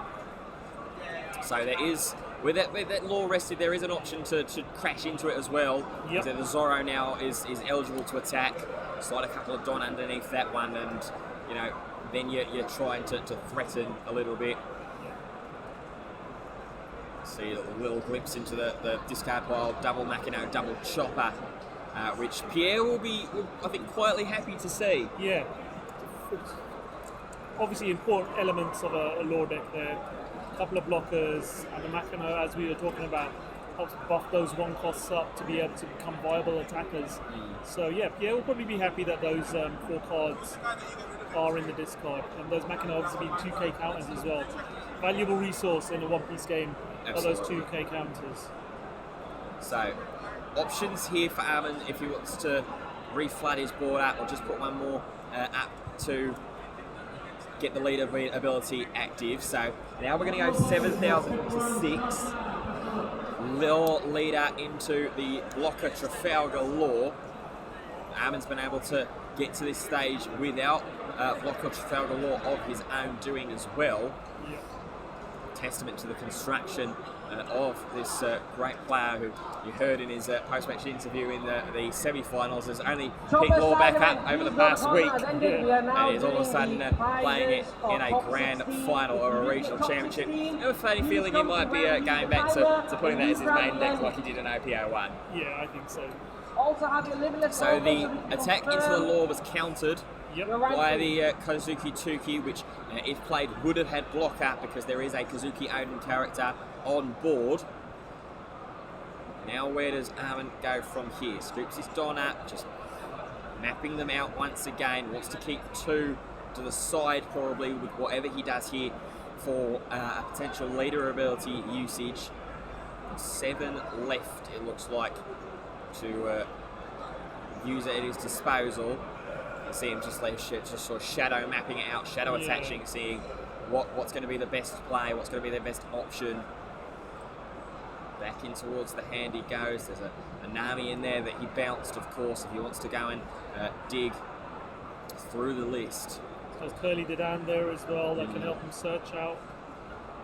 Perhaps another Makino for a 2k counter. He's Yeah. got to be careful with his usages of those though, because there are so many 1-drop red cards that he's already burned through. Yeah, it's 8k into the 6k blocker. It's going to need 3,000's worth of counter if Pierre wants to keep it around. Just going to let it slide. Yep. Getting that threat off the board is good. Blocking threat and an attacking threat gone. Was that possibly a little bit of an overextension on Pierre's count to swing in with the blocker, leaving it vulnerable the way that he did? Yeah, potentially. And again, it could be. Yeah, it might have been worth holding it back, but he wanted to get rid of that Makino, and that was a good move. You know, you got to weigh it all up. So now here goes Armin. He's managed to flood his board out. He's found the 3rd copy of Tony Chopper. Yep. Brooke is going to be replaced with the restanding Eustace Captain Kidd. Wishful green thinking there for a second. Trafalgar Law that will restand the Zorro that still has the 2 Don attached. That's Arman's choice now. What do you go in again with that 8k Zorro? No. No, he's going to pass it over. Just you don't want to keeping- leave it too susceptible to being attacked. especially with that Odin being able to pay 3 Don, restand itself as well. Definitely that was on the brain there for Armin. So over to Pierre, now up to 9 Don left. The one Kazuki Odin could obviously use the leader ability of Kinemon to reduce the cost of a Wano Country character by 1. Can Alex Smith for the topper side event please come to I don't tournament know if H2? there are Can Alex Smith many. please There's a come to tournament Kiku I can H2? see in the hand there. But we're just going to go in for a swing. 8k at life taken. Armin down to 2 life. Pierre standing still on 3. There's another blocker law in there as well. You probably want to play you want to declare leader ability, play a Kiku, and then play blocker law probably. Yeah, more than likely. So Pierre counting out Don. Could still also obviously restand the Kazuki Odin as well if he wanted to put some extra pressure on. Now another 6 from the leader this time with a Don attached to it into life. So has to block this time.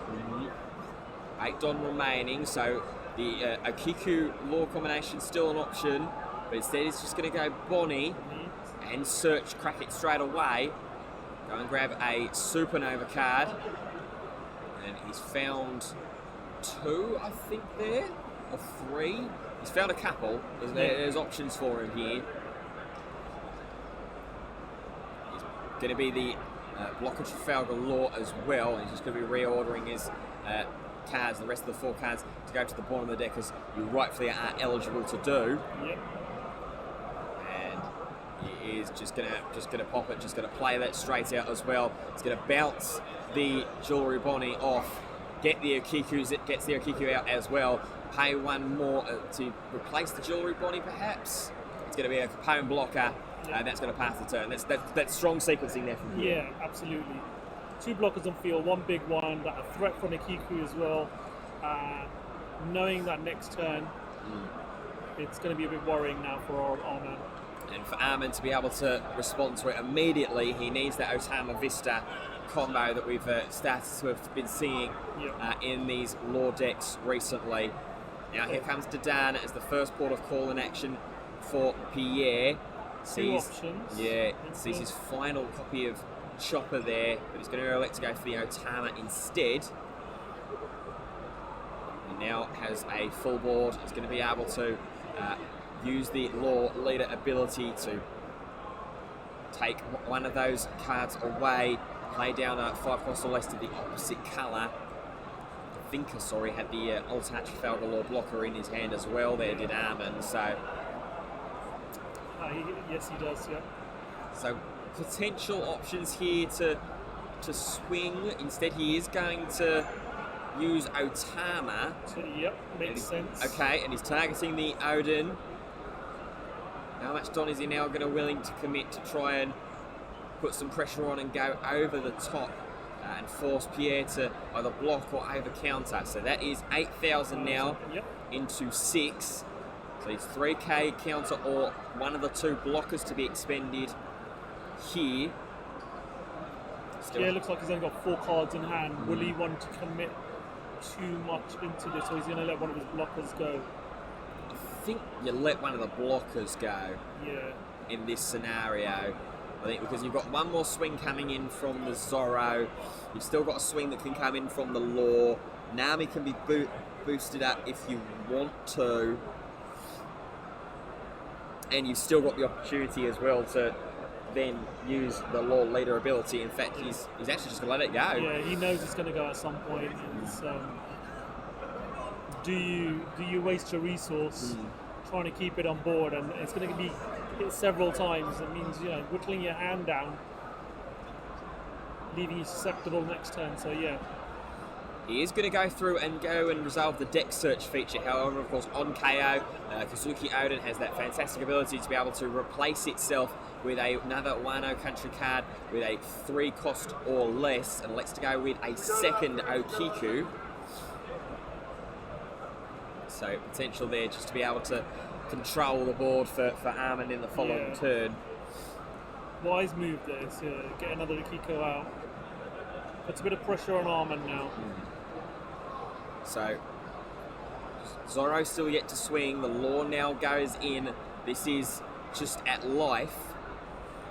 Now another dilemma that Pierre has to navigate here is, does he block with the Zorro or the law and rest it so that the law stays around for now and then sees susceptible to Zorro?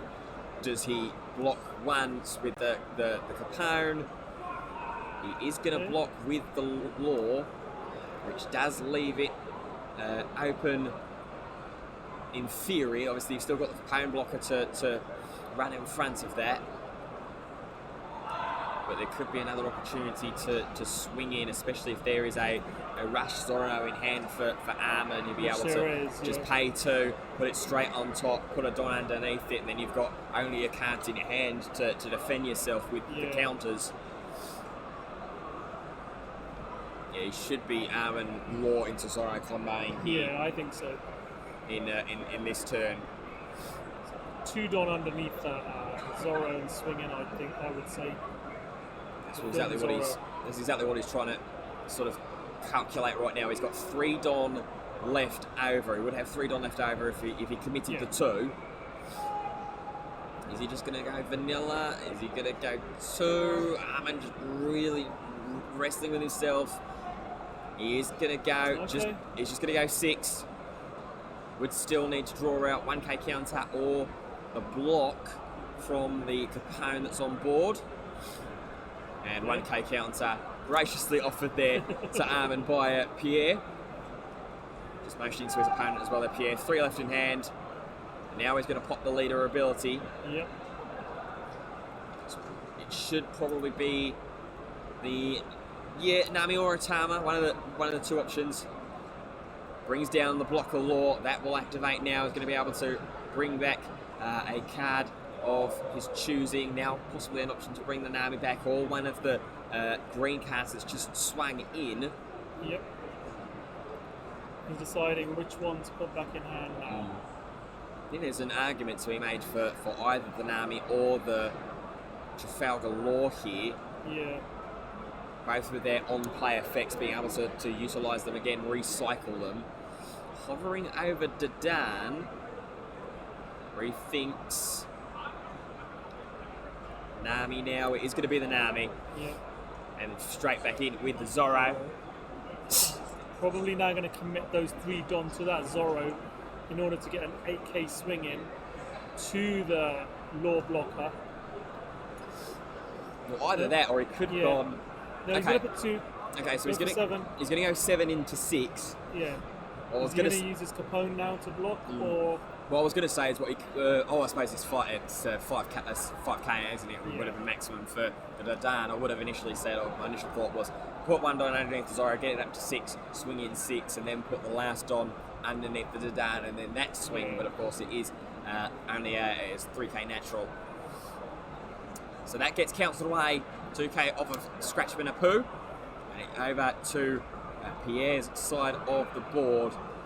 Those Okiku's still up and about as well. I think those are going to come into effect in this turn. You've got a lot of characters already rested, but the last 2 that are still standing can be picked off and rested by Okiku if Pierre wants to start swinging in and locking Arman's board down as he did so well, so fluidly in his quarter-final match. Yeah, absolutely. So just 9 up and available for Pierre currently. 3 cards in hand, deciding what he should do. Is he gonna utilise Okiku? I think you've got to swing 1 Okiku. I think it's just being reminded there that yes, he should have been up to 10 Don. Yeah. So judges just catching that there. Of course, with it being the final, we've got stream judges watching this game very, very closely. We've done a spectacular job all weekend as well throughout this tournament, and there are other tournaments and other events that have been running through APE throughout UK Games Expo. So massive credit to everybody in the team. So now first swing, 2 Don underneath Okiku number 1 is going to go into the Zorro. resting the blocker Trafalgar Law. No blockers on board for Armin, and doesn't look like he wants to commit any counter power to it either. So Zorro is going to go down. He's holding one Don up potentially for a radical beam. Yep. Does have it in hand as well, so that is an option if Armin wants to use that perhaps to defend the blocker Trafalgar Law or the rested restand Law as well. If this is the mindset that Pierre is going to go into, just controlling the board, try and negate resources. Obviously, there's a lot of key one-drop red cards that have already gone from Armin's availability. One Piece players of all varieties. Is there a chance we have Dan O, Jonathan Scar, As you say, it's going to cost him more and more Unesis, to Yanis refill that Barola, board. 7th So he's going to Ronin, want to keep short. Fu Zhuan, protected Ina as much as Kelly, possible. Simon Drake, Lance Miller, Yu Yang Lin, So here Robert comes P, 7,000 TCG, Michael K, into Yanis the G, Trafalgar Andre Law, Lennon, just and to Alan life. Seabrook in the building. And If there's so, two could you come left, to Tournament 2 life HQ? left for Armin here. There's a bit of counter power in hand. Also that radical beam if he wants to use it. It's going to take the life instead. Yeah. Gets a slight little reward as well for taking it. Another 2k counter into hand, ready for him to pop either as a putting it down and minus 2,000 attack effect or just as the 2k. Now Pierre back to scratching his head and thinking what the best option is going to be. He's going to swing once again with the blocker 7k. here. This is 7,000. Now you've got to fire off that beam probably, I have to say.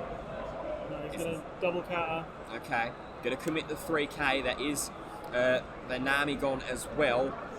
So just the one Nami now left available, I believe, for Armin.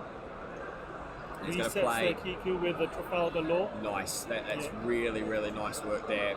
Once again, just to keep that Okiku safe. Seeing the havoc that it's causing once again against these Trafalgar Law decks. Okay, so 2 blockers in play, 3 life, 6 clean swings need to come through. Armin really needs to think about how to commence with the play here. He does have 1 blocker in hand. Yeah, I don't think he's going to get the swings through. No. I think, especially judging on his hand as well. Exactly. It looks very defensive in nature. So I think Armin might be able to poke away 1 or 2 of the blockers, perhaps, if you swing in with the Law, both leader and character, swing in with the Zorro, perhaps just draw some of those away. 2 cards in hand still for Pierre, no Don, so that's not indicating any kind of event cards. Yep. Armin's got to consider that. Protect that blocker. Don't use that blocker Law. Trying to eliminate, So here goes the 6k swing into Trafalgar Law. Just needs 1,000 to counter. He's just going to let it go. Yeah.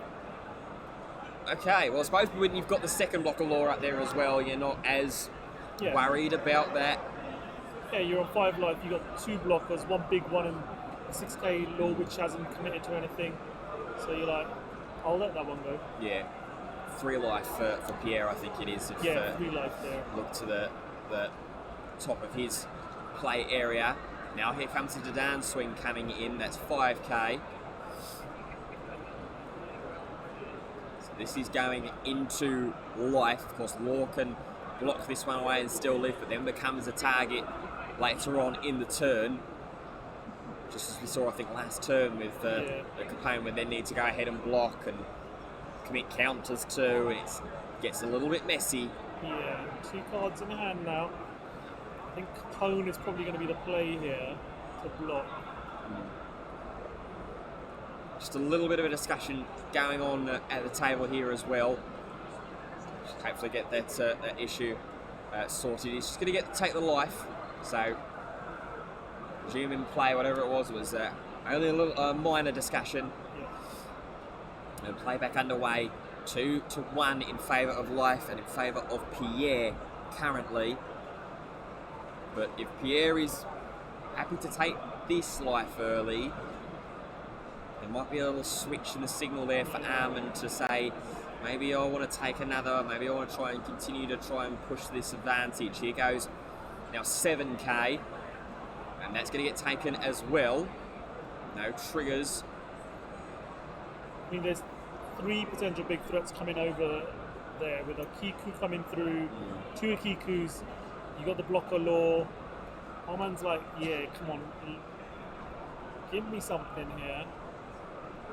I think Pierre's happy to take a bit of life before having to commit to blockers. Yeah, he just wants to hold the board state at the moment, but in doing so, is he putting himself in threat for something like a double Otama Vista, something to just get rid of that Capone or bait that Capone block to come in. Still waiting to resolve this 7,000 power swing from the green Zorro, and he's taken it as well. So 1-0 life. Now here comes a Nami. Has 4 Dawn open as well. Zorro. Finds Zorro, is bottom decking a Vista to do so, but this is another option just to get some board state away. Hasn't used his leader ability yet either, so could bounce the restand law up to set him up nicely for next turn and a potential swing for game, or potential multiple swings for game. Yeah, looking through Armin's discard pile, seeing what options there are available for Armin to reflat his board if Pierre starts to try and control and negate resources. Aim to, I'm assuming that's to activate the ability now. Yeah, just motioned as well. You see there, he just taps the law leader. What's he going to rebounce here? You see he's got Block Capone in front there as well that maybe he's thinking about. He's going to bring back the Dadan, so it's just going to be the Block of Capone and pass the turn. Happy to just hold firm for now, as opposed to going in once again and bringing the restand law up into hand. 2 Dawn open as well. There's at least 1 radical beam in hand. So could be a potential 3 defensive opportunities at the very least, disregarding the counters that Armin has in his hand, of course. So where does Pierre go now? Obviously he can rest down. He rests down Blocker Law. He can rest down Capone with the 2 Akiku swinging in. Take out probably the Blocker Law, both Laws characters on board. Are probably the prime targets here. More than likely, it's really close, and this is only game 1, of course. Exactly. This untimed best of 3 final of the One Piece Regional Championships at the UK Games Expo. This is now where it gets to sort of crunch moments, and where every decision is quite critical, because it's going to make an impact going forward. So this is the first Okiku swing. It's going to rest down the Capone, which I think is probably the right sequencing, the right way to go about it. So 6K, I believe, is going into life here. Didn't motion towards the Zorro or the restand law.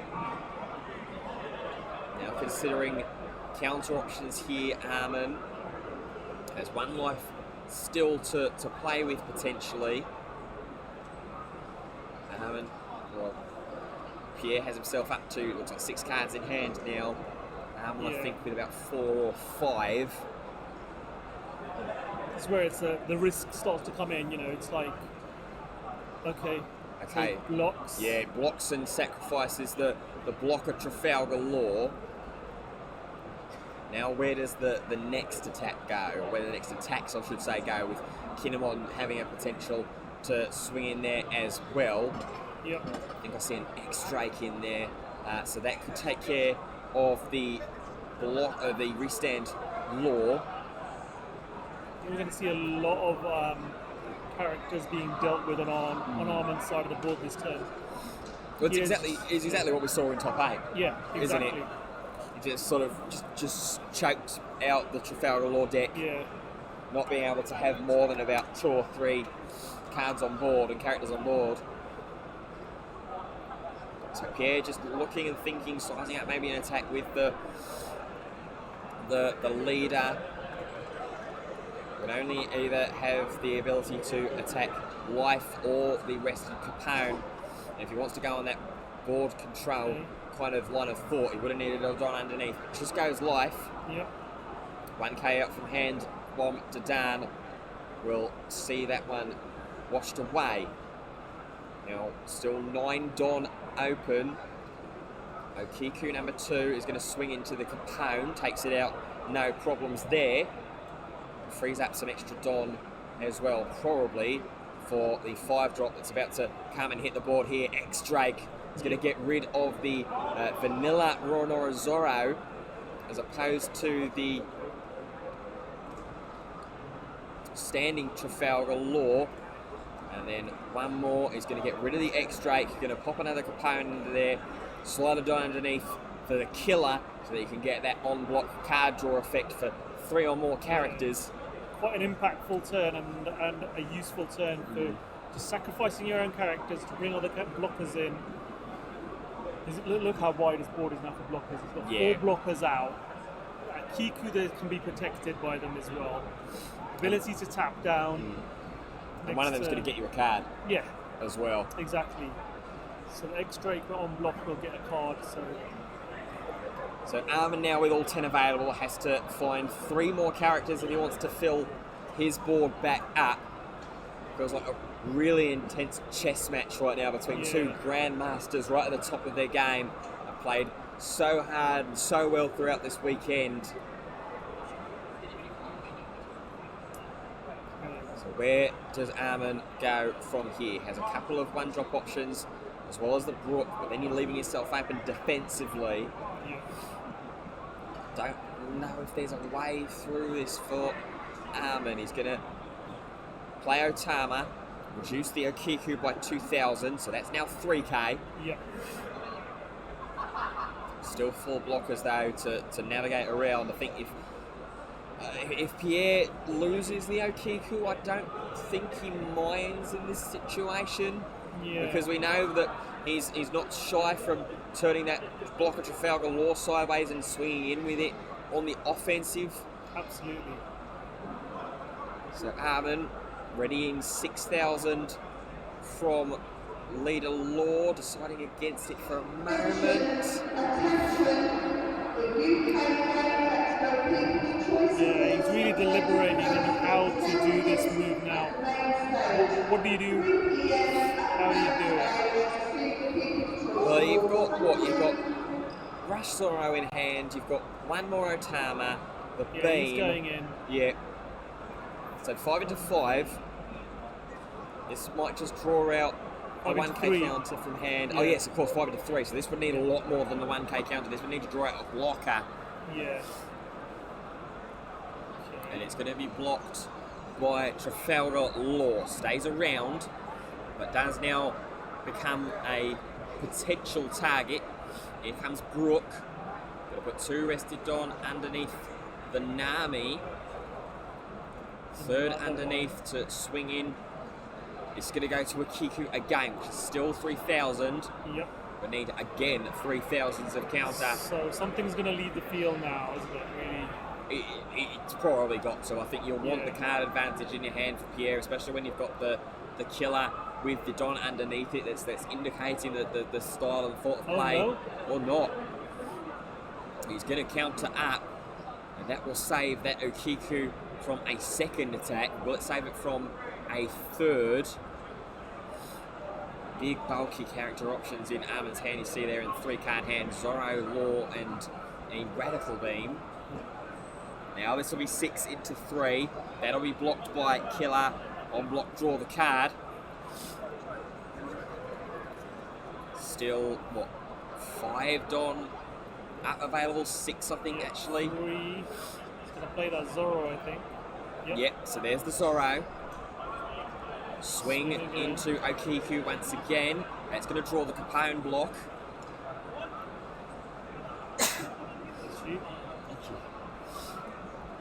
Now still Don available up on a full board to use the leader ability, and that's what's going to happen. Brings back the Brook, plays down the the Trafalgar Law, and he's going to replay the Zorro as well to go 5 into 3 once more, which is 2 in hand. Does Pierre have the counters in hand? Is he going to concede the blocker? Or is he going to let the Okiku hit the trash? He is going to commit the blocker and pass the turn over to Pierre. So he's succeeded in keeping an attacker alive and open in this turn, and does have the capability to rest that solitary blocker Trafalgar Law, putting the Don underneath the Kiku and swinging. Going to commit 2 just to be safe and swing in attacking wise. So this is going to rest the Law. It's going to go 7,000 into life. There's 1 open for the beam that he's got in hand. He's going to take the life. No trigger. Now 5. Bonnie, big swing. And that should do it. 6, 7, 8, 9, 10, 11, 12, 13. Yep. 9, 10, 11. Won't be enough. Yep. And that will be game 1 successfully navigated there by Pierre. A very tentative game 1 from Pierre. Very tense from both sides there. Again, both players swinging either way. It's like, right, okay. You know, you look at the board state and you think, how are they going to deal with this? And both players did well dealing with each other's threats, but in the end, it's too much. Even with a radical beam in hand, there was just too much coming through. And well played by Pierre. And once again, the sequencing of that final turn, going and resting the Law first with the Okiku, going 7k, forcing the life to be taken, then just the poke with 5 to draw the 1k counter out from hand, and then just put the rest underneath the Trafalgar Law blocker, swing away, and win himself an advantage going into game number 2 of this One Piece Regional Championship Untimed Grand Final from the UK Games Expo here at the NEC in Birmingham. Armin didn't have too bad of a start in that game either. Yeah, Armin had a really good mulligan hand. It's just a matter of this Pierre's deck is, as Pierre was telling us, it's built to deal with this. Yeah. And even with Armin doing everything he could to try and control the board, Pierre just had answers for everything. Yeah. And the utilisation of the counters in hand, not being afraid to go down to 1 card in hand off of the Toki and a Poo combo, I think it was, for the counters. We initially questioned it. We thought maybe that was not the best decision, but you saw there that the Okiku was so vital and he needed it alive to be able to swing in for game. Those Okikus, both of them that were in play at one point, did their job. Yeah.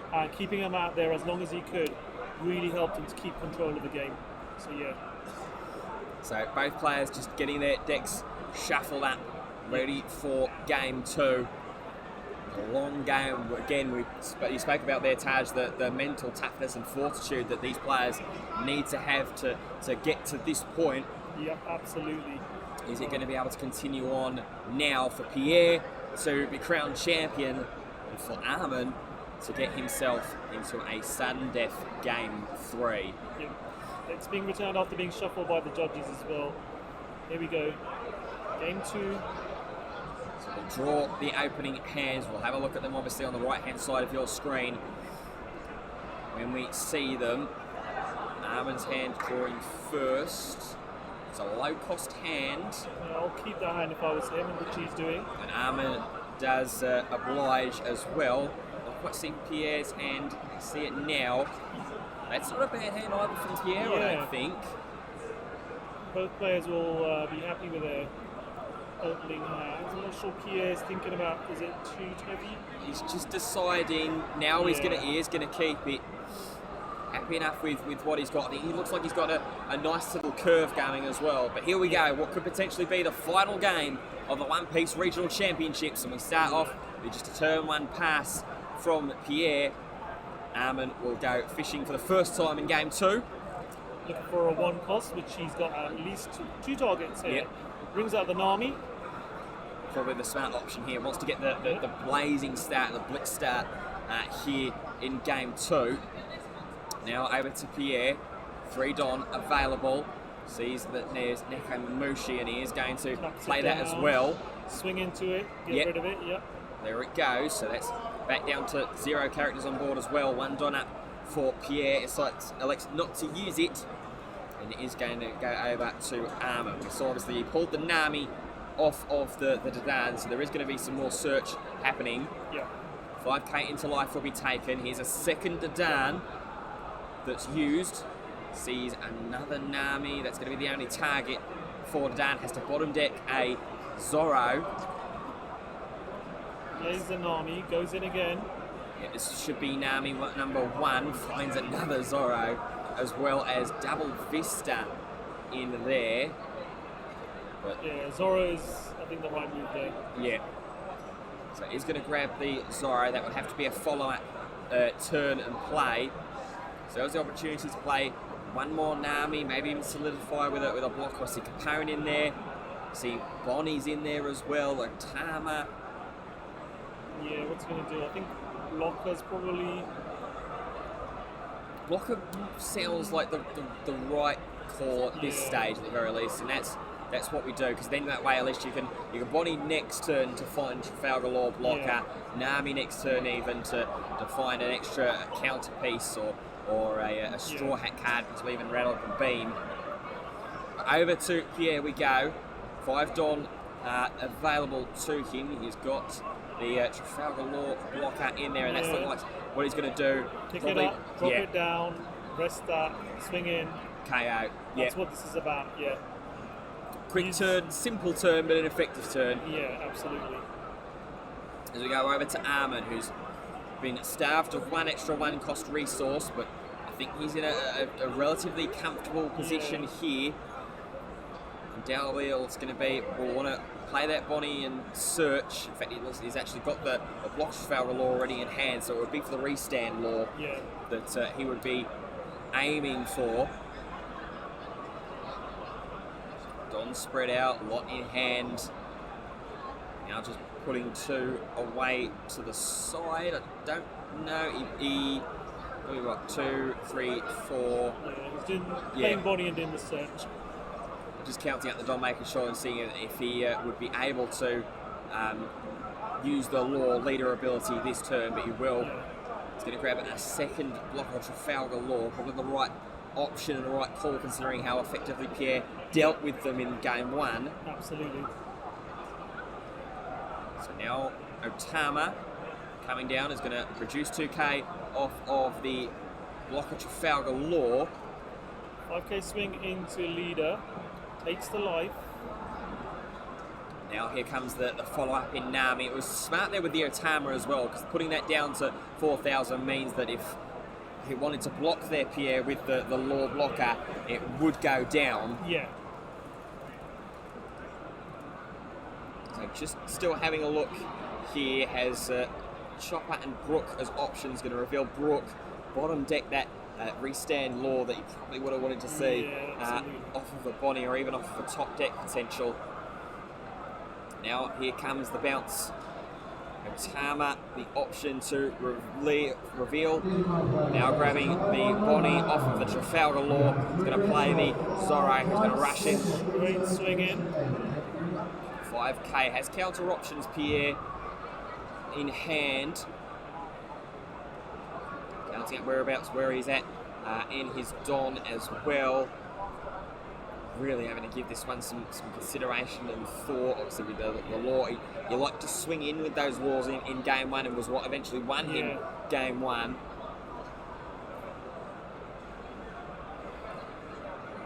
Need just the 1k to 1-piece stop players. this from Buddy Battle taking life. sign up for 4 o'clock are now open. Still scratching his head, really not sure what he wants to do. You can see that he's got the Odin in hand there at the back of his hand. I mean, he's got options here to counter. Still considering, still deciding. He's just going to let it go. He's just going to block. I think that's probably right.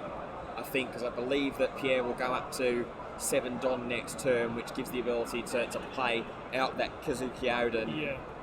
And the pass is the call from Armin as well. Fresh back up. is it 7 or 6 that he's on there? So going in, it was 7, and there is the Kazuki Oden. Much more action that he can take on in this turn, however, and it's going to be a pass. A frustrating game from Pierre's side. He's not been able to find the Okikus that proved so damaging to Armin's board state in game 1. Armin's now got 8 Don to play with. Yeah, 8 Don, full board as well. Yeah. One Rona Zoro can pump up the Namis, can pump up the Curly Dadan as well. Would probably want to try and find the. It'd be nice to find the restand law, I think, in this situation. Maybe not desperately needed, but. Not necessarily at this moment. He's got the 2 Zoros. I mean, he's got the 2 laws there, blocker laws, one in hand. So you can literally swing in with a Zoro potentially. Okay. Maybe put a couple of Don under the Curly Dadan, swing in with that. Then activate the Zoro ability, pick up the Dan maybe, pick up the Zoro, restand it. There's a few options here. So yeah, he's going to do that. He's going to go in with the Curly Dadan. Here is the first swing, 5,000 from Dadan into life. And that one is going to be taken. Just 2 life remaining now for Pierre. He's going to swing him with the Zoro. I'm going to swing him with leader first. Okay, poking with leader with 7,000. That's going to draw another life. Now 7,000 again. With Zoro, how much Don does he have left open to him? Because of course, as soon as that Don is bounced from Zoro, that I believe should go rested. So it's not like he'll be able to go 7k again. He'd have to go 5. Yep. Or he starts swinging in with the blocker Trafalgar Law as well. Yep. So he's deciding now what's the best play for me here. What shall I pick up, put in my hand, and what shall I put down? Because hovering over, and he's going to grab the Dadan. Which is, There is the blocker law, the second one, going to activate that effect. Pick up one more card from hand and play down another 3 cost or less. Just motion there and just sort of grabbed a hold of the Rush Zoro initially. Yeah. With 2 potential swings from the Odin, obviously with the restand ability. It depends what else Pierre's got on in his hand and how much he needs to, how many tools he's got there to control board state. Okay, blocker comes out. Okay. 3 blockers now in play for Arman. Just a bit more conservative there, just gonna figure out and see what Pierre does with his turn here. If he goes swinging away with the Kazuki Odin, then that's obviously going to be rested. No blockers on board for now. I think Arman's really conscious of the fact that Pierre's got a ton of cards in his hand. Yeah. Lots of options. 10 Don available, 9 Don available to him this turn. So he's got to be a bit careful going into this. So life was taken from the Kinemon swing. First Odin swing is blocked by the Capone. Still all Don open with so many cards in Pierre's hand. This is something that Kinemon does so well and Green does quite well. It's just a mass card advantage. I think I see he's got a second Kazuki Odin in hand as well. A blocker law that he might be able to play, get the Nekomamushi back and rest down. One being played is Dapo Lipovac. Can you please report to Tournament HQ? That's Dapo Lipovac. Okay, 4 Don. 5 Don. 5 Don, sorry, yep. So that's going to play the law. It's going to pull up the Nekomamushi. I saw the Kiku in there as well. He's instead going to go Killer. Yep. And then maybe Neko. 2 Don being paid. It's just going to be another Killer. 1 Don now for Bonnie. Note the Toki, which does have blocker, of course, again as well with that Kazuki Odin on board. So just a back and forth in fortification here between both of these 2 players. 4 blockers for Pierre, just the 2 for Arman. And that's what Pierre wanted to do, put a wall up in front of Arman. Yeah, Pierre's gone down to 0 life. Next swing's going to win it for Arman, but when you've got a wall like that in front of you, it makes it very difficult. So This He's is going what to he, want to bait out some of his Yeah. blockers now. and this is what he did in game 1, wasn't it, Pierre? He put himself down to 0 life, got himself up a little bit of a wall and got some blockers going, Yeah. and then managed to just claw it away, pit back. The difference was that he had Okikus to help do the job. I mean, he's got one in hand at the very least, Yeah. but he wouldn't be able to start attacking, swinging and resting 5 drops or less without having been played the turn prior. Exactly. So Armin probably can't win this turn, but could certainly have the capacity and the facility to lose this turn. There are 5 potential swings if you count the 2 blockers. And like you say rightfully there, Tanger, only one of them needs to go through, but when you've got a grip of cards like Pierre does, you'd imagine that there's enough counter power in there to be able to subside. Plus you're drawing one more card off of the killer, but it's got a Don underneath it. Yep. So here comes 7 at life. This would need 3,000's worth of counter or one of the blockers to be used. He's going to pop the killer blocker first. Understandable, gets himself another card. Yep. And now the killer will hit the discard pile. 7 Don, 8 Don, I beg your pardon, left for Armin to play one more character and then maybe use the law ability or pump up some of the Namis. In his hand he's got what? Double, he's got 1 Zorro, 1 Restand Law, saw a Dadan in there. Got a Chopper as well, if he uses another blocker. A couple of counters to protect himself on the backswing from Pierre as well, if there is a backswing that comes. A lot of low cost options there. You can see right on the left hand side of Armin's hand.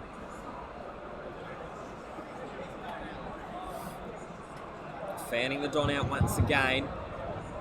Is he going to try and commit and swing 5 to try and just push another blocker out or push another card advantage? He's actually going to go in with a law blocker. This is 7 into life. Needs 3k again or use one of the blockers. Wouldn't draw a card from the killer if he blocked with that, Pierre. Now just looking up into the heavens, trying to find the right options here. He's going to elect to counter with the 3k necessary. So that is 2 swings navigated. He's going to play the Zorro now. And swing him with that. Yep. So Zorro, that's going to get 2 Don underneath it and draw another 7k swing, leaving 2 Don available ready to use leader ability again next as well. Probably choose to restand that blocker that he swung in with. That's probably why he was happier to swing in with it. Yeah, I think so. He's going to bring that Trafalgar Law down, potentially pick up the Zorro, and then restand that blocker Law, giving him 2 blockers going into next turn. So the Zorro swing is going to be blocked away by the Toki. Now here comes the payment of 2. Law ability active. Going to grab Nami. And he's going to restand, play the restand kids. Laurus, maybe is he going to restand the Zorro? Going to try and push and threaten? No, he's just going to play it safe. Keep one of the blockers around. And we'll leave him rightfully, as you said there, Taj, for the 2 blockers in for next turn. That protects you against the 2 potential swings for Kazuki Odin. Absolutely. Digimon players, the pricing will be handed out down towards the command booth. If you could go down and they will sort you out down there. Thank you very much. With the blocker law. Please form an orderly queue, preferably along the Catan border rather than down our central aisle. Not down where you are currently walking, crossways. It looks like there may be another counter as well to save the blocker. Needs, what, 2k's worth of counter to save it? Yeah, he knows that by blocking, that law's safe because there's no other attacks that are going to come in. So, Yeah, okay, he's just going to block and let it go to the discard. Fair enough. So pass the turn over back to Pierre. Now he is over at Tendon at the top of the screen. There's potential to go swing with the Odin. Maybe just force one of the blocks in hand. There's no Don out for Armin, so there's no radical beams coming. 3 life. Yeah, 3 life. 1 blocker. Yeah. No Don open. And Armin has slowed this game down a little bit in a way that Pierre isn't comfortable with. Yeah. Obviously, Kinemon likes to be a little bit slower, likes to lock things down, but it's just not really happened for Pierre. Now here goes 8 into the Zorro. So we need 4,000's worth of counter in order to save it. As it as well, double 2k with Brook. Now pay 2 for Bonnie and Search. What's he going to look to try and find here? Look for a Supernova. I see there was no Kiku. He's going to get Scratchman Apu instead. Now the Odin has to go to the bottom of the deck as well as like an EZO, one of the store promo EZOs that you get for attending your friendly local game shop. 8 Don still available to Pierre. So many options as well. That Scratchman Apu could be quite useful if Arman keeps a Don open just for a radical beam. Because you can rest a Don, an opponent's Don. We don't see it played very often. It's when attacking, attach 1 Don, rest up to one of your opponent's Don cards. Yeah, probably more utilised for its 2k counter stat line, but yeah. I think, you're right, that effect could see a little bit of... Could be a final push once he gets to that stage, but in the meantime, useful as a 2k counter as well. So here comes another block of law. Yeah. Play down and search with the Bonnie once again. He's looking for something very particular there. Another 2k counter. Yeah. 2 Don left. He's building up his hand, building up counters. And just building up into frustration as well. So has 2 left, can slide 1 under the killer to give him yet another card in hand. Take him up to what looks like 9 or 10. Yeah. I think if he drew off the killer block.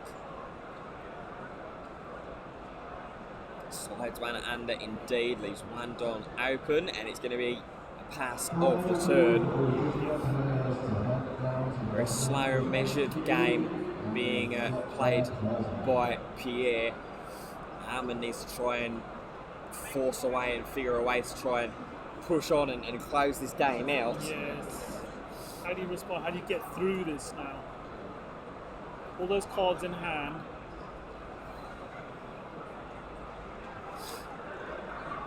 So Nami is going to swing into Bonnie. That one feels relatively self-explanatory, and Pierre will be happy to let it go. Feels that he's found everything that he needs to. Now here comes 7 into life. 2 blocks still up. Plenty of counters around. There's 2, needs 1 more as well at least. And we'll commit the extra 1 with X-Drake. I think that might be a little bit of a tough loss there for Pierre to have to counter away the X-Drake. It's such a strong card.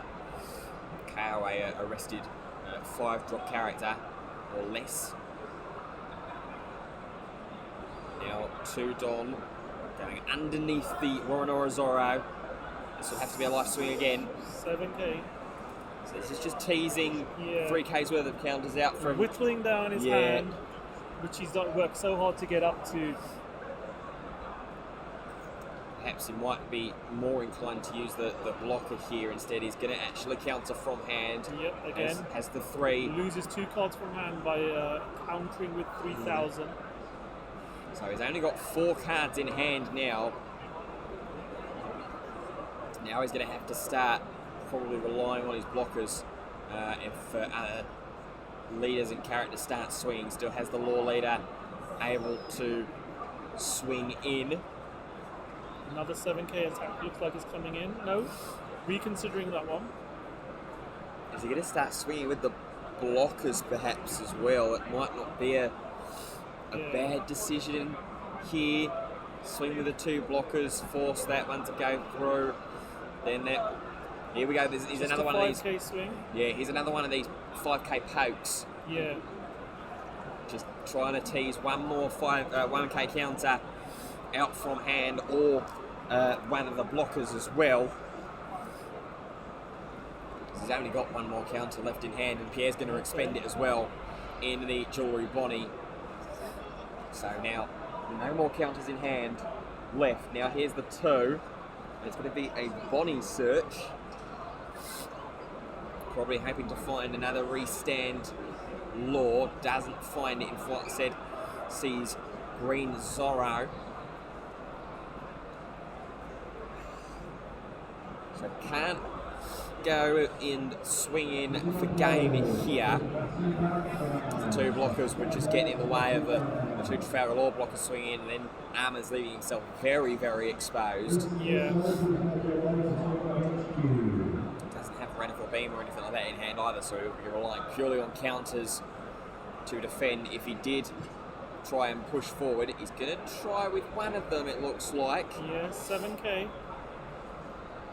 He's going to put a bit of pressure on. Digimon players, if Matthew Barrett can make his way towards tournament HQ, he's got to time his final swing very, very carefully, paper, doesn't he? Because he saw in game 1 how punishing Pierre and his Kinemon build can be. Yep.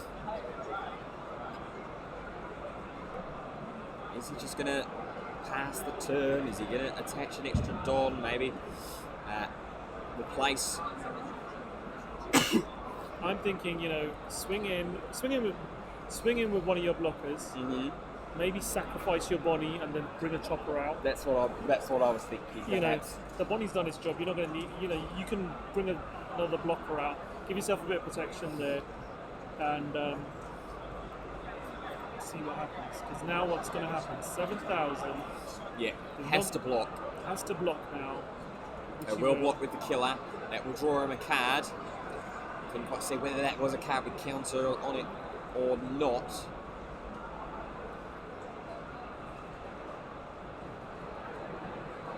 Here comes the leader ability now. I don't think there's any rashes in hand for Armin. I see Dan, I see Nami, I see double chopper, I think. He's going to bring the restand Lord back into hand, and he's going to play Dadan. Going to signal 5, 3 target options. He's going to play Otama down, or grab Otama. Yep. Probably will use that as another 2k counter, or as a Matthew 2k Barrett counter. of the Digimon Ulti Cup, please come to tournament HQ. And then there's what you were saying, Matthew yeah. Barrett.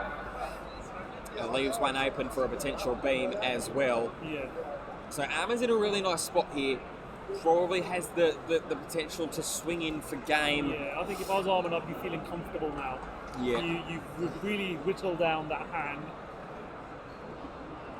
of Pierre for counters. He's still got 3 life, Armin. Remember that? So, really strong position for a Law player to be in at this stage of the game. With so many cards in hand as well. So, waiting here, you've got potential 3 swings that could pick off the Zorro, the Law, or at least pick away the blockers, whittle away the blockers. Here comes just one 5k swing into the life between the 2 leaders. Armin will now go to his hand and consider double 2k counters in there, 2 1k counters. There goes another one. Now he's going to swing in with the blocker. Get a 2k counter, that one away, and he's just going to scoop it up. Yeah, scoop it up. Yeah. Realises that there wasn't a way through. I think that Law blocker swing was just a hopeful one. I'm not too sure. Yeah, it was a bit of a gamble for Armin. I think Armin played that well. I would have probably done the same thing. Swung in with that Law, knowing that I've got the chopper in hand. I could have 2 blockers on play. I've got 3 life. He's not going to come in with more than 4 swings. So he's down to 0 life. You want to test him and keep whittling his hand now, which he did. Yeah, Armin played that really well, I think. It's takes us to game 3. It does. It takes us to a sudden death Game 3 in this untimed grand final. These games, they've been going on for quite some time, but you'd expect them to, A, with a Kinemon deck list, and B, with these two players wanting to make sure that they consider every single move that they make, not to make one little misplay or slip up, so that you wouldn't cost yourself the Grand Regionals Champions title and that gorgeous Marine and Navy playmat as well, that I know you got to have a little bit of a look at. Yeah, yesterday. Yeah, it's a beautiful looking one. And as winner of this tournament, there are plenty of prizes I'll be given if I can bring up my list up again. It's the playmat, it's a box of OPO2, it's 10 gold on, and I think the finalist champion set That's of the huge promos. thing, yeah. So the full set of promos with the champion stamp on them. Yeah. So, And both of these players are potential of one game away to have those very prizings in their grasp. But it's a marathon, not a sprint. It always is with these two-day tournaments like this. Yeah. One Piece players. Both these players are really experiencing that and double feeling the represent crunch of it. Matt G, Dano, In Jonathan this Scarf, grand Genius, final, Yanis Ahmed Barula, to seventh shuffle Ronin, himself up. I think Tujan, he'll probably be hoping Lefele, for a very quick game Simon 3. Drake, Yeah. Lance Miller, I think so. Yu Yang Lee, Starter TG, again, TCG, it's- Michael K, Yanis players G, have shown what and they can do in Andre each of their Lennon decks to in the the first two tournament HQ, games. please. And it all depends on what you can find and what you can search. And Armin's done a great job in both games, even though he lost the first one, to be able to sift through that deck of his, using all those searches. Having Bonnie, Nami, Curly Dedan constantly, and then picking them up, putting them down, picking them up, putting them down several times. That's I think that's going to be crucial going forward as well. But then sometimes you do put stuff at the bottom of your deck, which you don't want to. It's the gamble that comes along with that. Well, we'll see if these players can roll the dice one more time. One of them's got to come up trumps, one of them's got to come up lucky. Yep. And we'll see when we draw our opening hands that players are just going to get some extra shuffles from the judges as well. And just wanting to cut the deck as well. It looks like just before Pierre drew his first opening hand. What will be the final game, the final encounter at the One Piece Regional Championships. If you missed any of the action from today's play or yesterday's play as well, they will be archived and available following the conclusion of the tournament in a few days' time on the official Organised Play Events YouTube channel. Been some great games we've been able to watch throughout the weekend. The Magellan game in round 3 comes to mind, the Law v Dofi, the marathon match. And this one is certainly going to go into the books as a top game to watch as well, a top game to learn from, I think, as well. Absolutely. Two very skilled players here, showing that they've done their homework, practice, and One Piece is one of those games where the more you, as with any card game, the more you play, the more you practice with your deck, the more naturally things come to you, the more barriers you know how to deal with when they come up against you. So both these players now just waiting to see, but yeah, he's going to turn it. He's going to put the very top card onto the bottom of the deck. Pierre will be hoping that that's a block of Law. Yeah. Shake of the hands as well.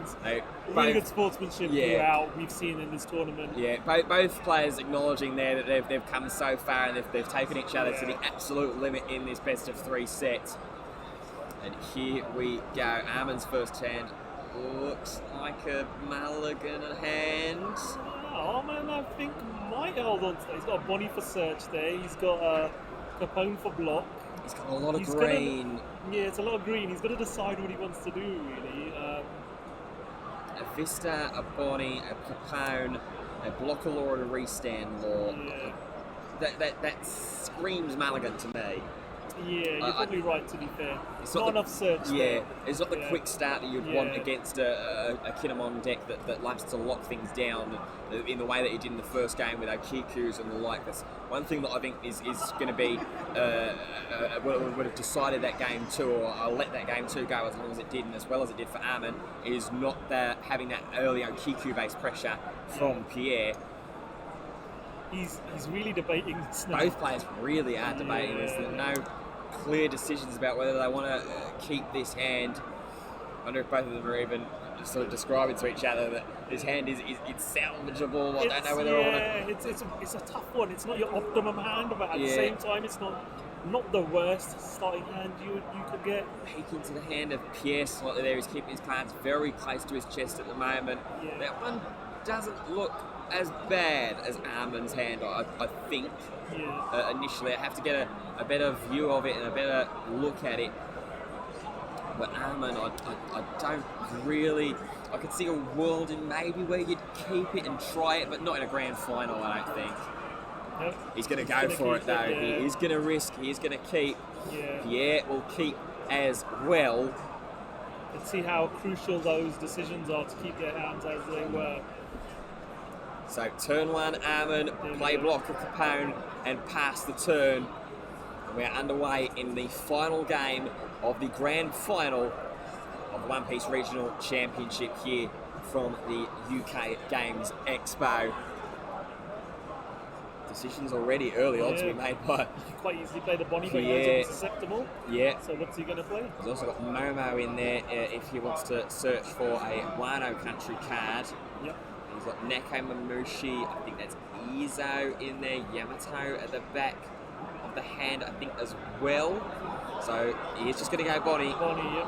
Just Bonnie and search for a Supernova.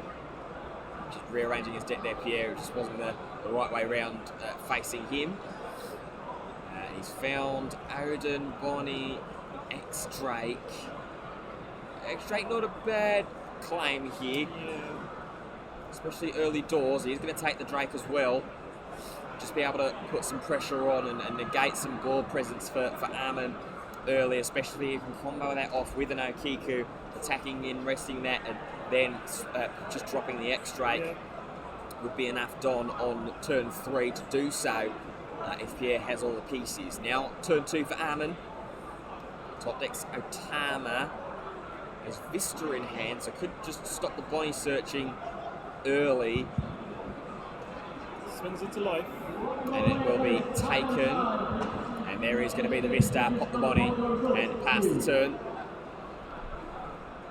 Now draw into turn 2 for Pierre. Declares leader effect. See, there's an Izo, I think, in there in hand. And it's going to be a Yamato that is going to be the play. He's going to rest down the Vista and swing straight into it. 5k into 3 from the leader. What, 1 2k counter, 1 1k counter here from Armin. Needs 3k's worth to let it live, the Vista, or just block. Yeah.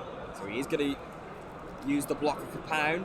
One more Don left open as well for Pierre. If he can get a blocker down of his own, that might be quite nice. Instead, he's going to grab Mamanusuke, which I think that's the first time we've seen this card all weekend. Yeah, first time we've seen it played.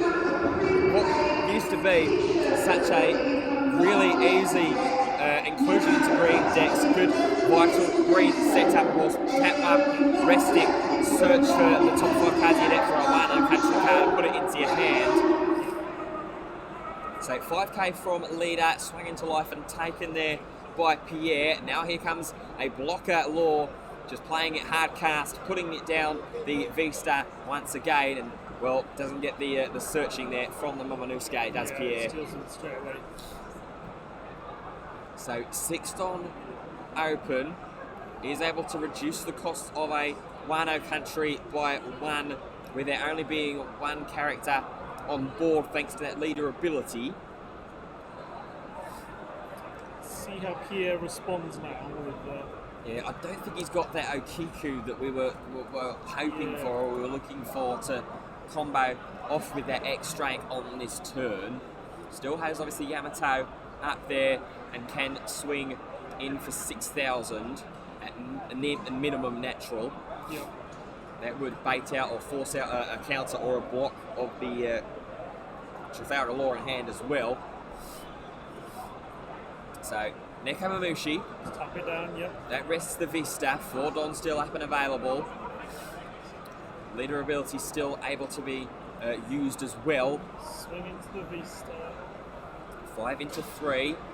We'll let it go. Yeah. It's done its job now to get rid of the Mamanuske and the Bonnie early doors. So 4 left up. Just asking about cards in hand. I think it's 4 that he's just motioned there. Now going to pay for just double killer blocker and go. Shows that we're in for the long haul yet again here, it looks like, in this matchup. Absolutely. So in hand for Armin, Restand, Law, Zorro, Bonnie. So it's a slow hand. Yeah, it is. Really, really slow hand. Goes against what we were saying just in the break of the 2 games, hoping that you'd be able to get the quicker start, overwhelm Pierre. You can quite easily get the 3 out there with 3 costs. And what else do you do? He's trying to figure out what he's got. I don't think you want to swing in with block a law early here or this stage.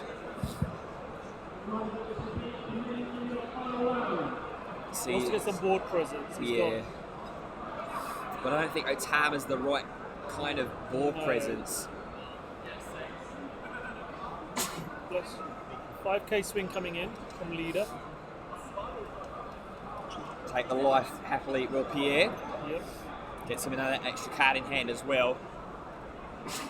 Again, Arman's still deciding really what he wants to do with his Don now. So 7 Don open.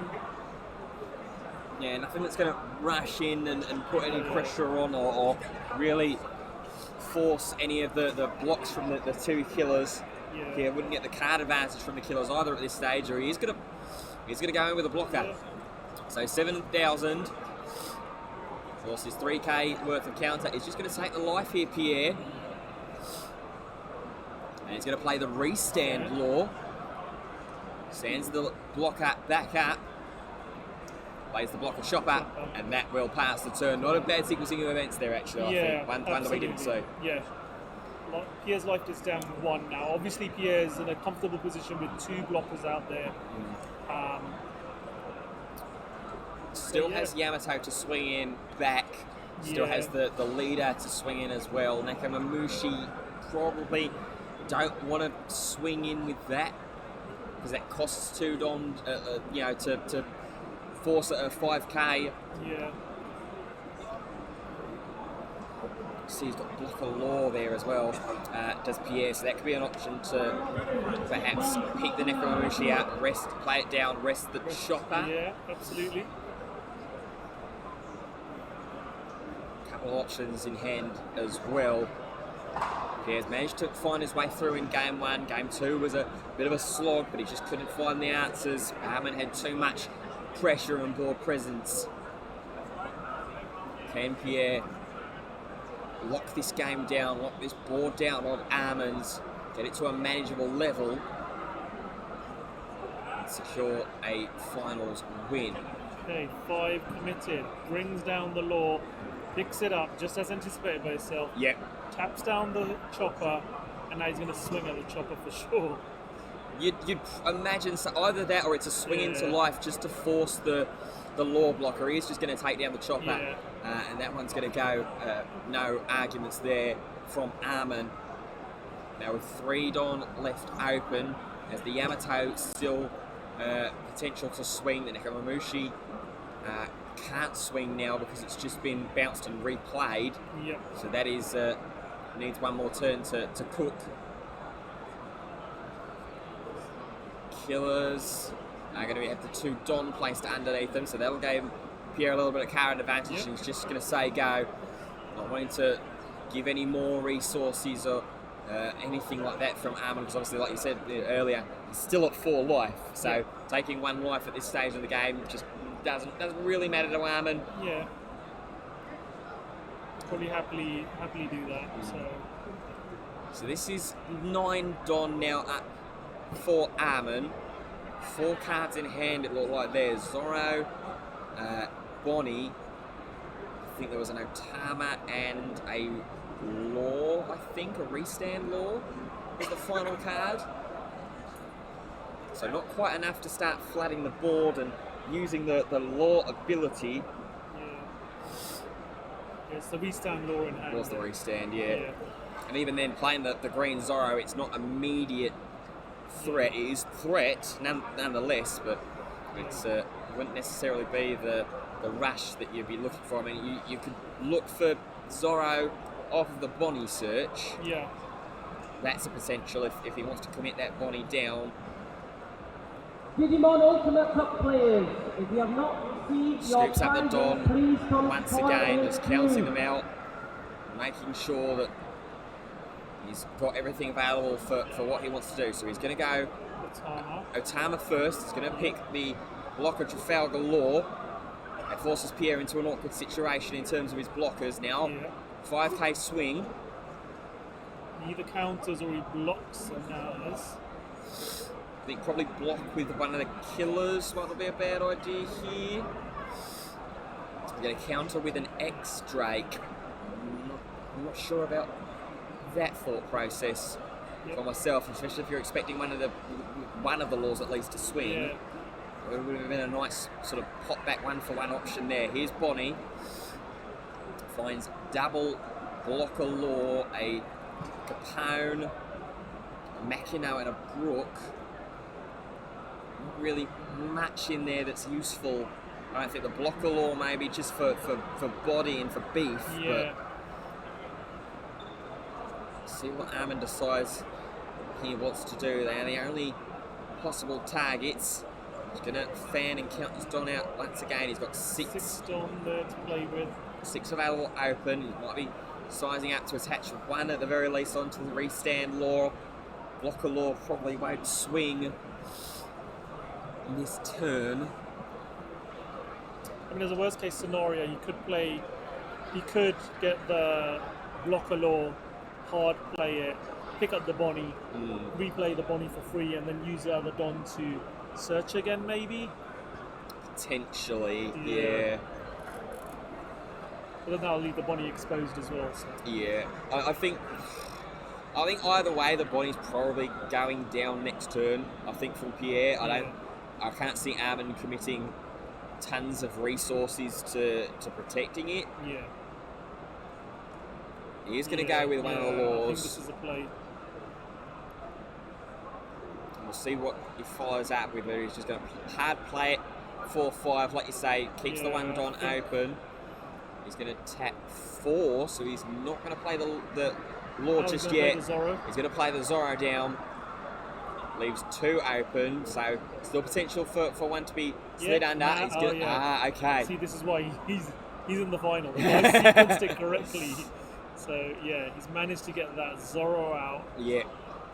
And he's just going to keep the Bonnie in hand as well. Not going to play it back down again. And with 2 blockers and 2 attackers that will swing in next turn, eyeing up Pierre's solitary life. It's getting very dangerous for Pierre's side of the board. Full board, 3 blockers, but you've got minimum 4 attacks. Potential for a 5th if Bonnie can search and find a Zorro. Yep. With all 10 Don, what does Pierre do? How does Pierre try and Digimon Ultimate Cup get players, something if you have not received your back from 128 this? prizing, please come to tournament Needs to rest one of those cards down, doesn't he? Yeah. So finally, Armin's going to take a life. Swinging for 5k at Kinemon, from Kinemon will be fine. Now 6. Takes another life. Okay. But again, because he's had that 4 life and he's stuck with 4 life up towards this mid to late game stage. Yeah. 2 life is the sweet spot. We've kept on saying it as a Trafalgar Law player. And he's quite happy to take that. It's given him some resource in his hand they can utilise. There's no Tama Vista in there as well, so that can combo. You've got the Vista and the Curly Didan off life there. Yeah.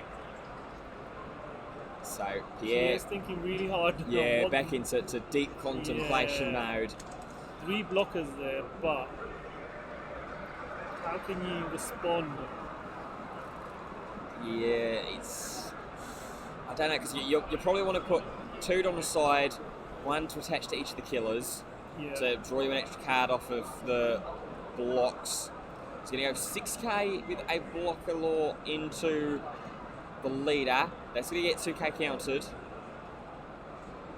You see there, he's just pulling 2 of them off to the side ready, and then he's going to play the Odin. Yep. Gets rid of the Nekomamushi. That's done the job for itself. Last 2 Don are going to slide underneath the killer blockers, and then it's going to be a pass of the turn. Yep. But now this spells an opportunity for Armand perhaps to go into some board control mode. Might be able to try and pick off the Yamato and the Law. Has to get through the blockers first. Absolutely. But perhaps if you get through the blockers first, then you start to put some heavy swings in to life, because you don't have to worry about board presence that way if you're just going to go try and take 2 swings and secure the final. Yeah, it's asking how many cards in hand. 6 cards in hand for Pierre. Armin's now having to consider what's the best way to get around this. There's going to be 2 blockers there, obviously. Yep. You need to find a way to get through those, but then again you can be getting rid of those, but then there seems to be plenty in hand as well. So do you start swinging and committing and then leaving yourself open next turn? Because let's be honest, Pierre's got a full board there of 5 viable attackers. Yep. Plus a second attack from that Odin that can restand, plus the leader attack. So we look at that potential 7 swings coming in. If Armin doesn't do anything about that. So here we go, 7k from the green Zorro. This is going into life. We presume no other declared targets, so would need 3k's worth of counter or to expend one of those killer blockers. Pierre pulling the 3k's worth out to the front, perhaps trying to figure out what kinds of cards that he wants to counter with as well. Might be worth just popping one of the blockers here just to get you that extra card advantage. Yeah. Maybe draw into an extra 2k, a Scratchman, an Ezo. It's a crucial moment for Pierre here. He's got to really decide, because he wants to keep enough in his hand for later. Do you commit to a block and lose one of your blockers here? But as you say, he'll give him a card draw. He's also, I've seen, just got the flash through the back of Pierre's hand. He's got an Ezo in hand. Yeah. So that is a potential on next turn to be able to rest down a small blocker if Armin finds one and he just continues to swing and swing on. Yeah. Because Armin's got, what? He's obviously got this 1 swing coming in now, another 4 swings. Potential minimum, Potentially minimum. Pierre's worried about anything rushing in, like Zorro. And then there's shenanigans with a restand potentially. Yeah. Well, Armin's got the Bonnie in hand, obviously. Doesn't need to be able to... Yeah. Decides to block. Yeah, I think that's the right call. Yep. Gets the extra card in hand, gives you the extra opportunity to fish for a counter. Now here comes the Vista. That takes away the second killer. So that's 2. That's all the blockers dealt with now. Yeah. Is this going to be potential for it to be it?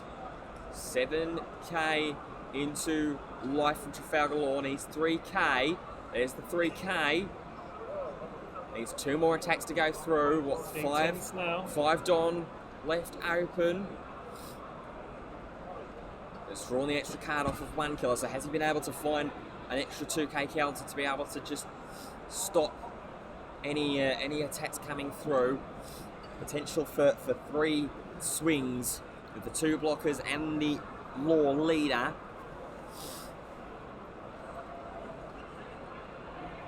It's almost a standoff now, isn't it? Just trying to figure out what has your opponent got in hand. Have you got enough to push through for the win, or are you going to leave yourself susceptible then with the backlash? That's what the blocker, the leader Trafalgar Law is going to find out. Yeah. I've seen this so much, just poking away at the 5k swing before committing to something more sizable and something bigger. a couple of counters left in hand, it looks like, for Pierre. So he's got options. Yeah. He's got options defensively, but does he have enough options defensively? Okay. There goes one, and that should be a little signal to Armin because he's used a 2K counter. He's had to over counter there. So now 2 more swings at least as well. Could also discard one of the, maybe the Vista, play down the Jewelry Bonnie, search, hope for a Rash Zorro, then Leader Effect goes in. That would cost 4 in total. Leaves 2 Dons still open to then go swing with 1 underneath each of the laws.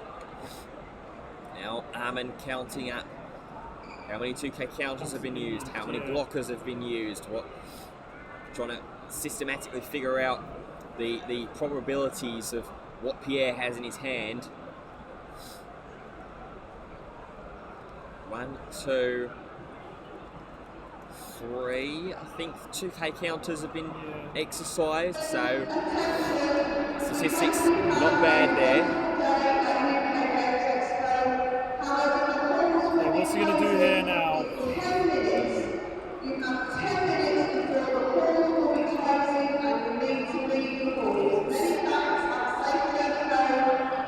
So just waiting to get ready to perhaps pay 2 Don. Perhaps this is for the leader ability.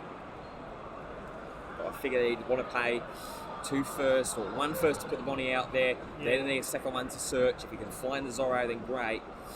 It would probably signal game over. Yeah. I think. He's going to go 2 Don underneath. No. No. He's rethinking it. Oh, this is such a difficult decision to make. This is so difficult to watch as well, just for the pure tension the of this decisions game. that are going to be made in this turn could potentially decide the winner. So here we go. It's the restand law. Okay, that's another option.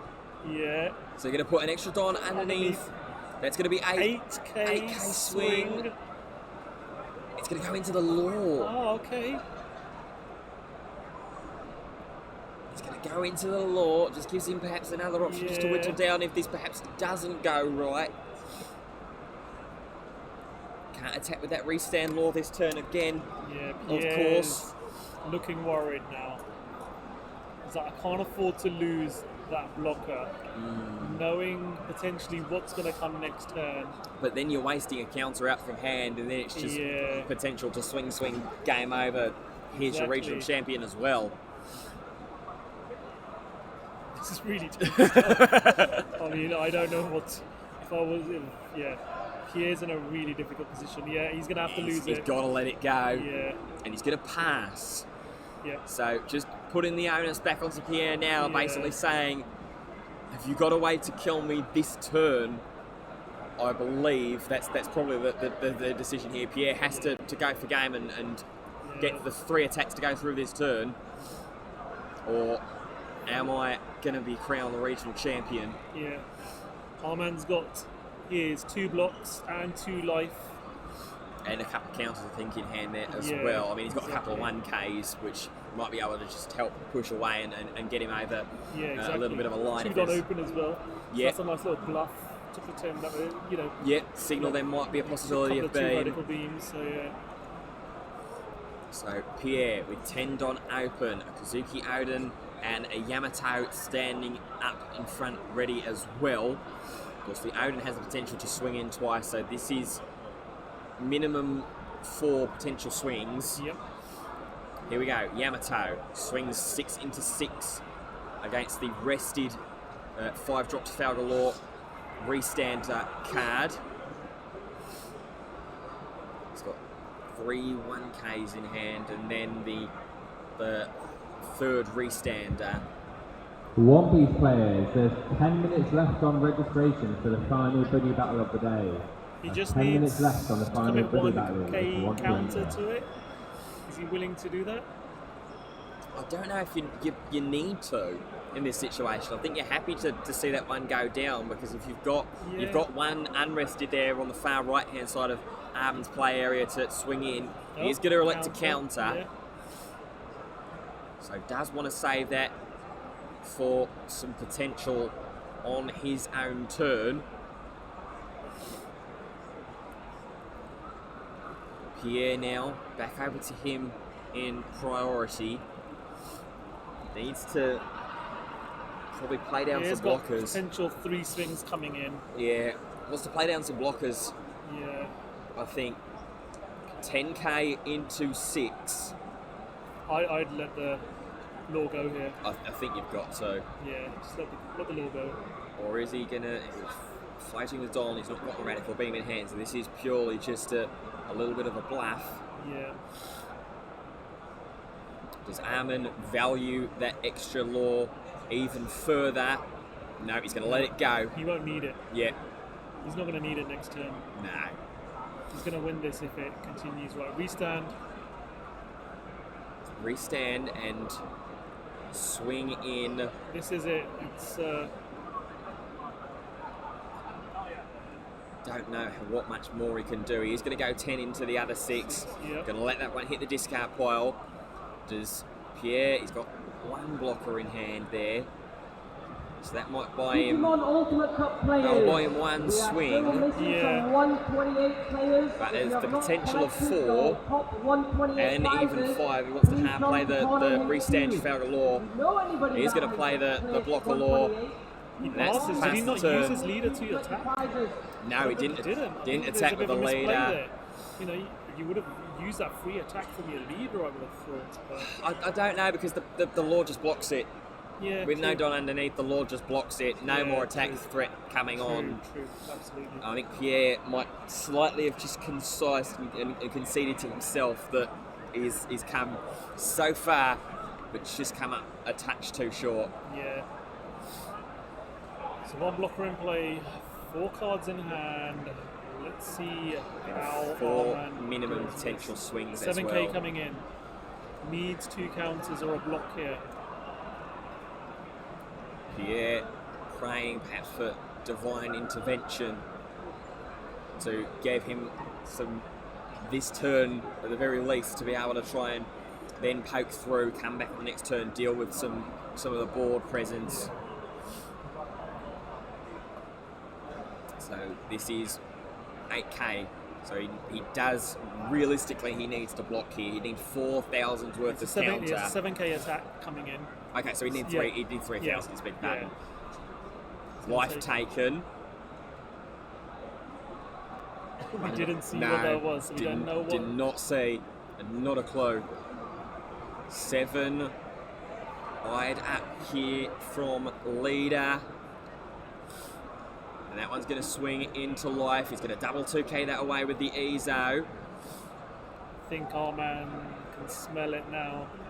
He's got to swing 1 more time. Obviously, 1 swing will go in and draw out the blocker. And then he's got that restand kit, the restand law in his hand to be able to pump up the one that he just swung with at the start of this turn. Could even put some die underneath his blockers and start trying to just push forwards that way. Counting out to himself, figuring out what the best method of doing this is. He's going to pay 2 and he's going to play to Dan. He's going to find him a red 1 drop. 3 options there. He's going to grab the chopper. So perhaps not willing to go the extra. Pay 1. Or is he going to pay 2 here and use leader ability perhaps? Grab the Dan back, restand. Yeah, possibly. That might be the option here. And still has the capability to swing with the blockers as well. Yeah. And here goes 1 of them going in. The altar, 7K. 7,000 into life. 3k counter needed or a blocker. He doesn't have 3k counters in hand. It doesn't look like, does he, Pierre? Doesn't look like he's got any, I don't think. He's got, so high. He's he's keeping it so secret. Yeah, I think Pierre knows where this is going. 7k coming in. Law's going to block. And the law's going to die. Yep. Which is going to tell Arman exactly what he needs to know. Just, swing in, pay 2, use leader ability, put 1 more Don probably underneath the blocker law and the first restand law, and that will be it. Well, it should be it, at the very least. Pierre still thinking away. There's no way that he's going to get any more card advantage. No killers there to block, no more life to take. He's only got the 3 cards that he's working with at the moment in hand. Blocks. Blocks. And just blocks. It's okay. So what you were saying earlier, that should be a little bit of an indicator as to what needs to happen now.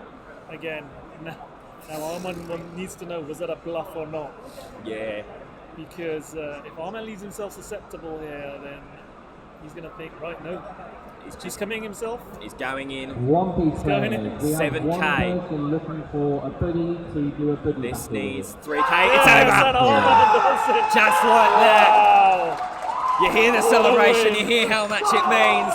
Arman is your one-piece Birmingham regional champion as well. Commiserations to Pierre. He played so well throughout the day. A great representation for Kinnamon as a deck, making it all the way for the first time to a competitive regional final.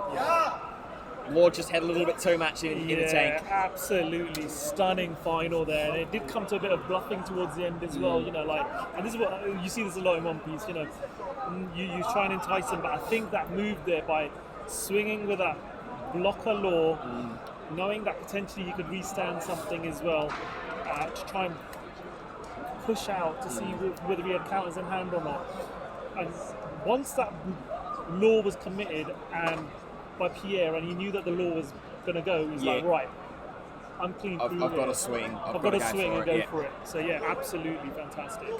Well, congratulations there. We'll get a word with our new regional champion in just a moment. We're hoping as well to possibly get a word with Pierre as the runner-up of the competition, give him his thoughts and give him his congratulations and commiserations, I think, both handedly with how well that he's played out throughout the day. It is such a fine line deck, isn't it, Kinnamon? And we saw it in that situation there. Just didn't quite have enough. Couldn't get the Akikus going in the early stage of games 2 and 3. Yeah, and that I think was the crucial part of it. The Akikus didn't come out and didn't do what they needed to do, because that's a crucial piece against Law in controlling the game. But yeah, it was an exciting and tense finish. I think for the past 5 minutes I've been physically on the edge of my seat. I didn't know which way I was going to be able to swing, if Pierre was going to be able to get some blockers down, if he was going to be able to navigate and control the board like he did in game 1 and just shut things down. But not to be in that circumstance. Yeah, if you could, if you'd like to. Just going to get the players over now. Yeah, Pierre is coming over now to have a bit of a chat with him as well. Sorry, my translator.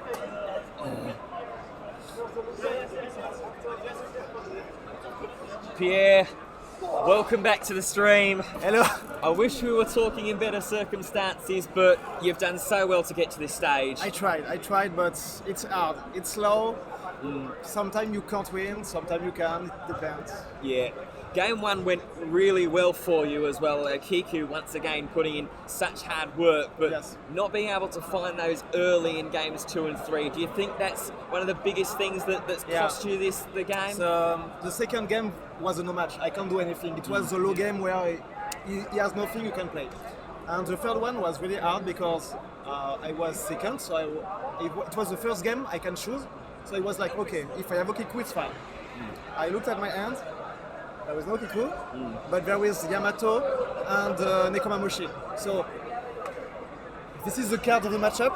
So do I take the risk to mulligan for Kiku? But it's enough to control the game, and he can do not a lot of things. But he has too much low in hand.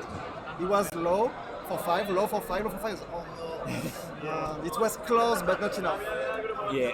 You've displayed and put on such a great showing for Kinnamon. Do you think that this is a deck that you're going to be sticking with in the near future? I don't know, because there is OP3. Yes. So there is a lot of things to explore. I think yellow will be a good color. So I don't know yet. We'll see. Well, whatever you do, I'm sure we'll be seeing you at the grand finals very soon once again. Pierre, Thank you. well done for getting to this stage. Thank you. Yeah, thank you very See much. you sometime maybe. See you soon. Later. So there you go, there is your runner-up of your One Piece Regional Championship there in Pierre. Smart words and wise words from him there. Yeah, absolutely. You know, a very considerate player, a very intelligent player as well. Knew what he was up against and literally knew that. Yeah. There was no response that he could come up against. We're going to have a winner here, hopefully, shortly, in just a moment. I think he's just rightfully going off and celebrating and getting his prizes and his celebrations as well. I don't know if they're back round the corner still waiting, just past behind the banner here is One Piece battle Hammond for ready then battle players. Your parents are now live on Limitless. You can just get got your to parents probably and just go go to your and corral him back, timetable, especially please. after the exactly. outpouring of celebration and emotion that he showed immediately after the game was won. He's definitely been one of the bigger players with a lot of charisma that we've seen here, and a very humble player as well. Very grateful to have reached every round that he won. You can see how much joy and how much excitement he showed getting through each of the rounds. And very gracious as well. I think that's testament to the general community as well of the One Piece card game. Everyone here, we've said a couple of times before, the sportsmanship that gets shown, the willingness. I think even I found out post the end of day one that even one of the players was helping one of his opponents, saying, no, you can use your rested Don to pay for minus effects as well. But here he is, the man of the hour. Thank you very much. Thank you. Armin. Thank you very much. Little bit more breathless than when we last spoke, but For last match, I have no good hand. yeah. Oh. Well, you are the regional champion. Talk us through a little bit of how you're feeling at this moment. Wie fühlst du dich? Yeah, I'm so happy. I'm so happy. Ich hätte niemals gedacht, dass ich gewinne, dass ich zurückkomme. I never thought that I would win and do this comeback. Also das last Match, ich habe einfach nichts gehabt. I didn't have anything. Keine Searcher, Blocker. No searcher, no blockers. Wow, that's just pure your own mindset and pure your skill that's got you there. And the games that you won in this set were a real marathon as well. How did you keep yourself focused? Deine Spiele waren halt immer ein Marathon. So, wie hast du einfach deinen Fokus behalten? Wie bist du konzentriert geblieben? Ja, das ist eine gute Frage. Good question. Ich hab mir gedacht, never give up. I Never give thought, up. Und ich wusste, wenn ich die richtigen Karten ziehe, kann ich zurückkommen. I knew that if I drew the correct cards, I could make a comeback. So yeah, I just didn't give up and kept going. Talk us through that final turn as well, because you were stressing and questioning over it for so long, trying to see what kind of attacks were going to be right. How did it feel when finally you turned that block of law sideways and the hand is shook? Ja, sprich uns durch den letzten Zug. Also was ging durch deinen Kopf? Du hast kalkuliert, gerechnet die ganze Zeit, was genau? Ich hab mir gedacht, er hat den Blau locker geopfert, er hat noch 3 Handkarten. Ich gehe nochmal mit 7 rein, dann muss er 2 Karten abschmeißen und ich habe nochmal den Restand Law in der Hand. Da hat er nur noch eine Handkarte, da kann er nichts mehr machen. So I thought he used the blocker law already, so I'm gonna swing with 7. He only has 3 cards in hand, so he's gonna have to use 2 of them at least. And I still have the restand law, so another 7k at least takes 2 cards, but he only had 1, so I knew I had the mathematical win. Ich wusste nicht, ich habe den Sieg in meiner Tasche. I knew I had it in the bag. Aber ich hätte nicht gedacht, dass ich zurückkomme. Also, But I didn't think I would make the comeback. Well, I'm so happy. you have done so. Congratulations, Armin. You Thank are you. Thank the you very regional much. champion. Thank you very much. Go and celebrate. Go collect your prizes as well. Thank you. Have a nice day. You too. Well, we'll welcome back my casting partner for the weekend, the wonderful Pokey Taj. What a great guy. What a bubbly guy. Yeah, absolutely. And he's obviously so humble. He's so excited, to be the champion and to see someone, so, grateful for being able to be a champion. Yeah. And understanding the journey these players have been through this weekend. It's been a long, long weekend. Yeah. Both of us know especially I've got to give a big shout out to the judge team and the organisers as well. Yeah. Here at Organised Play Events, they've been working solid like double shifts all hours of the day and night to make sure this event has gone as smoothly as possible. So huge shout out to everyone behind the scenes who's helped organise this event, because without them we wouldn't be so successful. And the players have been extremely grateful as well. It's gone really smoothly, and everyone's just been able to enjoy themselves, you know. So it's been a fantastic weekend, I think, of quality play. Absolutely, and a massive thank you to all of you as well that have tuned in from home, from around the world, enjoying the game as we have done here. That is going to do it. That is the end of the One Piece Regional Championships. Taj, final thoughts? Yeah, it's like I said, been a fantastic showcase of the game here in the UK again since the Treasure Cup. It's the biggest tournament we've had. Glad to be part of it for the first time, my first time on the commentary team, and a big thank you to Ben for supporting me, and obviously with his wealth of knowledge as well. So thank you everyone for tuning in. I've appreciated the opportunity, and hopefully see you guys soon in the future as well. Exactly. There's no such thing as a goodbye. There is only see you soon. We will see you at the next event, wherever that may be. We hope you can join us then. From Chloe, from Taj, goodbye everyone. Take care, goodbye.